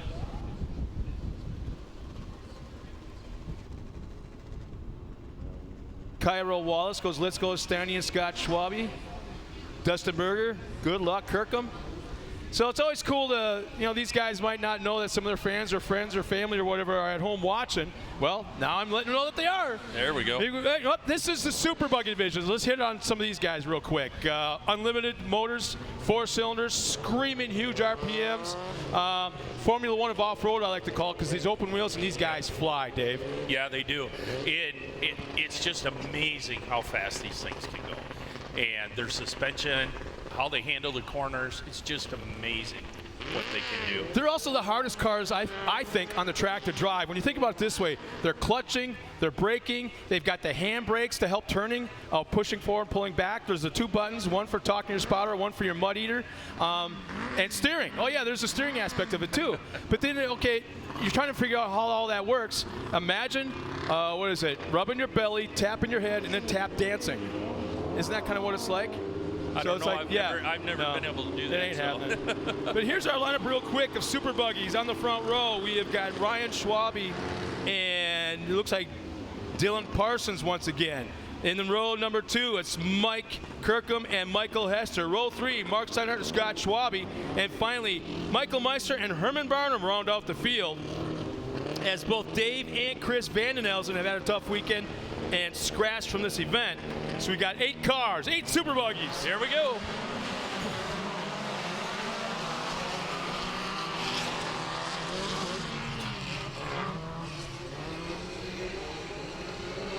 So let's see. From our vantage point, still not able to see who pulled the hole shots. They're both now the leaders in the split lane. Scott Schwabe in the short line. Number 2 inside, the 84 of, I believe, Dylan Parsons. Has the hole shot. Dylan Parsons now running up front. Now, yesterday, Dave, this track was crazy wet. Yep. It was a very, very muddy track, and these guys were skating all over the place. Now it looks like it's more of their liking, the way the track conditions are right now. Yeah, it looks like Michael Hester's in that second spot. Michael Hester out South Florida. And Mark Steinhardt is in 3rd. You got Ryan Schwabe is in 4th. And for the fans at home, I'm not exactly sure who that is, but I want to say Michael Meister. But that live in-car camera going from the back bumper, that's a pretty cool aspect we've kind of thrown out there here this weekend. So Hester now running up front. Parsons falls back to 2nd. Here comes Schwabe now through the split lane. And look, they're still side by side. That's Mark Steinhardt on the outside for that split lane, trying to move up into that 2nd. He pulls up alongside. Parsons once again. Parsons on the outside line, goes way wide to the outside. Steiny will take 2nd. No, I'm sorry, that's Ryan Schwabe. Where did I get Steiny from? Their cars look alike, but it's the number 2 of Ryan Schwabe. Mark Steinhardt's in the 31.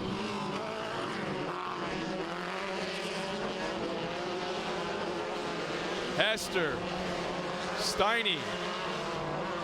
Man, what did we miss? All of a sudden, Schwabe's back down to that 5th spot. I think what happened is Hester got him down before, or not Hester, but Meister got him down on the corner down closest to the highway there.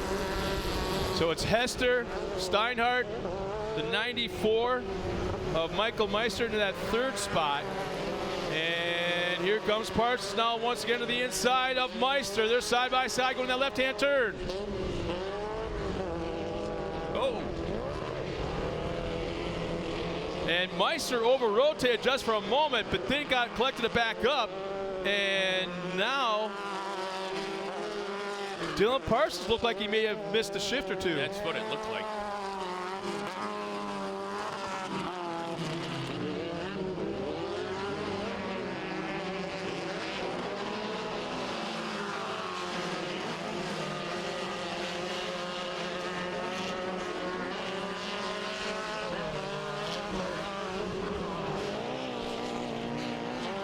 This was a cool race to watch yesterday. Oh, we got side-by-side racing to the split lane. Once again, Hester on the outside, able to recollect the lead, pulling out of that split lane.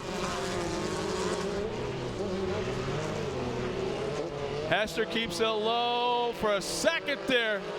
It looked like Steiny was going to try the outside line, but checked up, stays tight to the inside. Looks like he's kind of waiting for Hester to make some sort of mistake and be able to squirt right through the inside.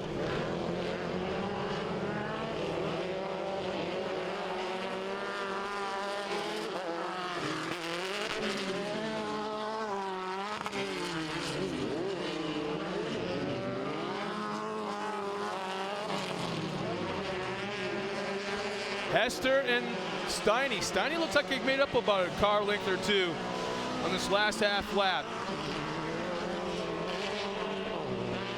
Meister right now still running in that third spot. Parsons and Schwabe fourth and fifth. Sounds like Scott's running on 3 cylinders. He's definitely got a problem. The number 29.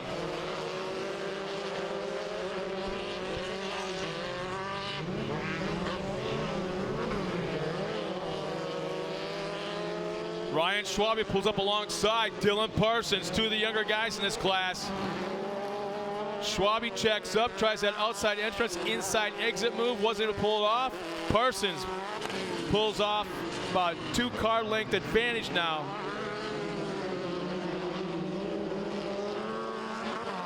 Steiny coming around. Looks like he lost a little bit to our leader, Hester, as the competition yellow comes out. The rest of the field crosses the line, so it's Michael Hester, Mark Steinhardt, Michael Meister. Actually, it's Dylan Parsons in that 4th spot. Ryan Schwabe, Scott Schwabe in the top 6. But yeah, I think Scott Schwabe might be a lap down, as that car is definitely not 100%. Sounds like it may be on 3 cylinders.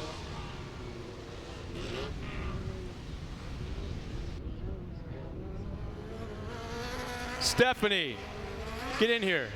Get in here. Don't shake your head. Get in here. Get in here. We want Stephanie Padel up here on the mic. Just finished your last race, and before you yell at me later on tonight for watching your race video, it did look like you kind of pulled over to the side and let the rest of the field go by at the drop of the green flag, so don't yell at me later on when you do watch it. Was there a problem, mechanical issue, or were you just nervous and just off, you started in the pole, girl. You had a lot of mean bees behind you. That's the problem. I know there's a fast pack of guys on my butt, so I just stay out of their way. Yeah, how was it out there? Did you have fun?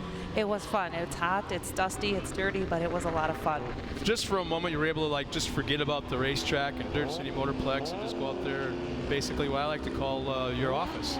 Sit behind your desk and have a good time and kind of forget things. Now, you're still in your fire suit, but it's right back to the Motorplex issues again, huh? That's right. I'm going to stay up here and watch my cousin. He's up in Super Stock Truck next, so we're going to stay up here, cheer him on, and hope for another podium. Well, we got a few races yet here this afternoon. Things are starting to wind down a little bit. We're on the downslope of the weekend, so to speak. How's it been?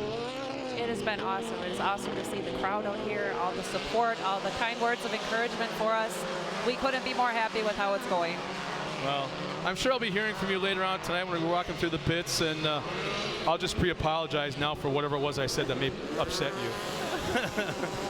Not a problem. Thanks, Scott. So that's Stephanie Padel. She was just out there a moment ago in the single buggy class, and you know what? It's so much fun to see the involvement of both the men and the women out there racing. And I picked on your dad a little bit during the interviews.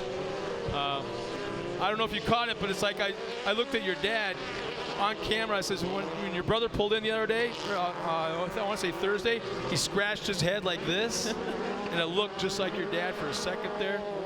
Your dad goes, well, it's because of the grays, kind of thing. But we're back racing, and let's see, we've got 4 laps remaining this time by. Stephanie, thanks for stopping up. Don't yell at me later on tonight, please. But again, one of the people behind the scenes has been very instrumental in bringing the race here this weekend, building this racetrack. And instrumental behind the scenes have Dirt City Motorplex and Duel in the Dirt. Let's go back to racing action. We have got Michael Hester. Wait, no, Steiny's now up front. Or is he? No. Nope, still Hester. Yeah, Meister, he's just been putting the charge on Steiny, and it looks like he may finally might get around him. Yeah, right there he forced the issue. What a sweet move by that young man. They went in the corner, that right front, he dove in the corner, basically almost blocked the turn from Steiny. Steiny had nowhere to go, he had to check up, he had a car in front of him. Yeah. That was just a diving move. Yeah. Now we'll see if Meister's got anything for Hester. Hester's been running just a nice, clean race so far. He is quick. That's been a long time coming for him, a new car for him, or a newer car for him. He's been racing, I think, an old two-seater for so many years that he converted into a single seat, and always was a little bit behind the curve, so to speak. And you know he had it in him. Well, guess what? He's got a new car, and he's showing that he's still got it in him. Yeah, I don't know what it is, but I think Meister really likes that inside loop. He's been using it pretty much every lap. That split lane, he's been using that inside, and he's been able to make up quite a bit of ground. It's almost like it sets him up for the inside turn. Yep. You know, right, I mean, he almost touches that white tire marker. He cuts it down so tight to the inside. Hester still about an 8-9 car length lead over Meister. About 2-3 behind him is Steiny, yesterday's winner. Steiny ain't letting him get out of reach. It was really cool yesterday at the podium. It was Steiny 1, Scott Schwabe 2. The old band that got back together. You know, the Blues Brothers of off-road, so to speak. You know? Yes.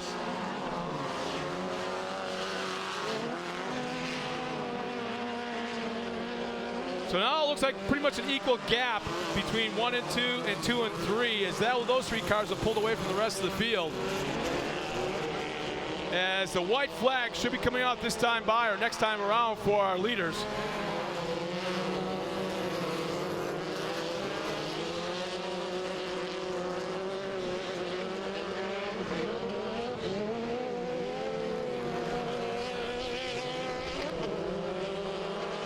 Well, I don't know. We were talking before that Scott Schwabe was having some problems, but boy, he looks like he's up full speed now. He's up into 4th. He got around his son, Ryan. Well, there you have it. If anybody can pull it off or make things work, it's going to be Scott Schwabe. There's the white flag, and wow, where did Meister come out of? He made up a ton of ground that last half lap. He is now 3 cars behind Hester. Into that split lane. Hester goes to the outside. Meister once again stays to the inside split lane. Now watch Meister. He'll go into the turn, really throw it in. Almost like Steve Kinser backing in a sprint car. 2 cars separating. He just gets such a great run off of that inside lane. But I don't know, man, unless something really crazy happens and he just out dives Hester in one of the corners. This has got to be Hester's race. There's still 2 cars separating, 1 turn remaining. Down to that big deep hole, left-hand sharp turn. They're side by side. Meister's really made up a ton of ground, but again, Hester comes right back. 1 straightaway. Up across the line, Hester will hang on. Wow. Meister will take 2nd, 3rd, Mark Steinhardt. Woo! As the rest of the field comes around, those 3 will catch their breath. I'll head down trackside, talk to our top 3 finishers. And in the meantime, let's step aside for a few words from our sponsors. We'll be right back. One more time after this.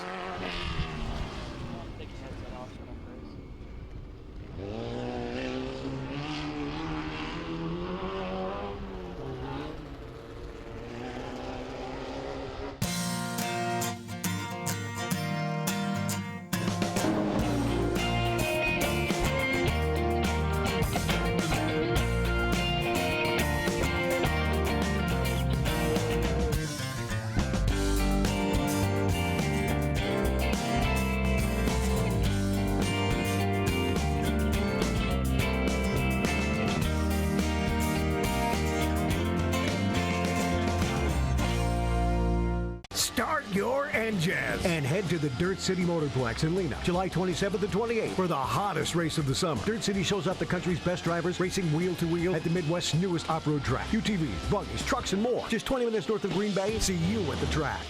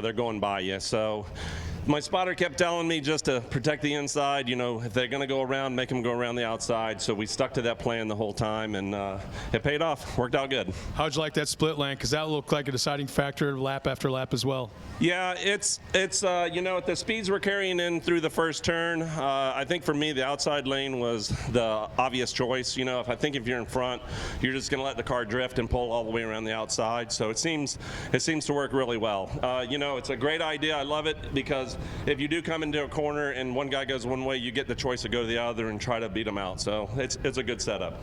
Well, coming from Florida, obviously there's a lot of guys that are behind the scenes that help get you here. Let's talk about them for a moment. Yeah, thank you very much. So I'd like to thank Mike Hester Motorsports. That's my own company there in Orlando. We do fabrication work and all. Sign Producers is a big sponsor for us. Rod End Supply, thank you very much for their help and for sponsoring the Super Buggy class. And then I've got Sloan's Automotive, JL Golding, Water Coating, Precision Automotive, and Besh Engineering, all Central Florida-based companies that help us out. So nice job, man. It's nice to see you up here. Yeah, we'll see you at Park River, brother. You bet. Thanks, Scott. Michael Hester, this afternoon's winner in Super Buggy. Now we'll go to the next Mike. First off, where was that last lap about 2 or 3 laps sooner than this? I made a choice to run a more grooved tire today, and it did pay off. I was able to run on the inside lines, and I was just searching the split lane. I was hitting the inside, and it was giving me a good kick for good traction. But I was just trying to work whatever angle Mike wasn't, and I got real close. Maybe a lap we would have had something, but congrats to him. But it was a really fun track. It's awesome to see all these people out here. In a small town, it's really sweet. But the split lane, all these characteristics from different tracks is a awesome place, and Dirt City did a really good job. Is anybody else noticing this guy right here? He's like giddy as if you won the race, man. You're like so excited, so happy. Like I say, like you won this thing. It's like, it's just good to see you up here again. Yeah, it really does feel like I'm up on top, because yesterday with the lake they gave us for the track, pretty much, but we were just, everybody was getting collected with everyone, and I was able to get a 5th yesterday, but I'm grateful to be on top, in the middle of the box here. Nice job, man. Congratulations. But I'd like to thank all my sponsors and people that helped me out. Ponce North America, Michael Meister Logging, Neverlift Apparel, Armor Coat, keeping this thing clean for washing. Everybody else, Hobbytown, Caitlin, my girlfriend, Brad, and my dad. We weren't sure if we were going to be racing today. I had some driveline issues and some fueling issues, and we got it all fixed up. No damn wonder you're smiling like you are, but congratulations to both you and your team. Nice job today, man. Right, thank you, Scott. Mike Meister taking that 2nd spot. Swing over here real quick to this guy. Steiny, not a bad weekend. You can say it's a 3rd place spot, but it's not a bad weekend when you're on the podium twice. No, I'm happy with being on the podium. Tried following Michael through the split lane, and it was so dusty, and he got out, not his fault, but got a little bit off into the real dust, and I had to basically get on the brakes because he couldn't see through there, and then I lost those guys, which that kind of disappoints me because we had a good race going. That was an awesome race. I know yesterday I think I said the wrong track here, so sorry about that, but hats off to Dirt City for the phenomenal job they've done here. The crowd here is awesome. Keep supporting this stuff because this is where it's going to happen. So, how long have you been doing this, man? You've been doing it for a long time. How much longer? Well, that's a good question. I don't know. I'm not ready to retire yet, but I'm thinking about it. Well, no, I'm not talking about. I'm talking about moving up. No. I had a hard enough time getting to this class. No, I've been racing since 1988 as a driver. I've been a co-pilot and then started in 1985. So I've been around a long time. Well, congratulations, man. Not a bad double weekend for you. No, I'll take it. I got to thank All Mode, McCoy Construction, Forestry, Laundry Lobby, Wash Smart, 920 Designs, and again, the track, the people that put this together. Pretty cool deal. Mark Steinhardt, congratulations. We'll see you at Park River. Thank you, Scott. Our top 3 finishers of Super and Buggy, we're going to see them in a couple weeks in Park River, Michigan.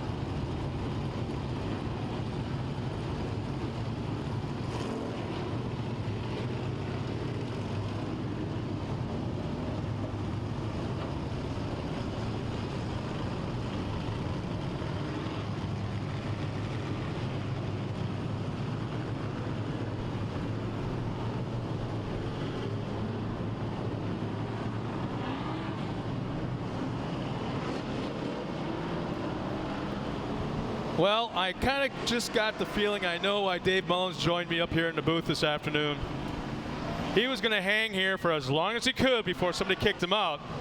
But the reason he came up here, it wasn't to kind of hang out with his old buddy Scott, but no, he wanted to be up here and hang out for this race. He wanted the best seat in the house. It's the Super Stock. 18 trucks, no doubt about it. Some of the best racing you'll find out, see all day long, even including the Pro 2s, Pro 4s, and Pro Lights. These guys, we kind of talked about off mic a little while ago. Crazy aggressive. It's like these are the best of friends off the track, but on the track, put on that helmet, oh, it gets butt ugly out there, and they tear each other apart. Ladies and gentlemen, this is Super Stock. Here's our lineup of 18 competitors. On the front row, once again, Troy Shade in the 829, Adam Weber in the 806, Trey Beauchamp in the 802 alongside Darrell Wold in the 811, Kenny Platt in the 812 alongside Nick Visser in the 880. Row 4, Joey Machosik. Actually, I believe Joey scratched as he drove 6 hours home to get a spare motor, came back, and that thing also had issues. So I don't think Joey Machosik's out there. Ben Holzer in the 844 alongside Mike Funk in the 807. I just wonder if young Mike Funk actually has his radio and is talking to his dad as the spotter. We'll find out about that in a little bit. Nick Bink, current points leader out there in the 833, yesterday's winner. Starting 11th is Robert Hoffman in the 823 alongside Charlie Wilson in the 803. Joey Knight in the 818. Tyler Playman starts 14th in the 814. Clint Evans is out there in the 821. Scott Heikela in the 899. Jamie Kleikamp is back in that Dodge in the 825. And Kyle Cooper, always fast, is back as well in that white number 873. Let's kick it, boys. Let's show these people here in Lena what these things can do. Coming around the corner, Troy Shaden has the point. He will hit that first cone. When will he accelerate? Almost right away, he's underway. Nice jump by Shaden going into turn number 1 with the hole shot.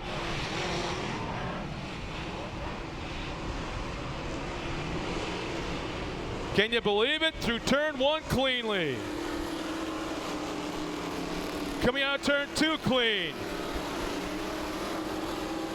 And we've got contact dust. I believe Holter's collecting that mess. Fisher's back underway. When you have 2 trucks wide in the split lane, in 1 lane, that's what you're going to have. Shaden up front, about a 6 truck length lead.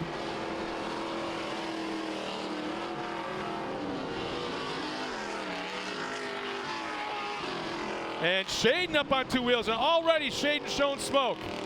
Our leader is showing smoke and was up on 2 wheels just for a moment back in the left-hand turn.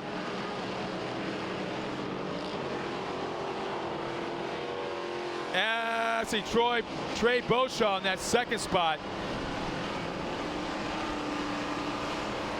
And the smoke is getting a little bit more and a little bit more out of Shaden. I think it's great.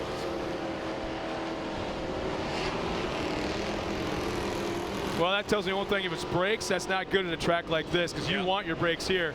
If you lose them, guess what you use? The transmission. Guess what then? Your transmission starts to go. I think it's hard to tell, but to me it almost looks like when he's on his brakes is when you see it. Yeah. Sounds like I just got a report from our production truck that you heard it, the burning oil. That our camera guys are smelling burning oil out on the course, but that could be anybody. Right. That's the thing. So you got this many trucks out there. Who's the one throwing smoke? Who's the one throwing the stink? Maybe it is both. Maybe it is Shaden. But you're right. You see the most of it. But the thing is, it's coming out from in front of the wheels, which I would assume where the exhaust is. But look how fast both him and Beauchamp are right now, pulling away from the rest of the field. Nick Bing now up into 3rd. Or is he? Here comes the 812 of Kenny Platten. Platten on the inside. Trying to force the issue. Slight contact. Platten will slide to the outside. No, he'll leave the clean racing to the inside. Leave a lane open for Nick Bing. That's some good clean racing right there. Just enough room. Tried to pinch him down, But know what? You know what? I'm not going to cause nothing. He kept it clean.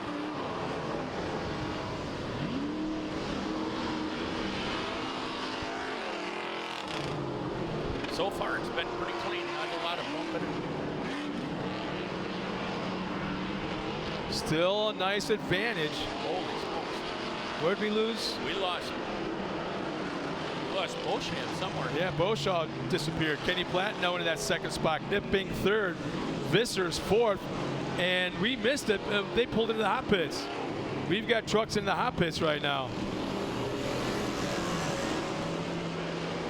And yesterday's winner, Mike Funk, I'm sorry, second place truck, Mike Funk pulls off through the hot pits, now going back onto the track.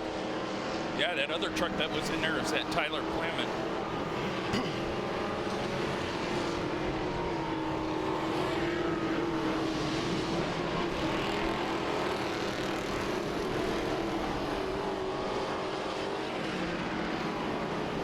And oh man, we got one of our fast trucks off the side of the track and pulling off. Kyle Cooper doing the sportsmanlike thing, having issues, and pulls off the track out of the race line as the yellow flag is out.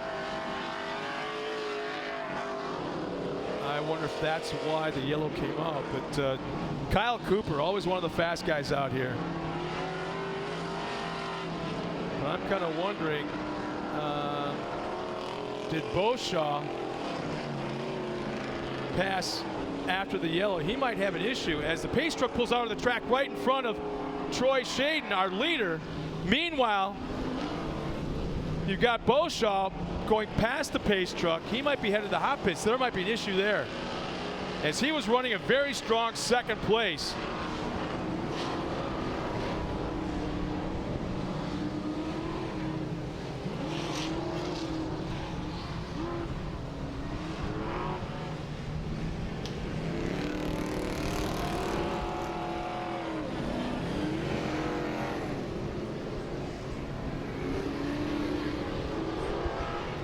Well, that'll change things up. That'll put Nick Bing into second, the 8-12 of Kenny Platten into third. Nick Visser's in that fourth spot. And is that Tyler Playman back in the top 5? I believe so.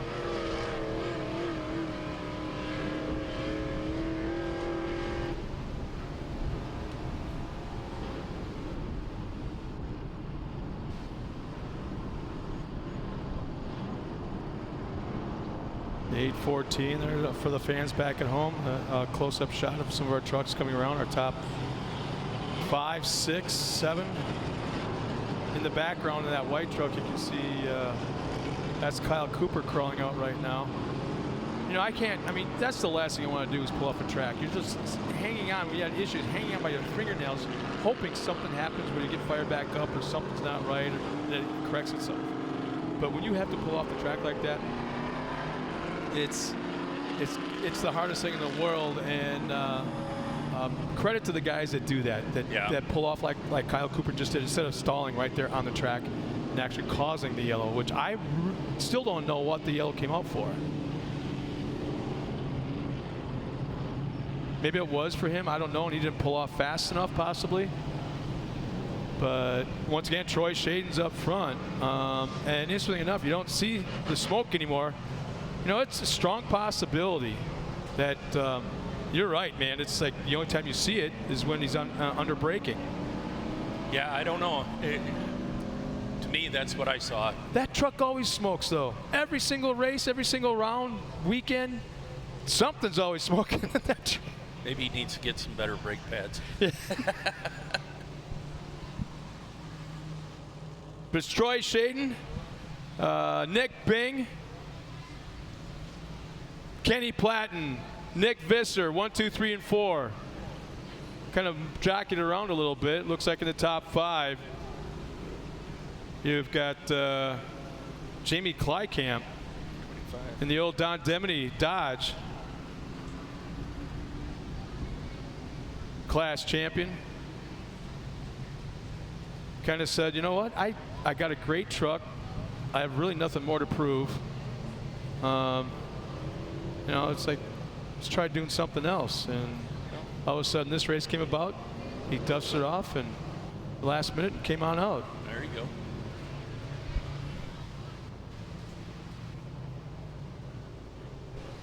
It was awfully cool to see in yesterday's race, Tim Conister come out here with Farmer John Conister's old truck, the black and white cow paint scheme, super stock. Looks like they're switching Platten and Nick Bing around.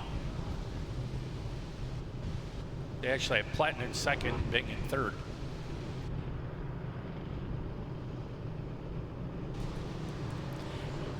You know, there's some kind of communication issues, I think, going on right there. I don't know what it is, but they're supposed to have that Nitro B radio that along with their spotters radio. So in theory, you got two radios, and we talked about this earlier, where it's a listen only to the race director. You can't talk to him, but he can talk to you. So there might be something going on with that it wasn't working. So if Nick Bing or whoever Platten couldn't hear what was going on, they stopped the race, jockeyed them around this position they're supposed to be in.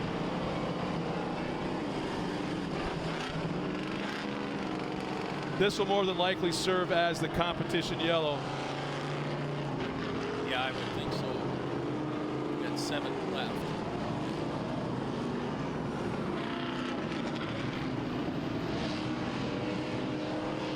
You know what? We got a little overcast skies. I just noticed the sun's not out anymore. The temperature's gone down a little bit, and we're back to green flag racing. Into turn 1, it's still Shaden with the point. Platten right there. Nick Bing sniffing around for that place to get around. And there's that smoke once again. You know what? That's not brake smoke, brother. I think that's something a little bit more severe, as it's in the straightaways now, too. Bing's putting a big charge on right now. Hey, we got Mike Boyd checking in. He goes, there's thunderstorms in Tomahawk. And he goes, radar shows it's headed your way. Oh. So thanks for checking in, Mikey, but not so great news.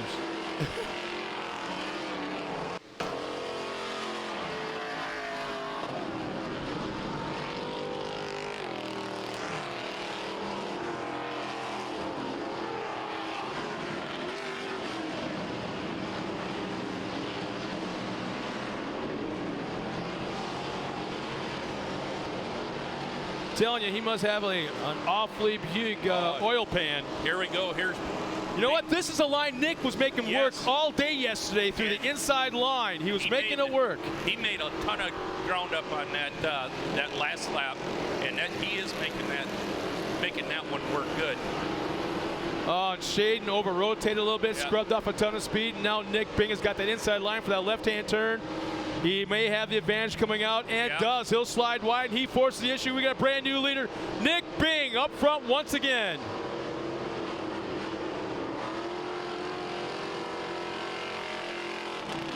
Five laps remaining this time by. In fact, you know what? That does not serve as the comp yellow. We got comp flags coming out right now. Yeah, and Visser also got around. Visser's up into third now. And there's the competition yellow. Nick Bing has the point. Troy Shaden falls back to second. Third is Visser. Fourth now is Clykamp.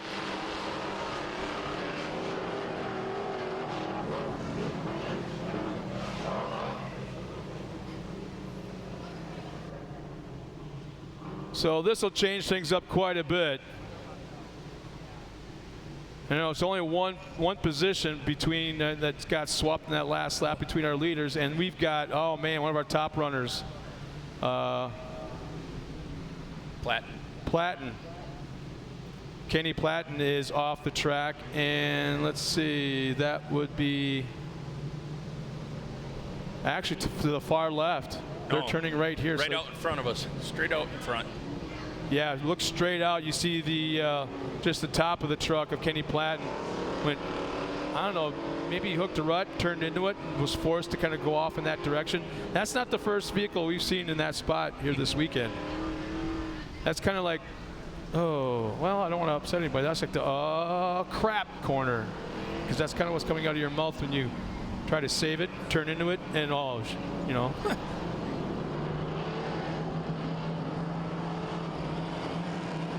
Yeah, you don't have a lot of room like in some of the tracks where you get a lot wider corners where you can save it.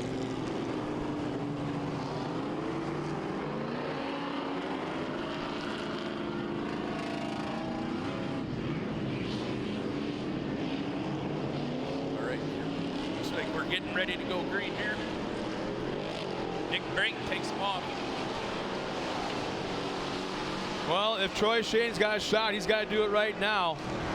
As we got a little less than 5 laps to make contact made between him and Nick Visser. Troy Shane goes all the way around. He'll fall all the way to the back of the pack. He'll lose, 8, 9, 10 spots. That is probably the single most frustrating thing as a driver when something like that happens and there is nothing you can do about it. I don't know if Visser helped him with that one, but it was. I think he got in the corner just a little too hot. It's kind of the pattern that Troy's been doing. He's been getting in pretty hard, all these corners.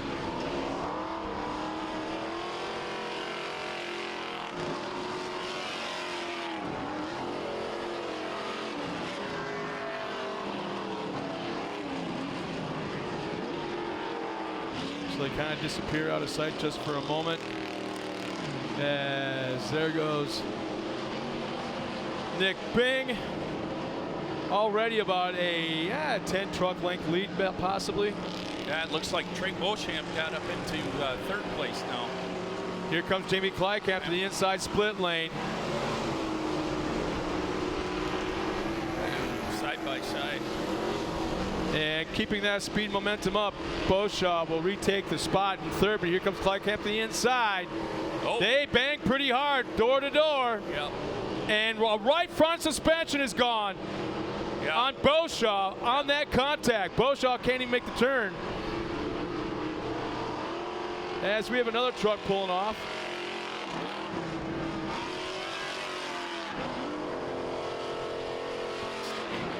That looks like Adam Weber right out here in front of us.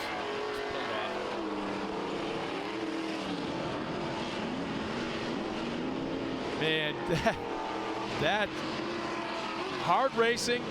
You know it wasn't intentional. Two drivers coming out of a corner. Neither one wanted to give up the spot. Yeah, and that's what that was. Door to door. So Nick Bing still has the point. Visser in that second spot. Kleikamp will take that third spot right now. There'll be 2 laps remaining next time by for our leaders.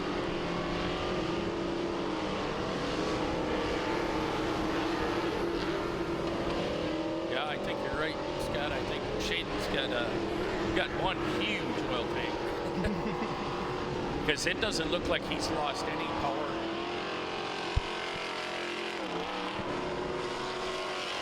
Yeah, he's not giving up, that's for sure.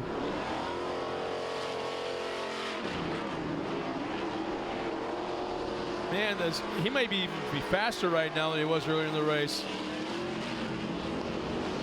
2 laps remaining for our leader, Nick Bing.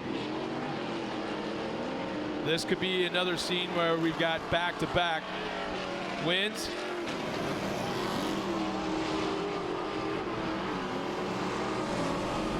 Shaden is taking all the chances right now. Looks like, oh man, just slams the outside berm, scrubs off a ton of speeds, almost buries that right front in that big dirt berm.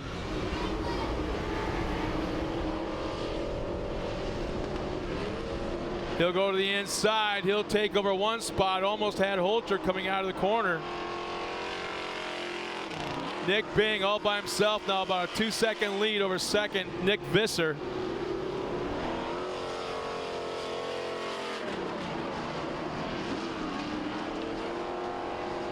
White flag lap. One more time around. Visser coming around in second. Big gap back to his spot. Jamie Kleikamp.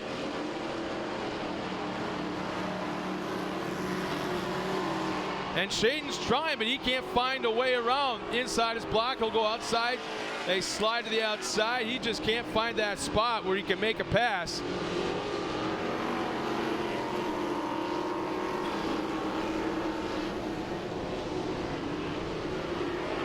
Well, he just made one.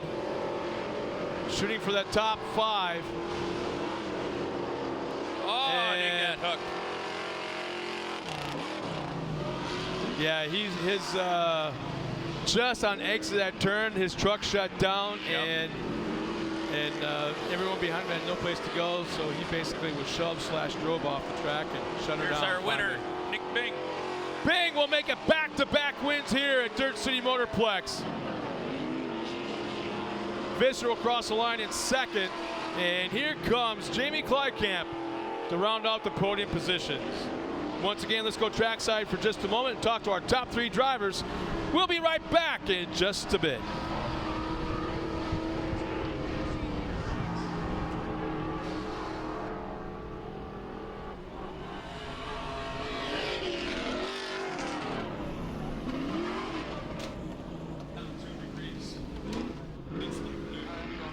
Grab your mic.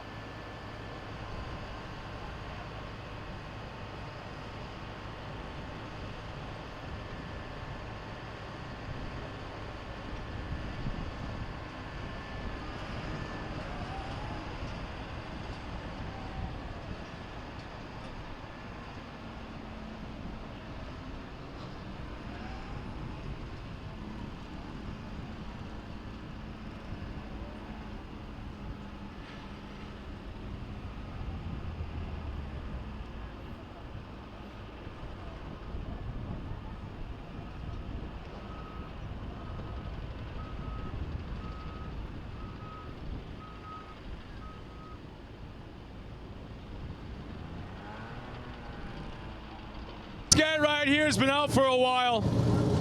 Hasn't raced this season until this weekend.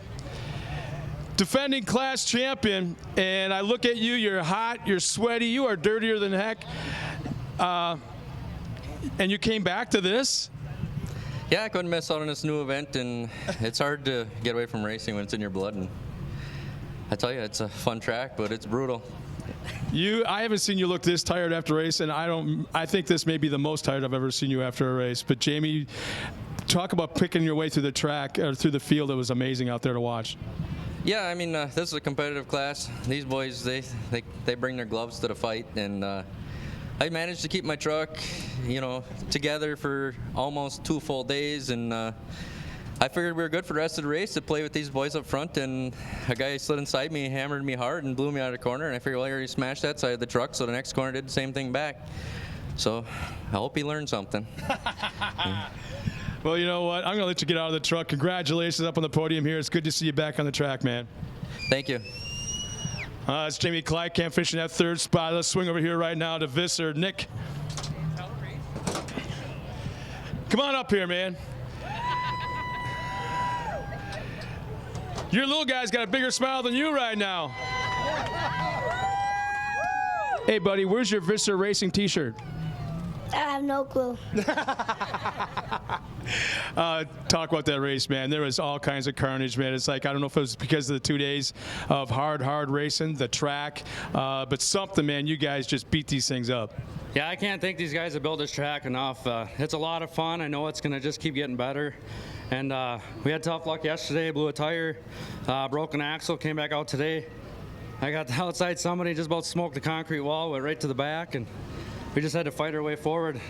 Just before the race, we had a transmission fan that wouldn't turn on, so I can't thank ATD Charlie enough for building a heck of a transmission, because this thing got pegged hot both days, and it's still going strong. So, along with everybody else, my family that comes out, Parsons Chevrolet, Builder Service, my spotter Todd, I tell him I never get to thank him, my wife, my family, Mac Daddy Lawn Care, Pete Inc., Advanced Pest Management, Deaver Spring, everybody else that helps me out, thank you. I couldn't do it without you guys. Nice job, man. It's cool to see you out there. Thank you. Well, where's he hiding again? You did it yesterday too. Come on over here. You're stuck talking to me. You have no choice. No choice. Now turn around. Where is she? Where is she? I think she's probably up on a somewhere. She's over here somewhere. Well, you know what? Let's talk about your race. Really, that's all you're going to give her? It's just like, I got you, you got me kind of thing? Right. Well, congratulations, man. One hell of a weekend, one hell of a race here today. It didn't look like right now I'm looking at you. I know better than to say this, but I look at you right now, it doesn't look like you worked all that hard out there. I'm out of shape, so I worked hard for this one, and Chuck's working awesome. To be 4 in a row, I've never imagined to do that in such a competitive class. This is great. This is unreal. I mean, not heard of. It's a testament to my crew, my sponsors, my team, family, friends, everybody that's helped this old Ford. She's got her going, so let's see what happens. See if we can keep her going. I know Bark River's going to be tough. A lot of tough guys there, and I seem to struggle there a little bit, so we'll see what happens. Well, I don't know if a lot of the fans actually have noticed the different body styles out there. But it was like, what, 2 years ago? You kind of went retro and went with a different body style out there, and it's like it's stuck, and I'm so glad you kind of kept that thing going. Yeah, this is a 78 Ford body on here. It's my favorite year. I think it's the best looking one, so we'll just keep her going. She's getting hard to find, but they're pretty cool, I think. Nice job. Congratulations. 4 in a row for this guy. 4 wins in a row in Superstock. That don't happen. Nice job, man. Thanks. There's a lot of people I'd like to thank here today that made it possible to do what I can do. JR Enterprises, Nishik Auto Body, Dale and Jane's Pub, HBI Holter Brothers Incorporated, Adams Automotive, Andy Shock Service, Lucas Oil, Maxis Tires. They hook up awesome on this track. It really likes this compound. Aero Coatings, ATD Transmission. Charlie, thank you a lot for. Oh, I got to tell you about Charlie. I saw him coming down the stairs just right after your race, and he sounded just like Clint Eastwood. Just you imagine Clint Eastwood saying this: 4 wins in a row. I'll take it. Yeah, that's pretty darn good, I think.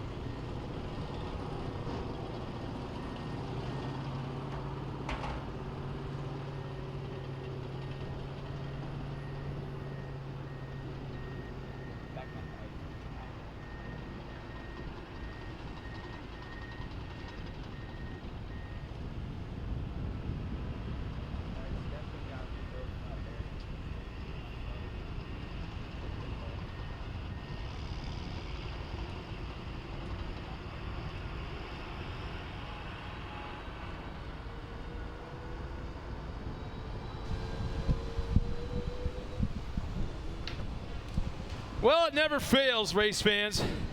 We got the largest race coming out in just a moment, and I'm being deserted. But you know what?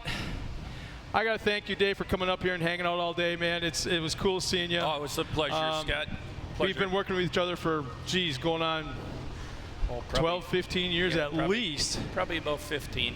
So it was cool to come up here and see you here, and thank you for joining. I know you got a bug out here, so it's in my backyard, so it was nice. Was able to come up. So hopefully we can work something out where you'll see me up at Bark River and Crandon as well. So, but in the meantime, thanks for joining me. Drive safely. Go enjoy your family. I know you gotta leave. Hey, what a great set of races that this place has put on. I just see big and great things happening here in the following years. They've done such a great job in such a short time. It's just going to grow and grow. Can I get a warm-up statement from you for Fall Crandon for the 50th? Can I get you to say something to warm up?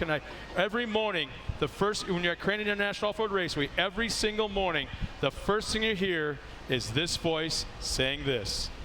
Attention drivers in the pits. Drivers meeting at 8 a.m. in the driver's shack. Dave Mullins, everybody. You're going to hear that Thanks voice a lot, in a Scott. couple of weeks. If you make it to the 50th, it'll be that guy up on the microphone.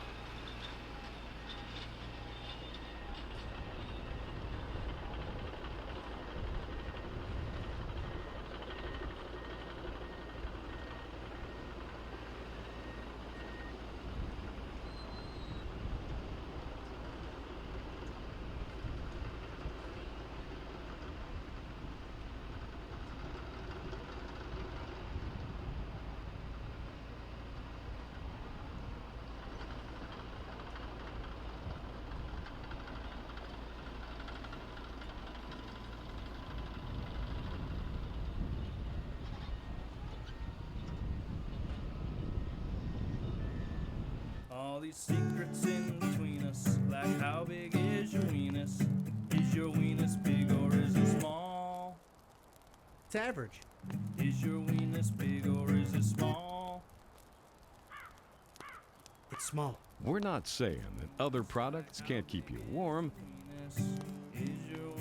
but the heater bodysuit keeps you warm in any situation, guaranteed. Don't get a small weenus. Buy a heater bodysuit.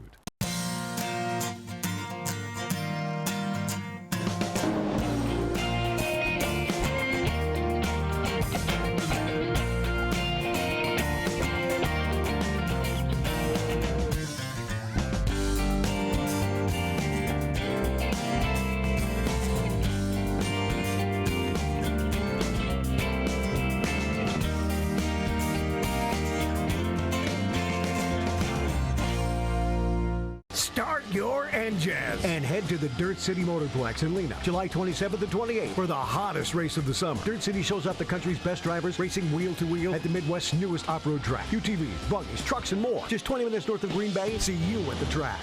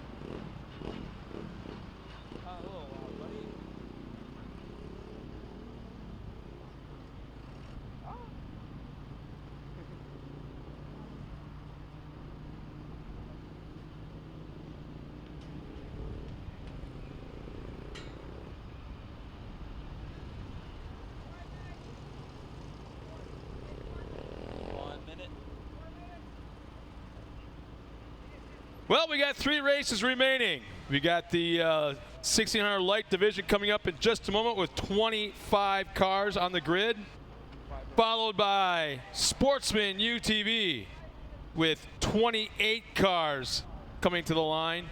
And then the bad boy race, one though everybody wants to see. We've got 8 heavy metal trucks staged ready to come out here for the last race of the weekend. We're talking about 700 to 750 horsepower, 2-wheel drive, 18 inches of travel in the front, 20 in the rear. These things scream around this racetrack. Had a great race yesterday afternoon with local favorite Mark Peterson finishing in that 3rd spot on the podium. Great race by him. Eric Ruppel taking the win.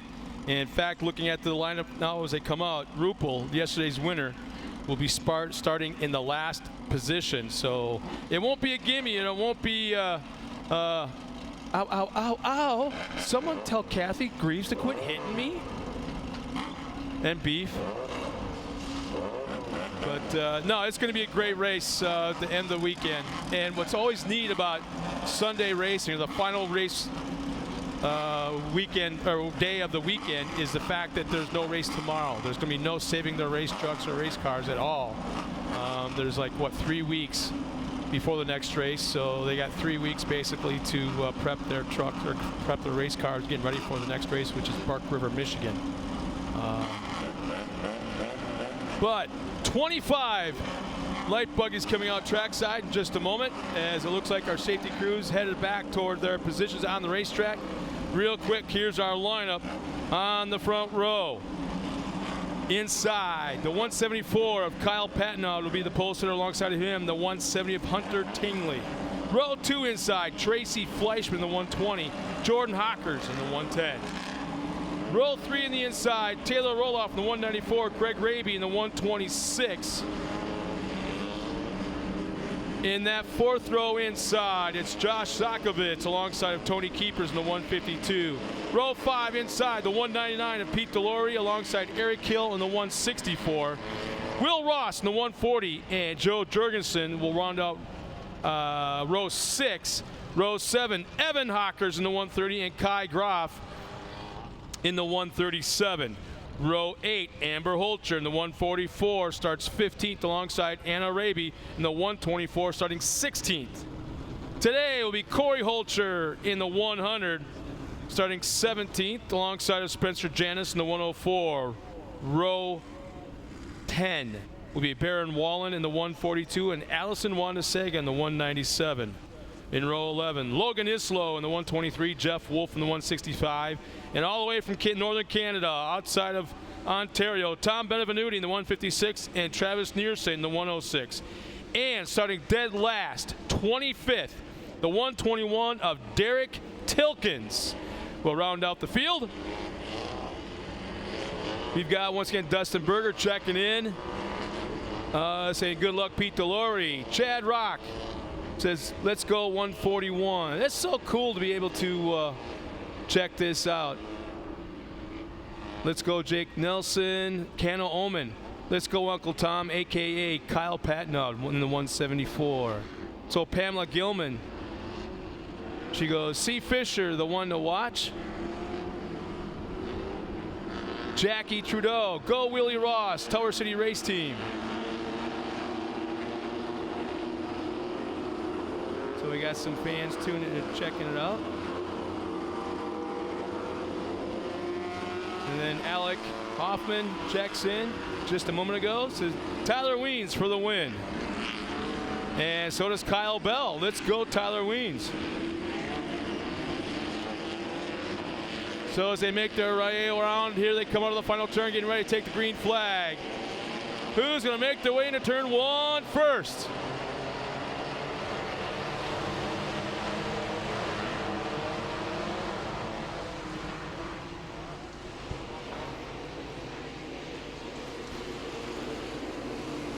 It looks like everybody has made it through turn 1 and 2.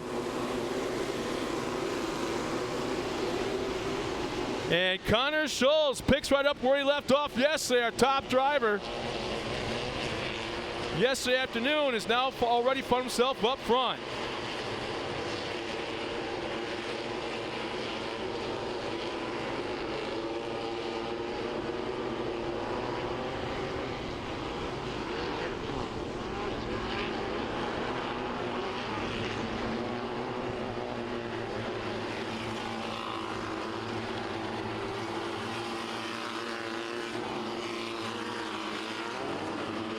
So still making the way around on lap number 1. Lots of contact. Tires bouncing off each other.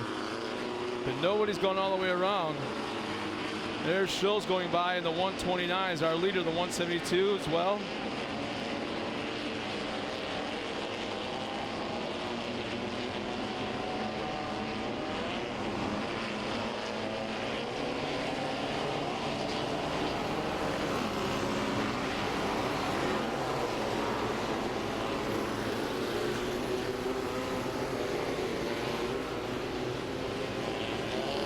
That Pete Delory, oh, a little over rotation by our second place car. It's that Brandon Groff, I believe.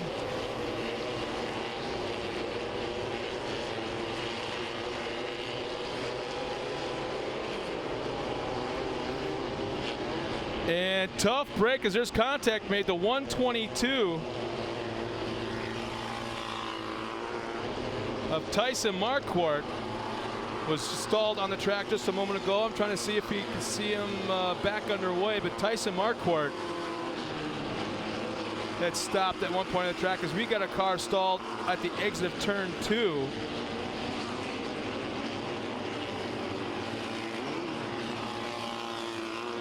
Our safety crew is there.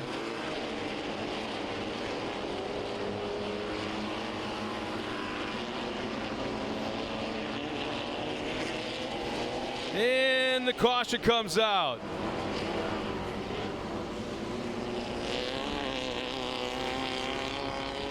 Not able to see who that is that's stopping the course right outside of turn number 2.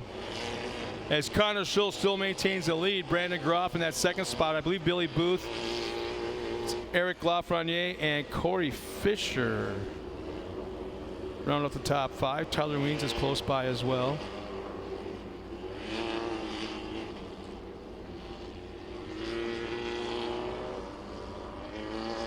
You can see our safety crew is out there. They've been there for quite a while already.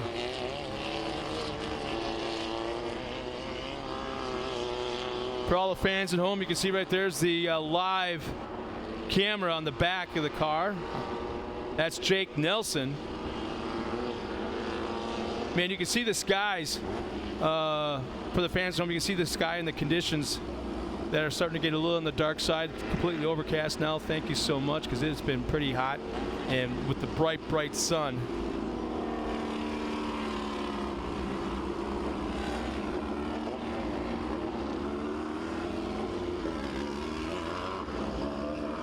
I'm being told now, thank you. Thanks, Chris. I don't know how you're able to pull it off, but I guess that's Willie Ross down there in turn 2. It's partly because it's pretty far away from where my vantage point is, and partly because I'm pretty old. I just can't see who that is down there, even with my glasses on. Shut up.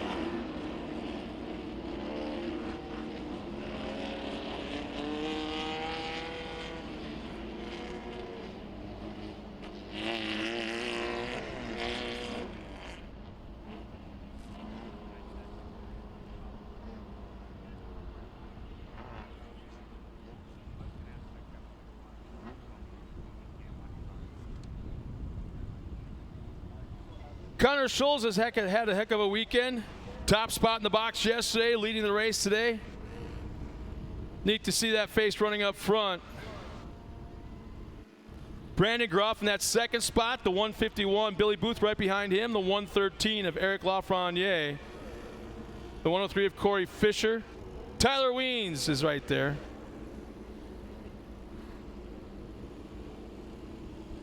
Derek Tilkins. Logan Islow, Taylor Roloff, and Pete Delory round out the top 10. I'm seeing Tyson Marquardt back in that 12th spot.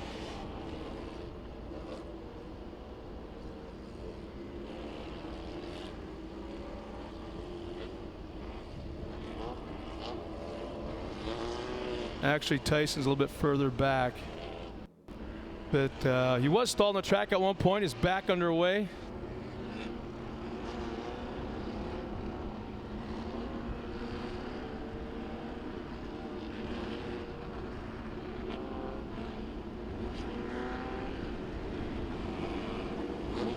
Kyle Patnaw's got a fan online watching the 174. That's Nick Remaker.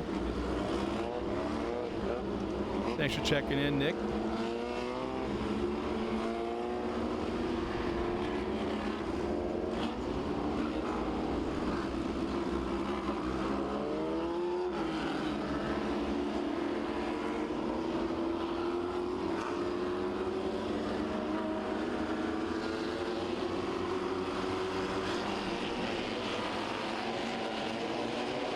Green is out. We're back underway.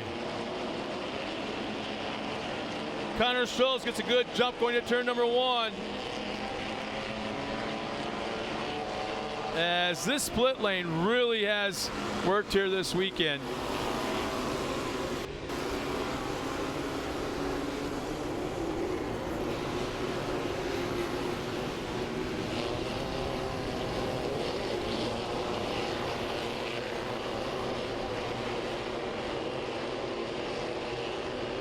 Four wide to the infield. Man, oh man, it's the first we've seen that here this weekend.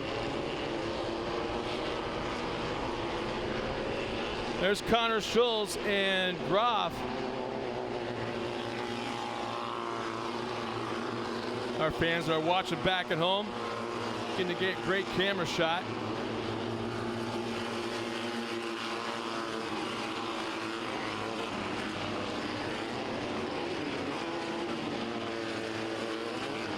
Billy Booth up into that second spot, the 112. Brandon Groff in third, Eric Lafreniere, Tyler Weens all in the top 5.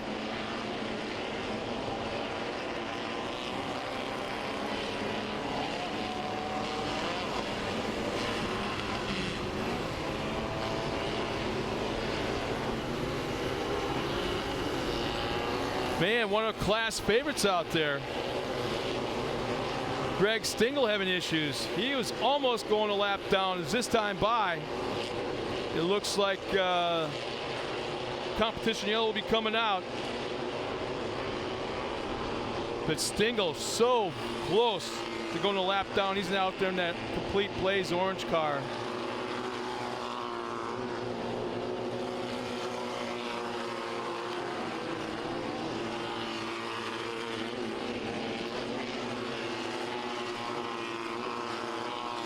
There's a good job, Eric Lafreniere and Tyler Weens for our fans back at home watching as they cross the line. There's a competition yellow.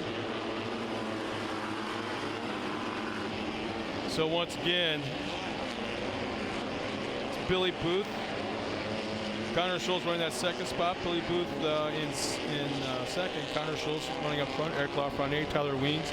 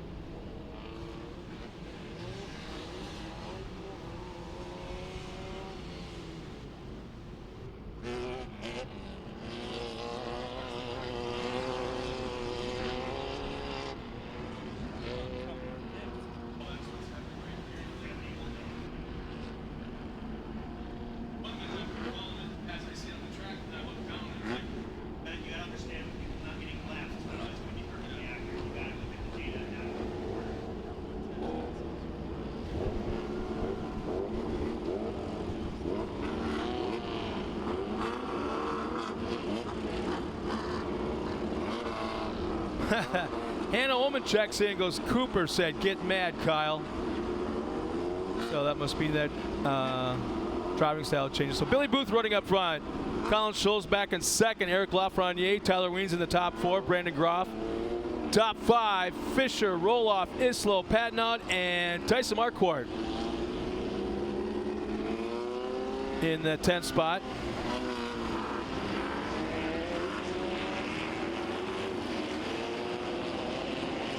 Coming back to green flag. Oh man, I love it. Billy Booth held him all the way to that second starting cone, which changed things up. And here we go, the split lane. And it almost looks like Schultz has the advantage coming out, but he's pulled up alongside. Now watch the outside entrance, inside exit move. There it comes. And there it is. They pull up alongside. Schultz makes it work as long as he pulls up alongside. Now he'll dive into the corner to the outside. Keeps that momentum up, and Schultz makes the pass.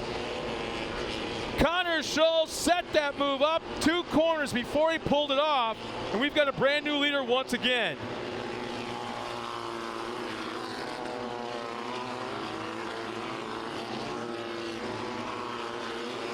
So the 129 of Colin Schultz, yesterday's winner, now back running up front. As they cross the line, there's 3 laps remaining. Tyler Weens now moves up in that 3rd spot, that final podium position. Do not count him out.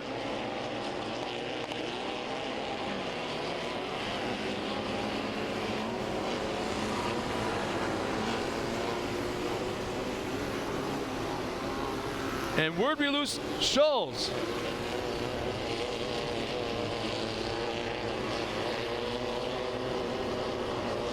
Our leaders had an issue. Our leader hit the outside wall, and Connor Schultz blew out his right rear tire. So Connor Schultz is now out of the race. He was just scored the leader as they crossed the line with 3 laps remaining, and just like that disappears, and that puts Billy Booth back up front. Tyler Weens in the 2nd. And Sean Springstrow in that 3rd spot. And here comes Springstrow to the inside of Tyler Weens, now going into turn number 1 with 2 laps remaining.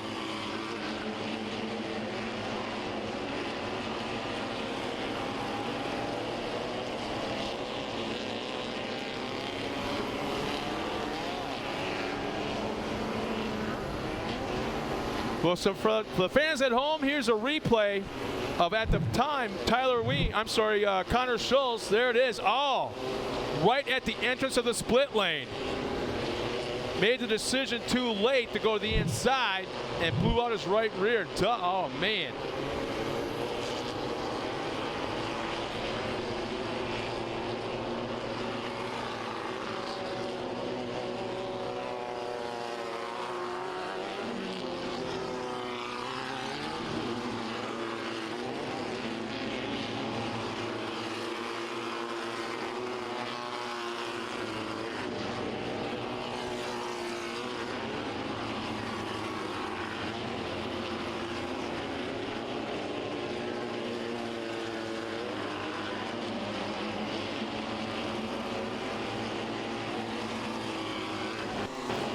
And the white flag is out. One more time around for our leaders. Billy Booth outside, way up front all by himself. Tyler Weens back up in that 2nd spot.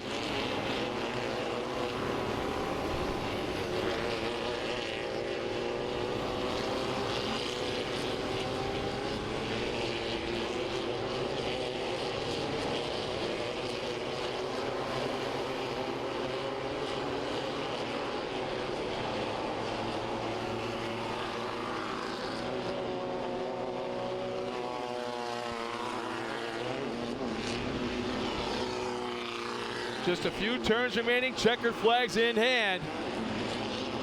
And here comes our winner. Across to Corey's chain and nail, crank and nail finish line will be Billy Booth, Tyler Weens, and the 117 of Sean Springstrow across the line. It's top spot.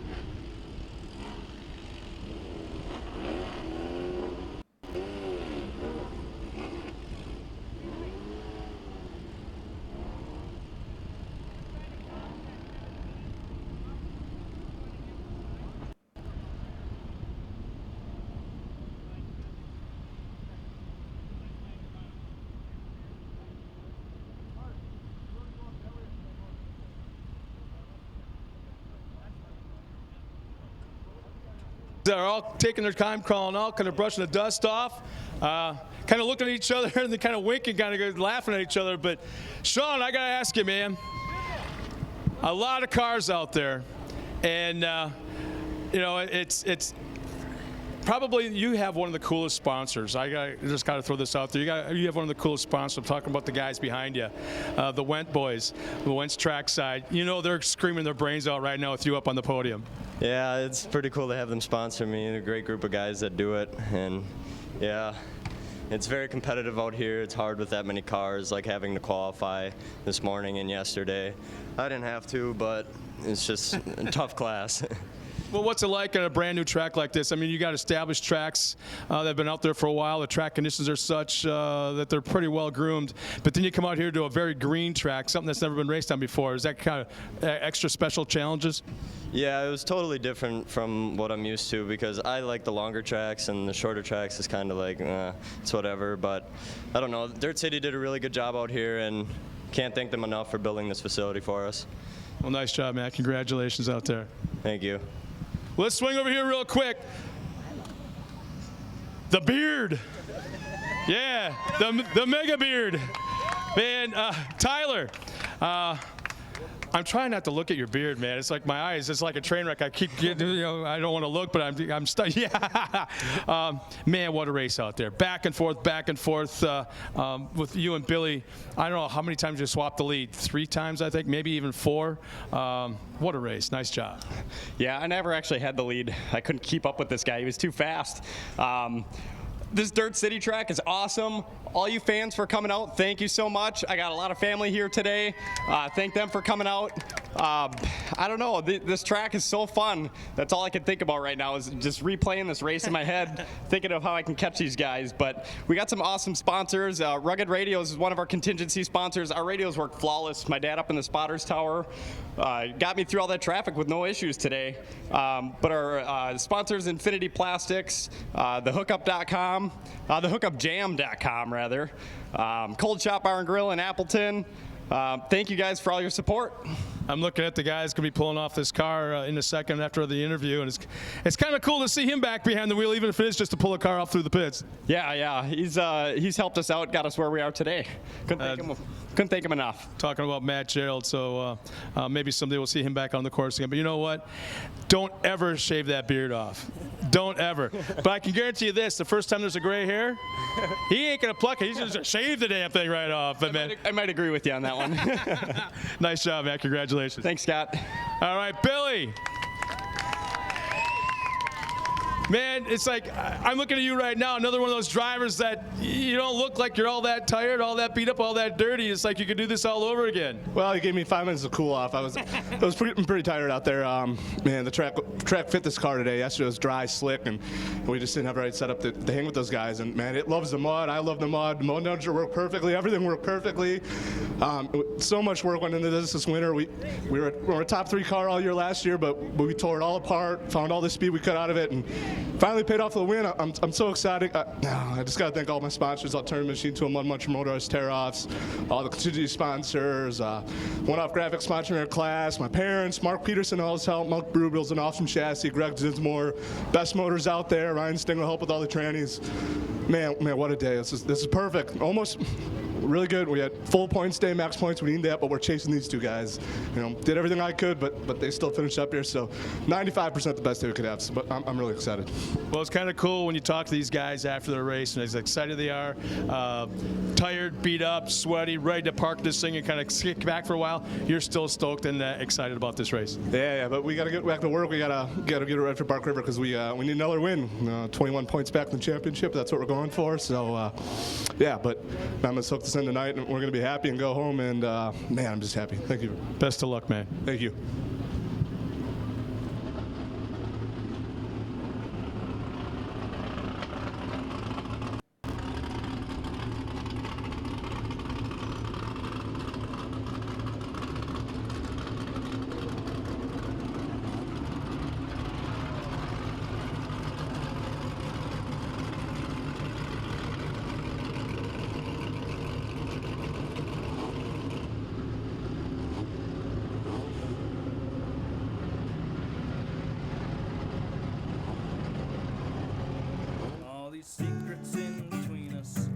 how big is your weenus?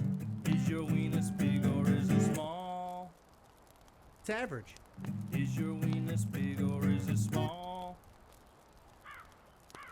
It's small. We're not saying that other products can't keep you warm, but the heater bodysuit keeps you warm in any situation, guaranteed. Don't get a small weenus. Buy a heater bodysuit.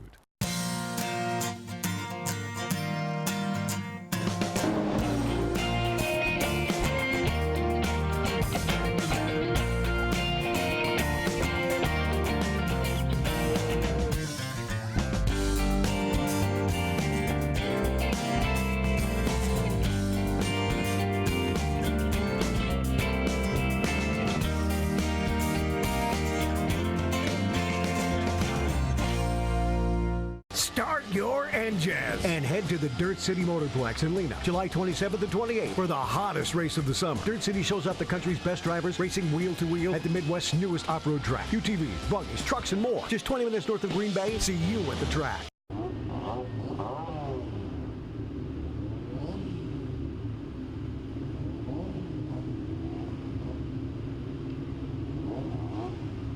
We are getting a little remnant.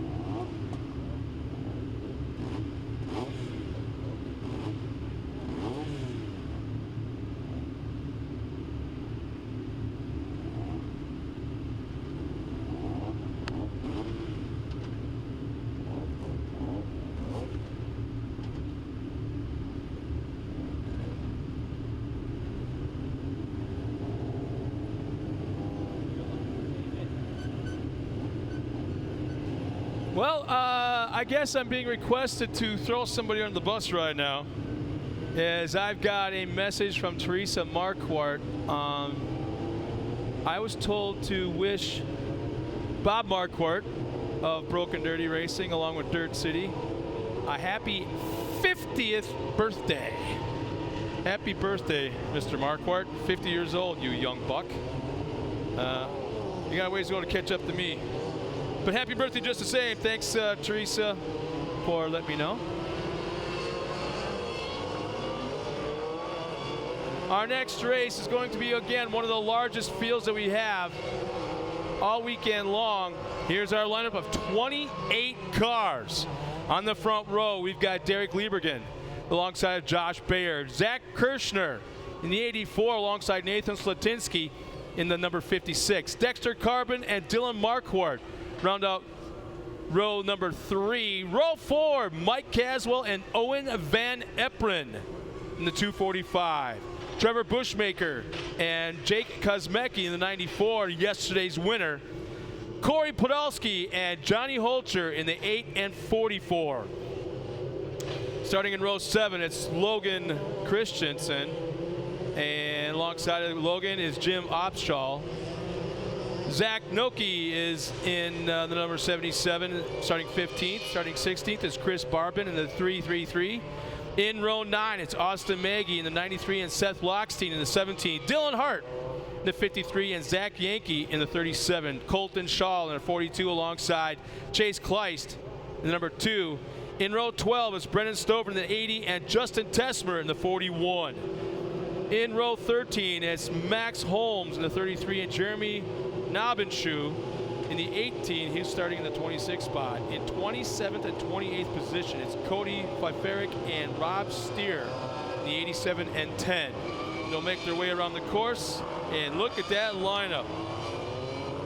The fans at home are watching a parade lap as if it was the Indy 500. There's so many cars out there making their way around. And the pace vehicle driven by Richie Kuloff is off the track. We're going to green flag racing, this time by. They're at the orange cones and underway. Into turn 1, it's Derek Liebergen on the inside, and we've got Josh Bayer with the hole shot, but they'll go to the split lane. Still no decisive leader until now. And oh, big contact. The 56 of Nathan Slatinsky just bonsaied an inside move, made big contact with Liebergen. I'm sorry, Josh Bayer. Bayer able to hang on to the point.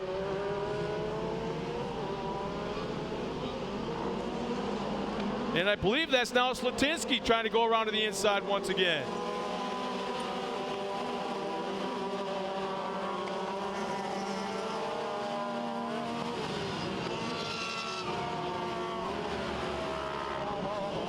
You see that left front fender flapping in the breeze on the 56 of Slatinsky.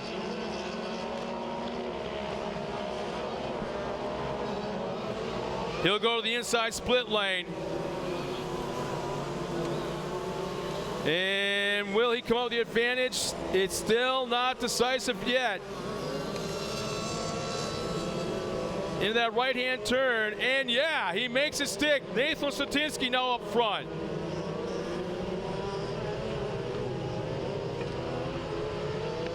And we've got yellow out for an incident down in turn 1.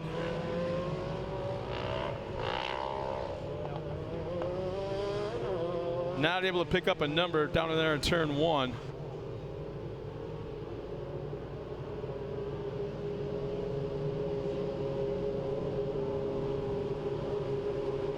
Safety vehicle is there. See if they're going to take him off on a strap.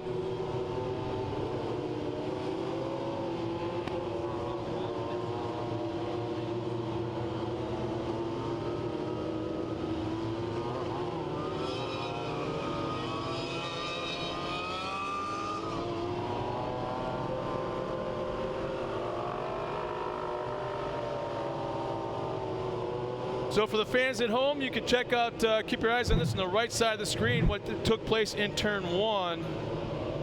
Actually, let's see, no, that's entering into the split lane. Oh, there we have it, the very top. Oh, big rollover. Wow, looks like, so look at the top of the screen in the background, you'll see what happened there.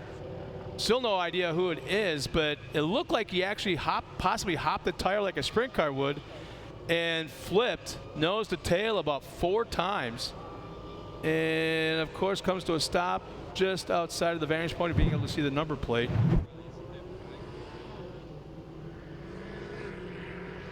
But if the photographer's down there talking to you, you got to be okay. So it sounds like it was Cody Fiferick. That's what I'm being told now. Cody Fiferick is the driver that had that incident.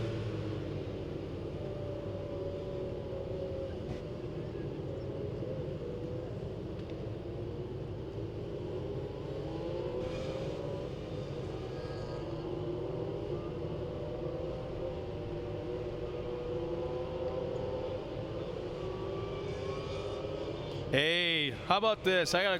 My mom just joined in. Hey, Mom. Just a little bit ago.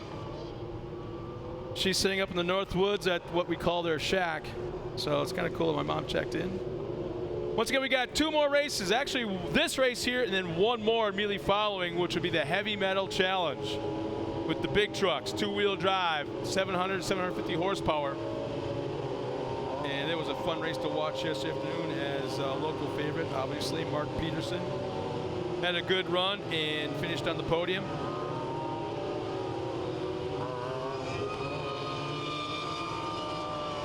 Again, what's some of the fans back at home that are watching us, they have a live in-car camera that we're able to see one of the drivers on the right side of the screen. Green flag is out, we're back underway.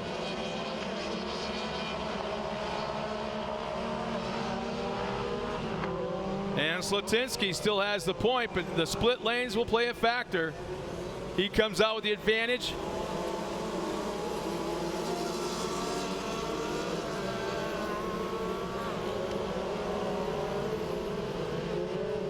And Owen Van Eperen has moved up into that 3rd spot, battling for 2nd. Had issues yesterday, dropped out of the race early on, lost the overall points lead. I believe he's probably sitting, I want to say, probably 4th or 5th in points right now, back a ways. This is if I'm reading the starting grid right, but yesterday's point leader, Owen Van Eperen, dropped out early, lost the points lead, now is back out on the track and running in the top 3. For the race fans, that's Corey Podolsky with an in-car race cam running live right now. Never be done before in off-road racing. And we are doing it at a sportsman event.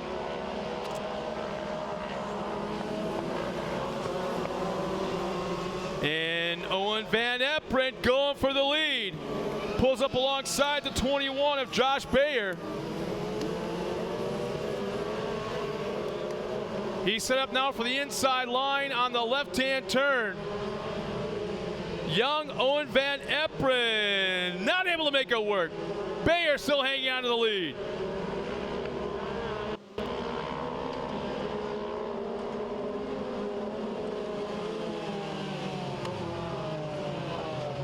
And once again, yellow comes out for an incident, let's see, about halfway through the split lane. 2 cars look like they're locked together.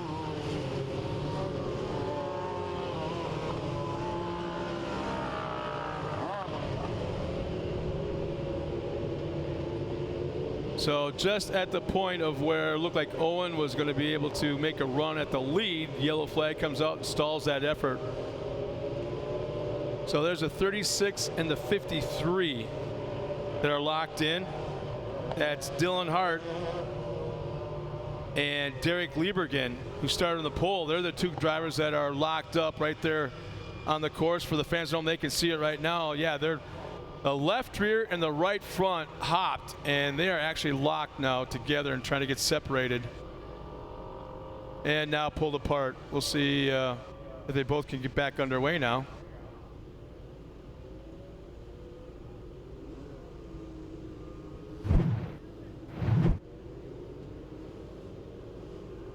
Dylan Hart's moving. And let's see, it looks like they're both back underway. Yes, they are. And so is Derek Liebergen, but they're dead last in the field. And they may be a lap down unless they're going to be given the chance to go get their lap back and go back around and then fall back in dead last in the lead lap. But that is yet to remain to be seen.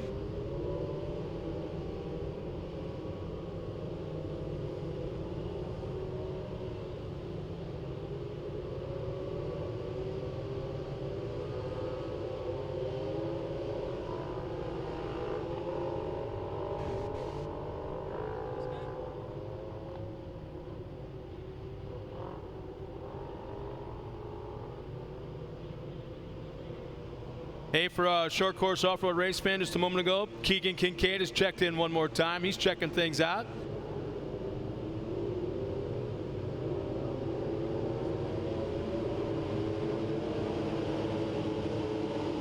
Shane Mason is cheering on Zach Kirscher in the 84. I believe Zach's back in the 11th spot. I think we're going to have 5 laps remaining. Once we go back to green flag racing, we'll see in just a second how it's being scored.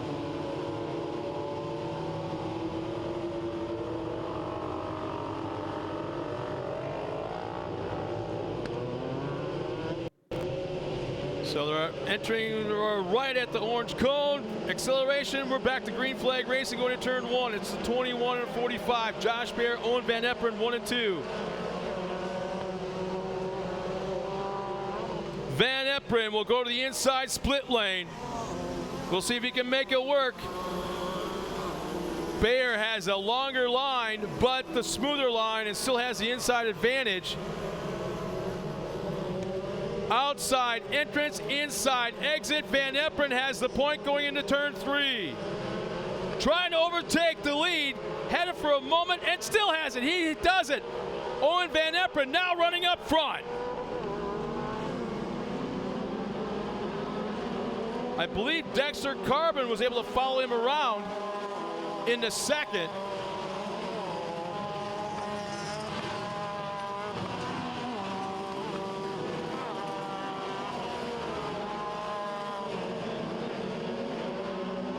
Actually, that's the number 3 of Trevor Bushmaker.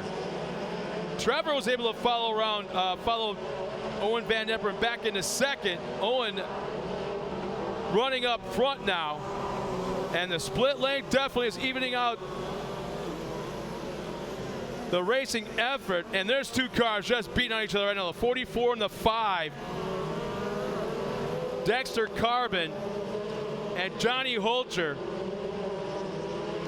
Actually, I believe that's Marquardt. I don't think John's here. So I believe that's Marquardt running in the Sportsman UTV.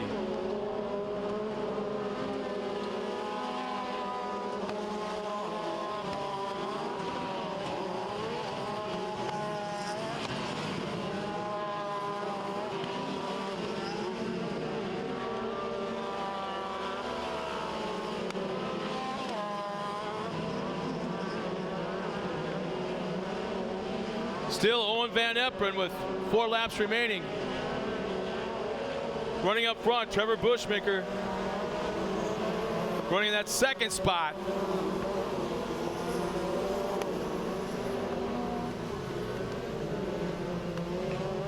Corey Podolsky trying to get his nose in there. He's back and forth, but made a bonsai move to get there. Tried to take over third, wasn't able to pull it off. But Podolsky goes inside. He'll move up into third. Corey Podolsky now into third.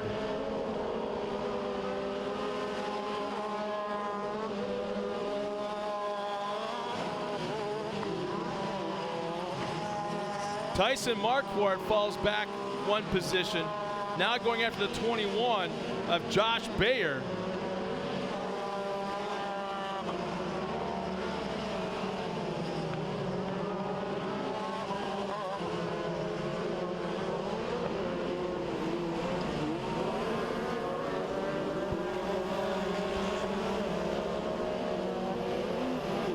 There's 3 laps remaining this time by.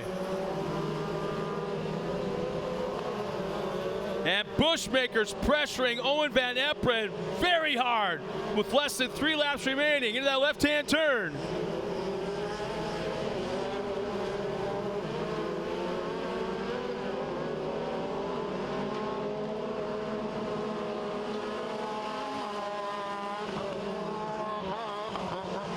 They disappear out of sight. Our fans at home are watching it on the screen right now. Owen Van Eperen, Trevor Bushmaker running 1 and 2 as a yellow flag comes out with 2 laps remaining.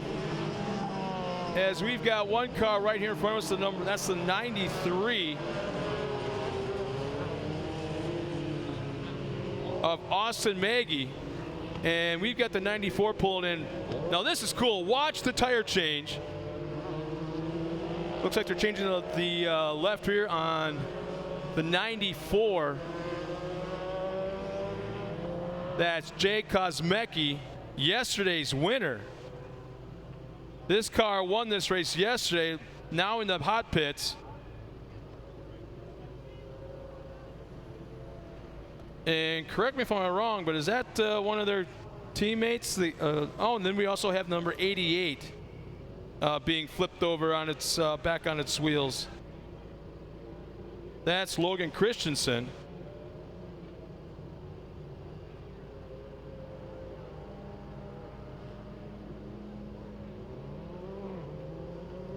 How about that, ladies and gentlemen? Very quick pit stop, and 2 of the 4 members were ladies out there. How about that? Way to show them how to do it, gals.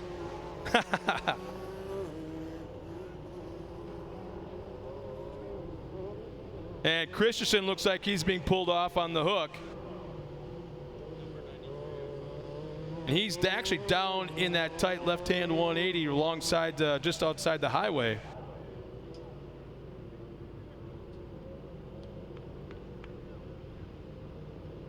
And now it looks like we have another car that is stalled on the track. That's the 93 with looks like no left rear.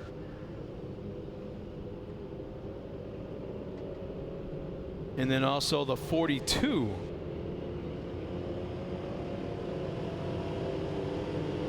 That's Colton Shaw. Looks like that's the Polaris.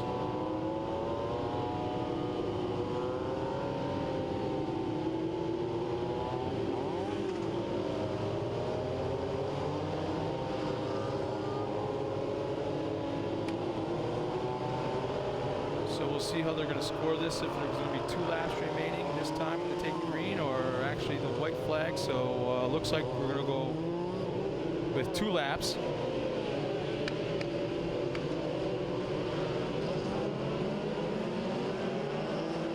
Green is out, we're underway.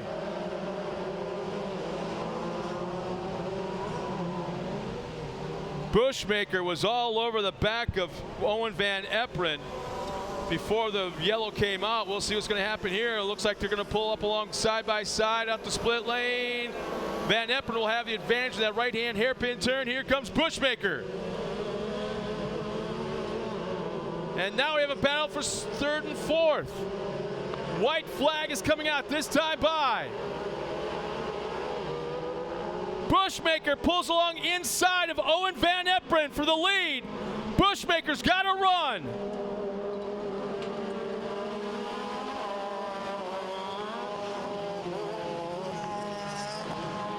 Podolski's right there as well. Owen Van Eperen able to get the advantage back.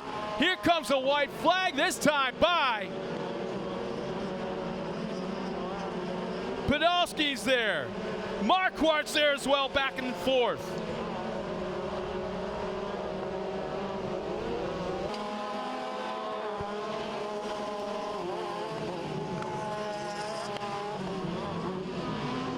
Checkered flags in hand. Here they come out of the final corner.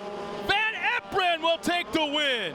Bushmaker second, and the 44, how about that, of Tyson Marquardt will finish in that 3rd spot.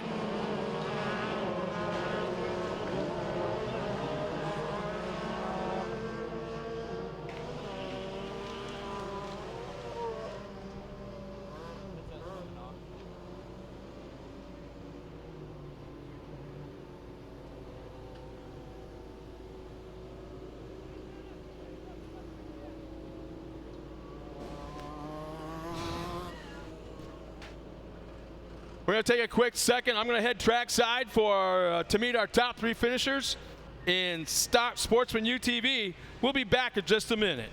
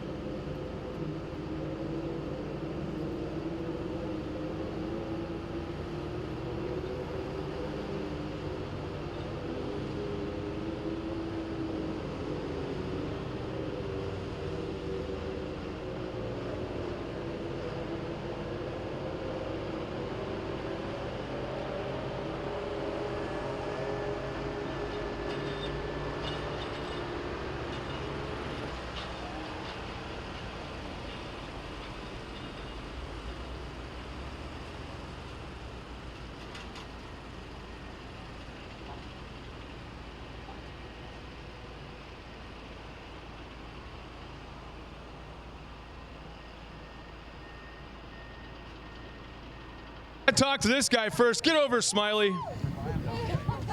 This has got to be the most popular 3rd place finish I think I've ever been a part of. But with that being said, with the action on the track and the number of cars in this field, you damn well earned this 3rd place finish, man. Thank you. Yeah, it was chaotic out there, but you know, this car is just amazing. I just got to thank Halter Brothers and Don and Lou and John for letting me run this thing. I just had a blast out there. I screwed up in the buggy, so I finally got to redeem myself, and it just turned out pretty good. Well, I don't know how you're able to do it, but as you talk, lips are supposed to move, but they're not, because, yeah, your teeth are doing all the talking, man. Yeah, thank you guys so much. I got to thank Broken Dirty, Dirt City for putting this race on. All the hard work that they put in, it really means a lot to us. I'm speechless right now. Well, let's kind of like step back a minute and talk about the race itself. You kind of started a little about mid-pack or so. Man, there was crazy stuff going on all over the place. There was cars falling off to the side. There was a couple of flips even. Are you aware of what's going on around you and trying to avoid it? Or are you just concentrating on your line, what you are doing? I was really just focusing on my race line the whole time, just trying to not get on the bike because I struggled with that yesterday. So just kind of trying to worry about myself the most, and that's kind of what brought me to the top. Well, I don't know if it's a coincidence or something that's happening with this Marquardt / Holzer bunch, but it's the young guys that kind of killed it this weekend. Those old guys, not so much. So I think you got some boasting to do between all the young guys out here, your cousins or brothers, or can't keep them out straight. Yeah, Louis right there. Nice job, man. Congratulations. What a way to end the weekend. Yeah, thank you guys so much. Tyson Marquardt taking that third spot. Mr. Bushmaker, my God, were you out there bonsaiing those corners, some of those moves you were making, but you were trying anything to get that lead back, and dang it, if you just almost didn't make it work. Oh yeah, it was a fast track. Owen ran some good lines. I got duck underneath him, but he was covering good, and yeah, it was awesome. Well, I kind of, there's a lot of contact out there. Off-road races about beating and banging on each other, and I didn't realize it, but I happened to look down and see a couple of powersports1.com stickers. It's no darn wonder you didn't touch this car, huh? Yeah, they all come from the same. Yeah, my girlfriend, my parents, everybody for coming, and I really appreciate every volunteer for this Dirt City track. It's been a phenomenal weekend. Nice job, man. Congratulations. And by the way, where's your girlfriend? Right here. All right. Do you think if we tied his hands down to his side, he'd still be able to talk? I want to thank everybody out there. It's been one heck of a week. Just like Ricky Bobby. Nice job, man. Congratulations. Thank you. And now we're going to come over here to Owen. Last time I talked to him on the top spot, he was literally as tall as I think his belt buckle here on his fire suit, and didn't say a word. He was like a young Ricky Bobby. But man, just like Trevor said, you ran one hell of a race, and for such a young guy and so much wheel time underneath you, I've got to be at this point one of the best, if not the best driver out here in this class. It was an awesome race. Trevor ran good. Tyson ran good. It was tight. My dad just told me to keep the inside lines, and that's what I did, and I didn't make many mistakes and brought home the win. So it was a good weekend, or not weekend, good day. Yesterday went pretty bad, but I gotta thank all my sponsors: Yamaha, Yamalu, Powersports One, the entire race department, Victory Sign, Balin, Kenda, Feel, my mom, dad, grandma, and grandpa, everyone else. Thank you. I had to look behind you to see if anybody's holding up a sign of all your sponsors. You rattled them off pretty darn quick. You know what? Nice job, man. Congratulations. It's so cool to see the future of the sport right now present. So nice job, man. Thank you. Owen Van Hepburn taking the win here today. Not a good day yesterday, but boy, they bust their butts overnight, came out here and won this afternoon. All these secrets in between us, like how big is your weenus? Is your weenus big or is it small? It's average. Is your weenus big or is it small? It's small. We're not saying that other products can't keep you warm, but the heater bodysuit keeps you warm in any situation, guaranteed. Don't get a small weenus. Buy a heater bodysuit.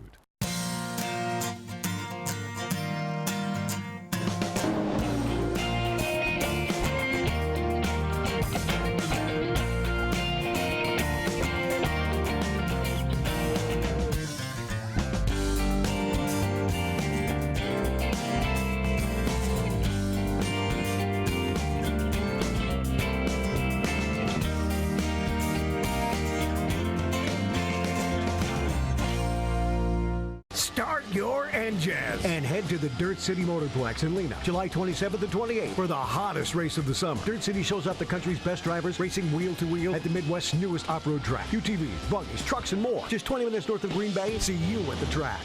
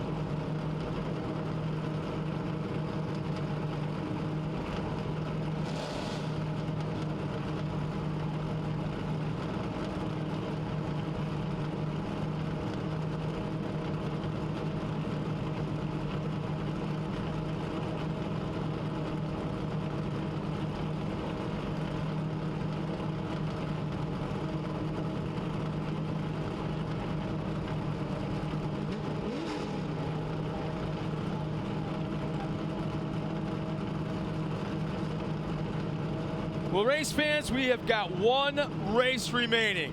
It's the Bad Boys. It's the heavy metal of the Sportsman Series, 700 to 750 horsepower. 18 inches of travel in the front, 20 in the rear. Screaming and yelling. This is what causes people to run from the pits, to run from their parked cars, to run from underneath the tree to the hill. When they hear the horsepower, when they hear that thunder. We have got 8 trucks lined up in the pits right now, ready to come out here, warming up to race temperature.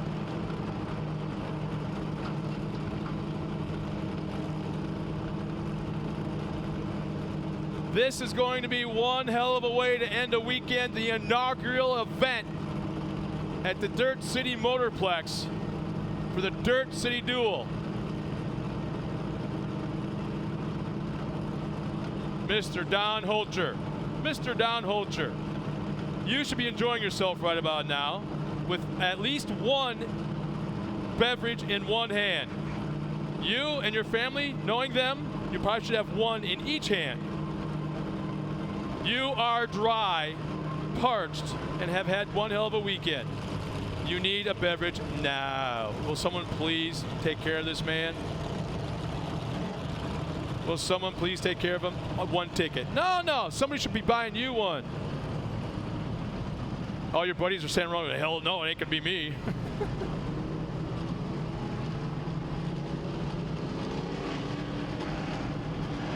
If you can hear my voice, we've got trucks coming onto the track. Here's our lineup on the front row. The 17 of Galen Gee, the 31 of Scott Mueller. In row 2 inside. Actually, I stand corrected. Galen Gee looks like he's scratched, so he's out of it. Scott Mueller's on the pole. Outside of him, Jay Schaefer. Row 2 inside, Jerry Conrad. Alongside of him, the 18 of Sam Conitzer. In row 3 inside, it's Mark Peterson alongside of Kevin Hanegraaff. And yes, I said Mark Peterson. You know, they call themselves a broken dirty bunch. Oh, hell no.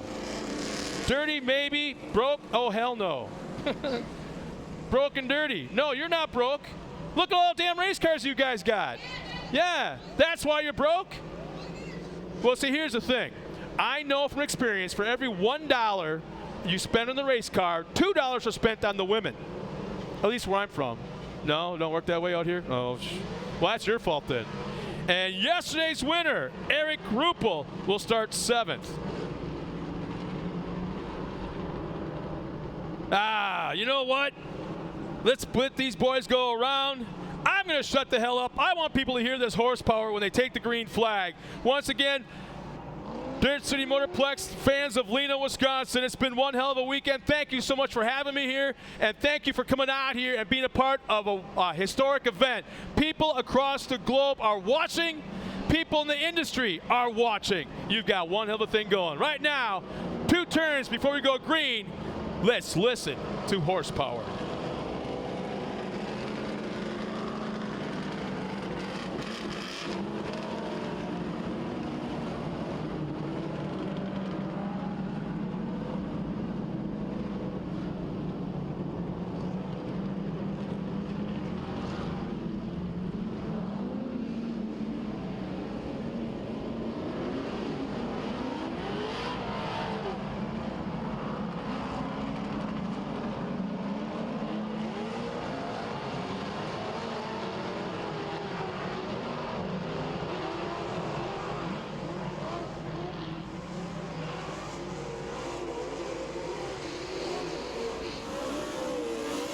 Coming to the split lane, there's still no decided advantage.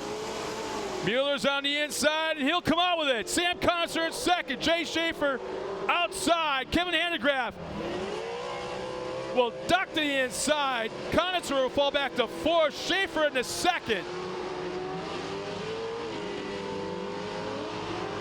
Conrad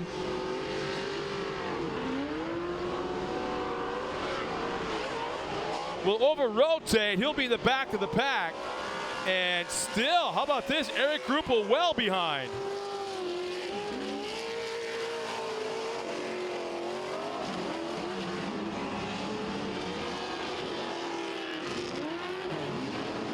And Peterson moves into second place. Peterson moves into fourth. Peterson now has gotten around Jay Schaefer up into that fourth spot. So it's Mueller running up front. Connoisseur in second. Kevin Hanegraaff third. Connoisseur and Hanegraaff will go through the split lane opposite. And Connoisseur will hang out in the second spot. But here we go into that right-hand turn. Hanegraaff trying the outside entrance, inside exit move. Pulls up alongside Connoisseur just for a moment. Connoisseur will hang on to second.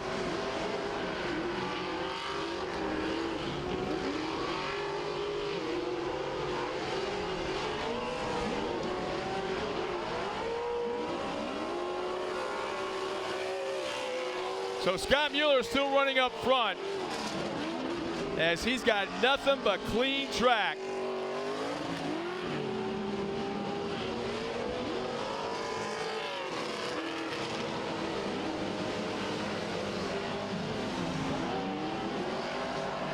And Peterson goes inside of Hanegraaff, tried to take a peek. They make contact, rubbed fenders.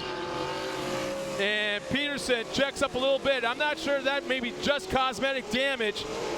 That's what it looks like on Peterson's number 2, but we'll have to wait and see on that right front. And Connoisseur gets a little slow coming to the corner. Here comes Peterson to the inside of Connoisseur, going for second. Connoisseur checks up. Peterson will take second. Mark Peterson now into second place.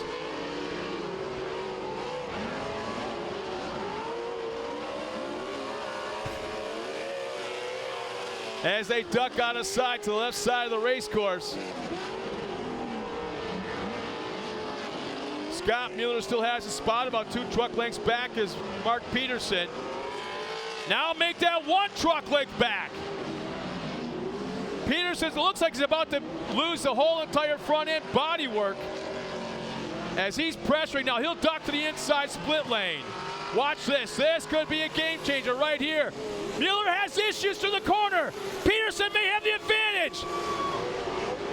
Peterson now running up front.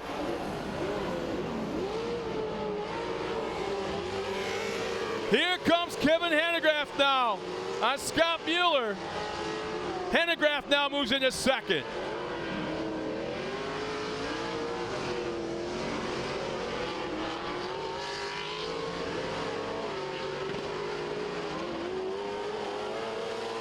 And just like that, Mark Peterson out to about 12 trunk length lead over Kevin Hanegraaff. And now Connoisseur's working over Scott Mueller.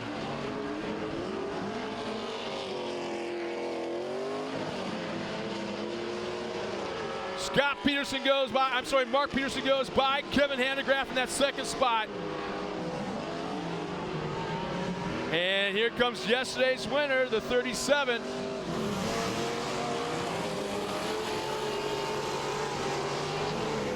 Of Eric Ruppel.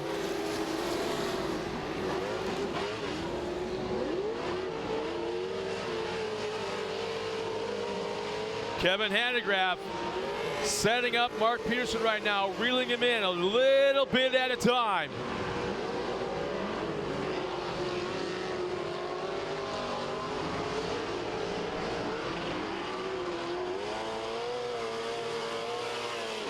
One more time, they disappear out of sight to the left side of the course. It looks like the competition yellow is coming out this time by.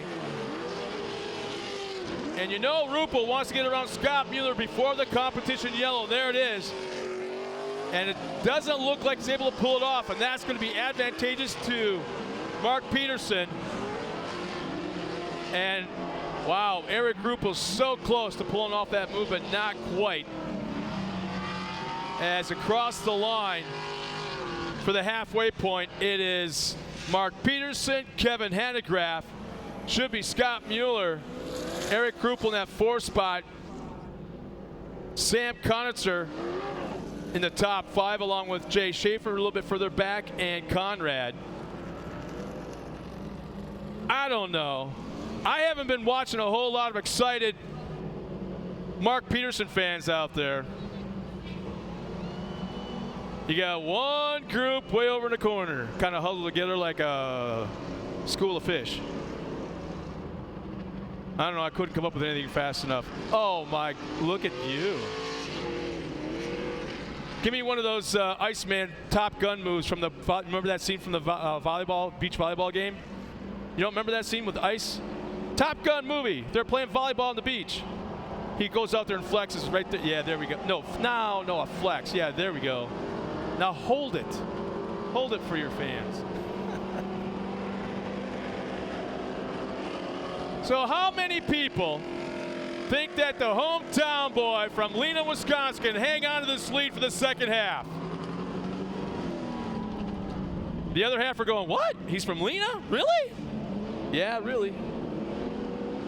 Here we go. From that first orange cone on the track to the second, he can start anywhere he wants. Oh, yeah! And he held him about 2/3 of the way through. And here comes Kevin Hanegraaff ducking to the inside.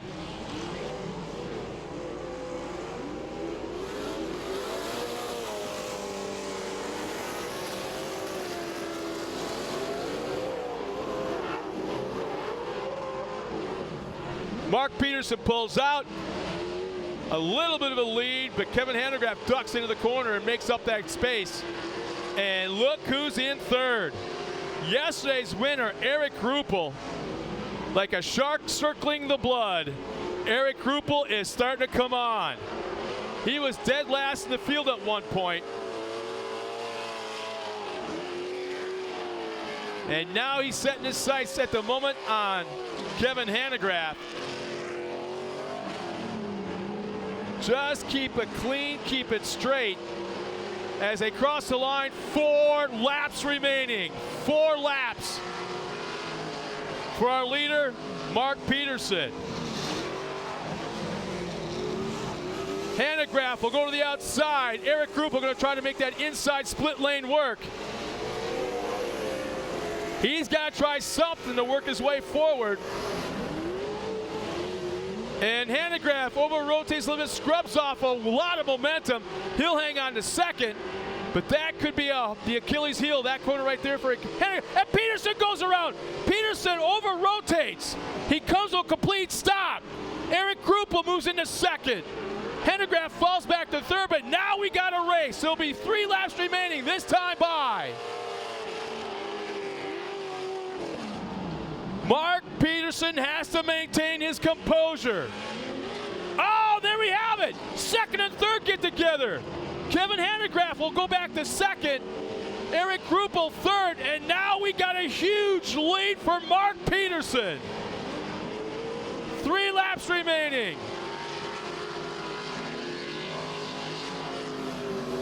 Peterson cannot make any more mistakes. No more over-rotations.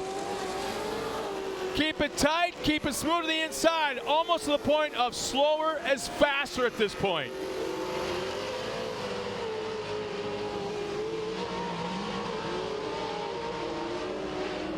Eric Ruppel back in third, because for a moment there it looked like we were going to have a repeat from yesterday until there was contact between second and third, himself and Kevin Hanegraaff. Meanwhile, at this point up front, it's all Mark Peterson. There'll be 2 laps remaining, this time by. 2 laps remaining, this time by for our leader. The front end of that truck is virtually shredding apart.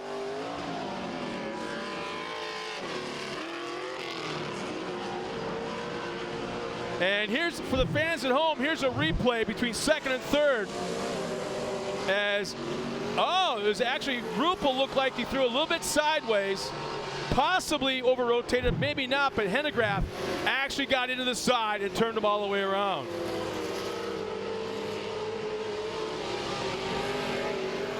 Kevin Hanegraaff making up ground on our leader, about 1.5 laps remaining. There is time. One small mistake by Peterson, and we could have a race on our hands. Duck down to the left side of the race course in that tight hairpin turn. White flag is in hand. Faye Stesney, our flag man, has got it in the air. One more time around. Here comes Kevin Hanegraaff in second. He is definitely on the move.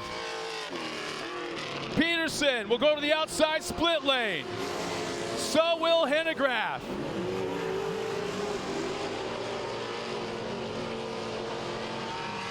And it looks like Gruppel shredded the right rear tire. Gruppel's day is almost done. Shredded the right rear tire on the number 37. Hennegraff is catching Peterson. The left rear tire, the sidewalls are completely gone on Eric Gruppel. But for one last time, our leader ducks out of sight to the left side of the course. One more time through that tight hairpin turn. Here he comes. Final corner, down the straightaway, taking the win, Mark Peterson. Second, Kevin Hennegraff.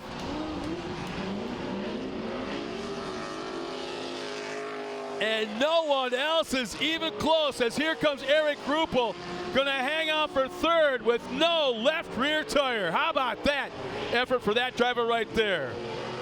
Wow. Hang on just for a second. We're going to go trackside and meet our top 3 finishers in the last race this weekend, the Heavy Metal Challenge.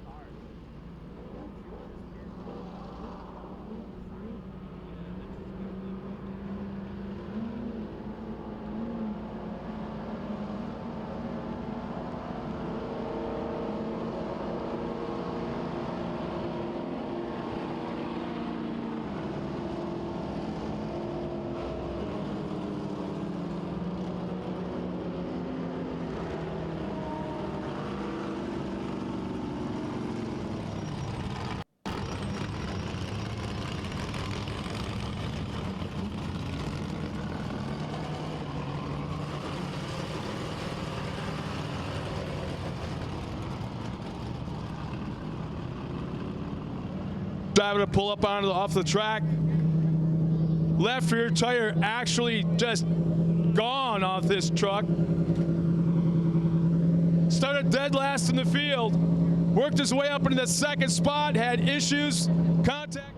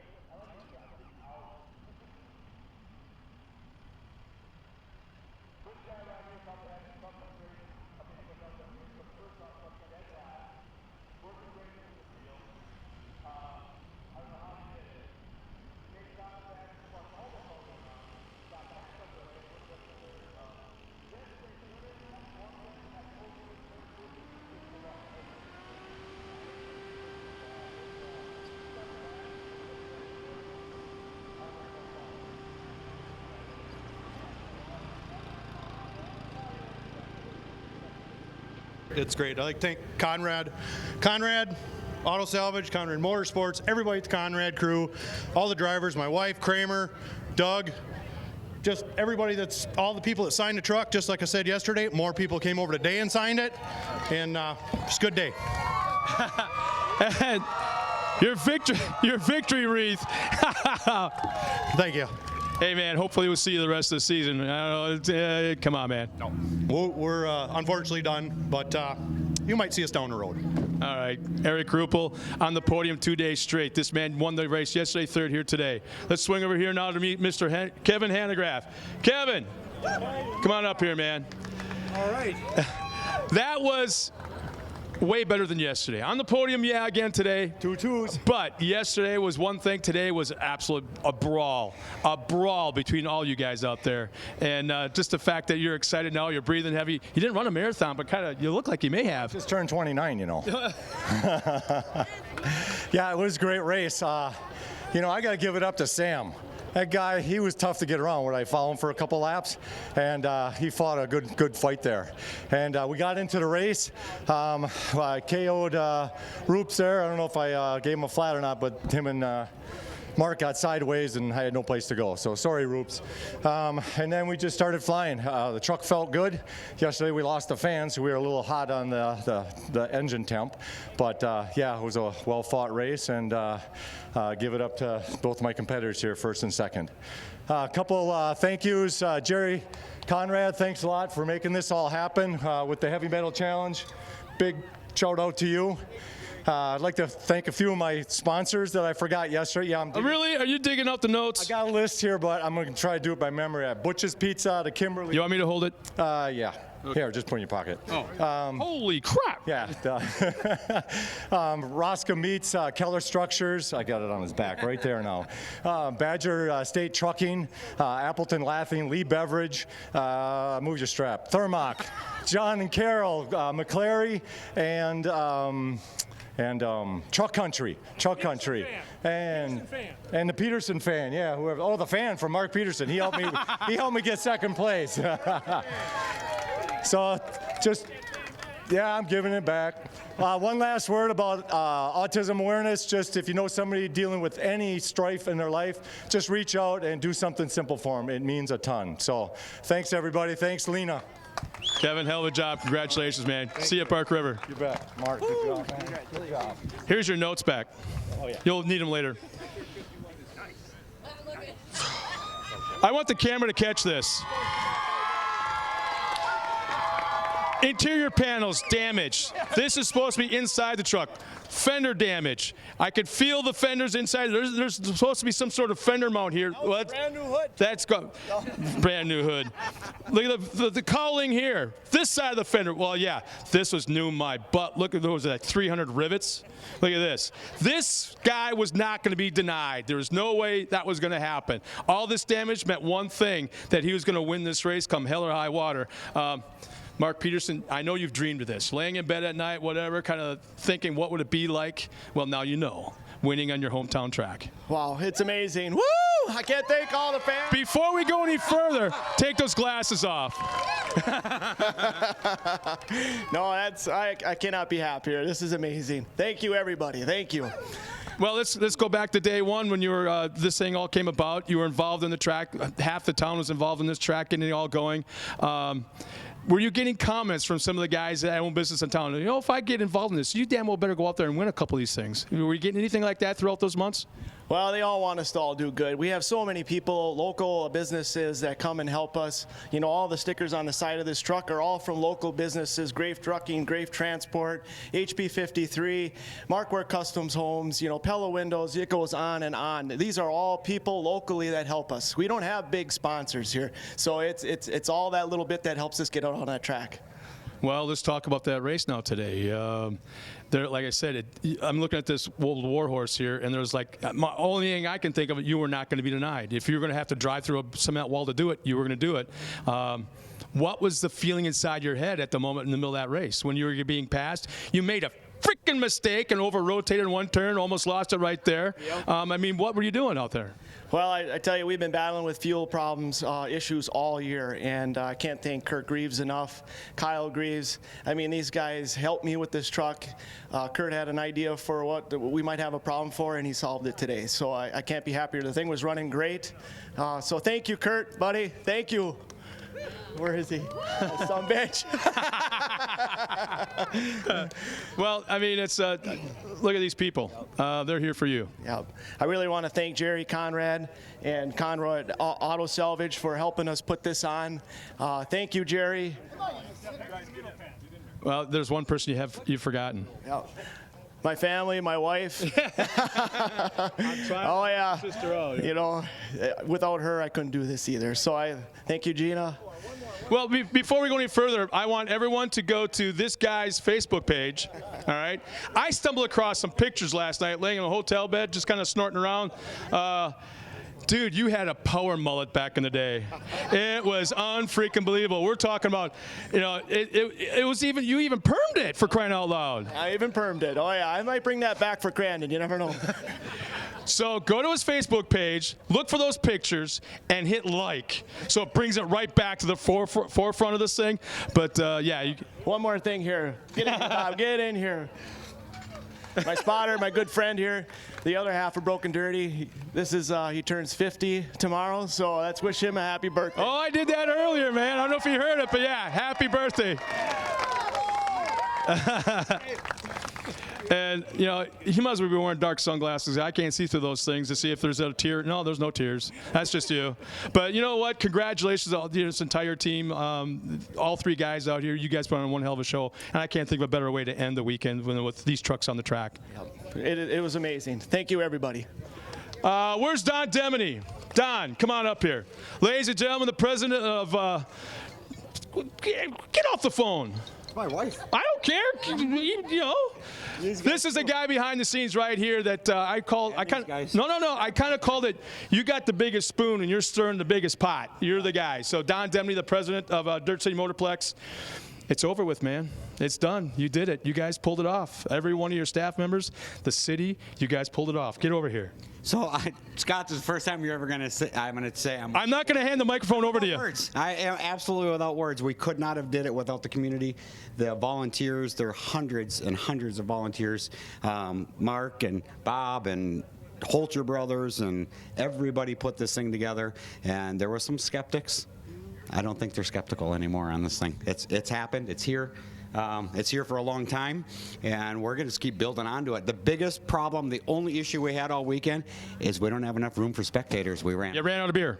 No, we didn't run out of beer. We ran out of places to put people, so we'll figure that out for next year. Don't worry about that. But beyond words, this Dirt City group is the best by far. To put something together in 1 year is totally impossible. You put a set of drivers, teammates, crew guys together, plus we raced, obviously, and tried to run this organization is out of this world. Well, like I say, there's a lot of things that's going on in the back of your head because you have that massive squirrel syndrome.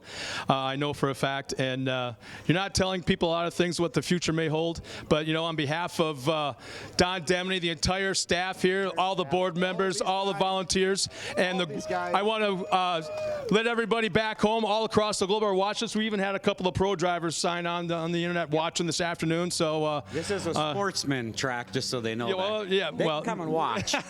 But again, on behalf of everybody here, we've had one hell of a weekend. We hope you had a great time. And you know what? I have a funny feeling there's going to be more than one race here next year. So with that being said, Don Demony, any final words? I'm beyond words. I'm just amazed how this all went. Thank you, everybody. Thank you for watching on LiveStream. The LiveStream was amazing, those guys. And like I said, this crew is second to none. Well, whenever that's going to be, but we'll see you next time. Good night, everybody. For all across the globe, we hope you had a great time. From Dirt City Motorplex, I'm Scott Rain. We'll see you next time. All these secrets in between us, like how big is your weenus? Is your weenus big or is it small? It's average. Is your weenus big or is it small? It's small. We're not saying that other products can't keep you warm, but the heater bodysuit keeps you warm in any situation, guaranteed. Don't get a small weenus. Buy a heater bodysuit.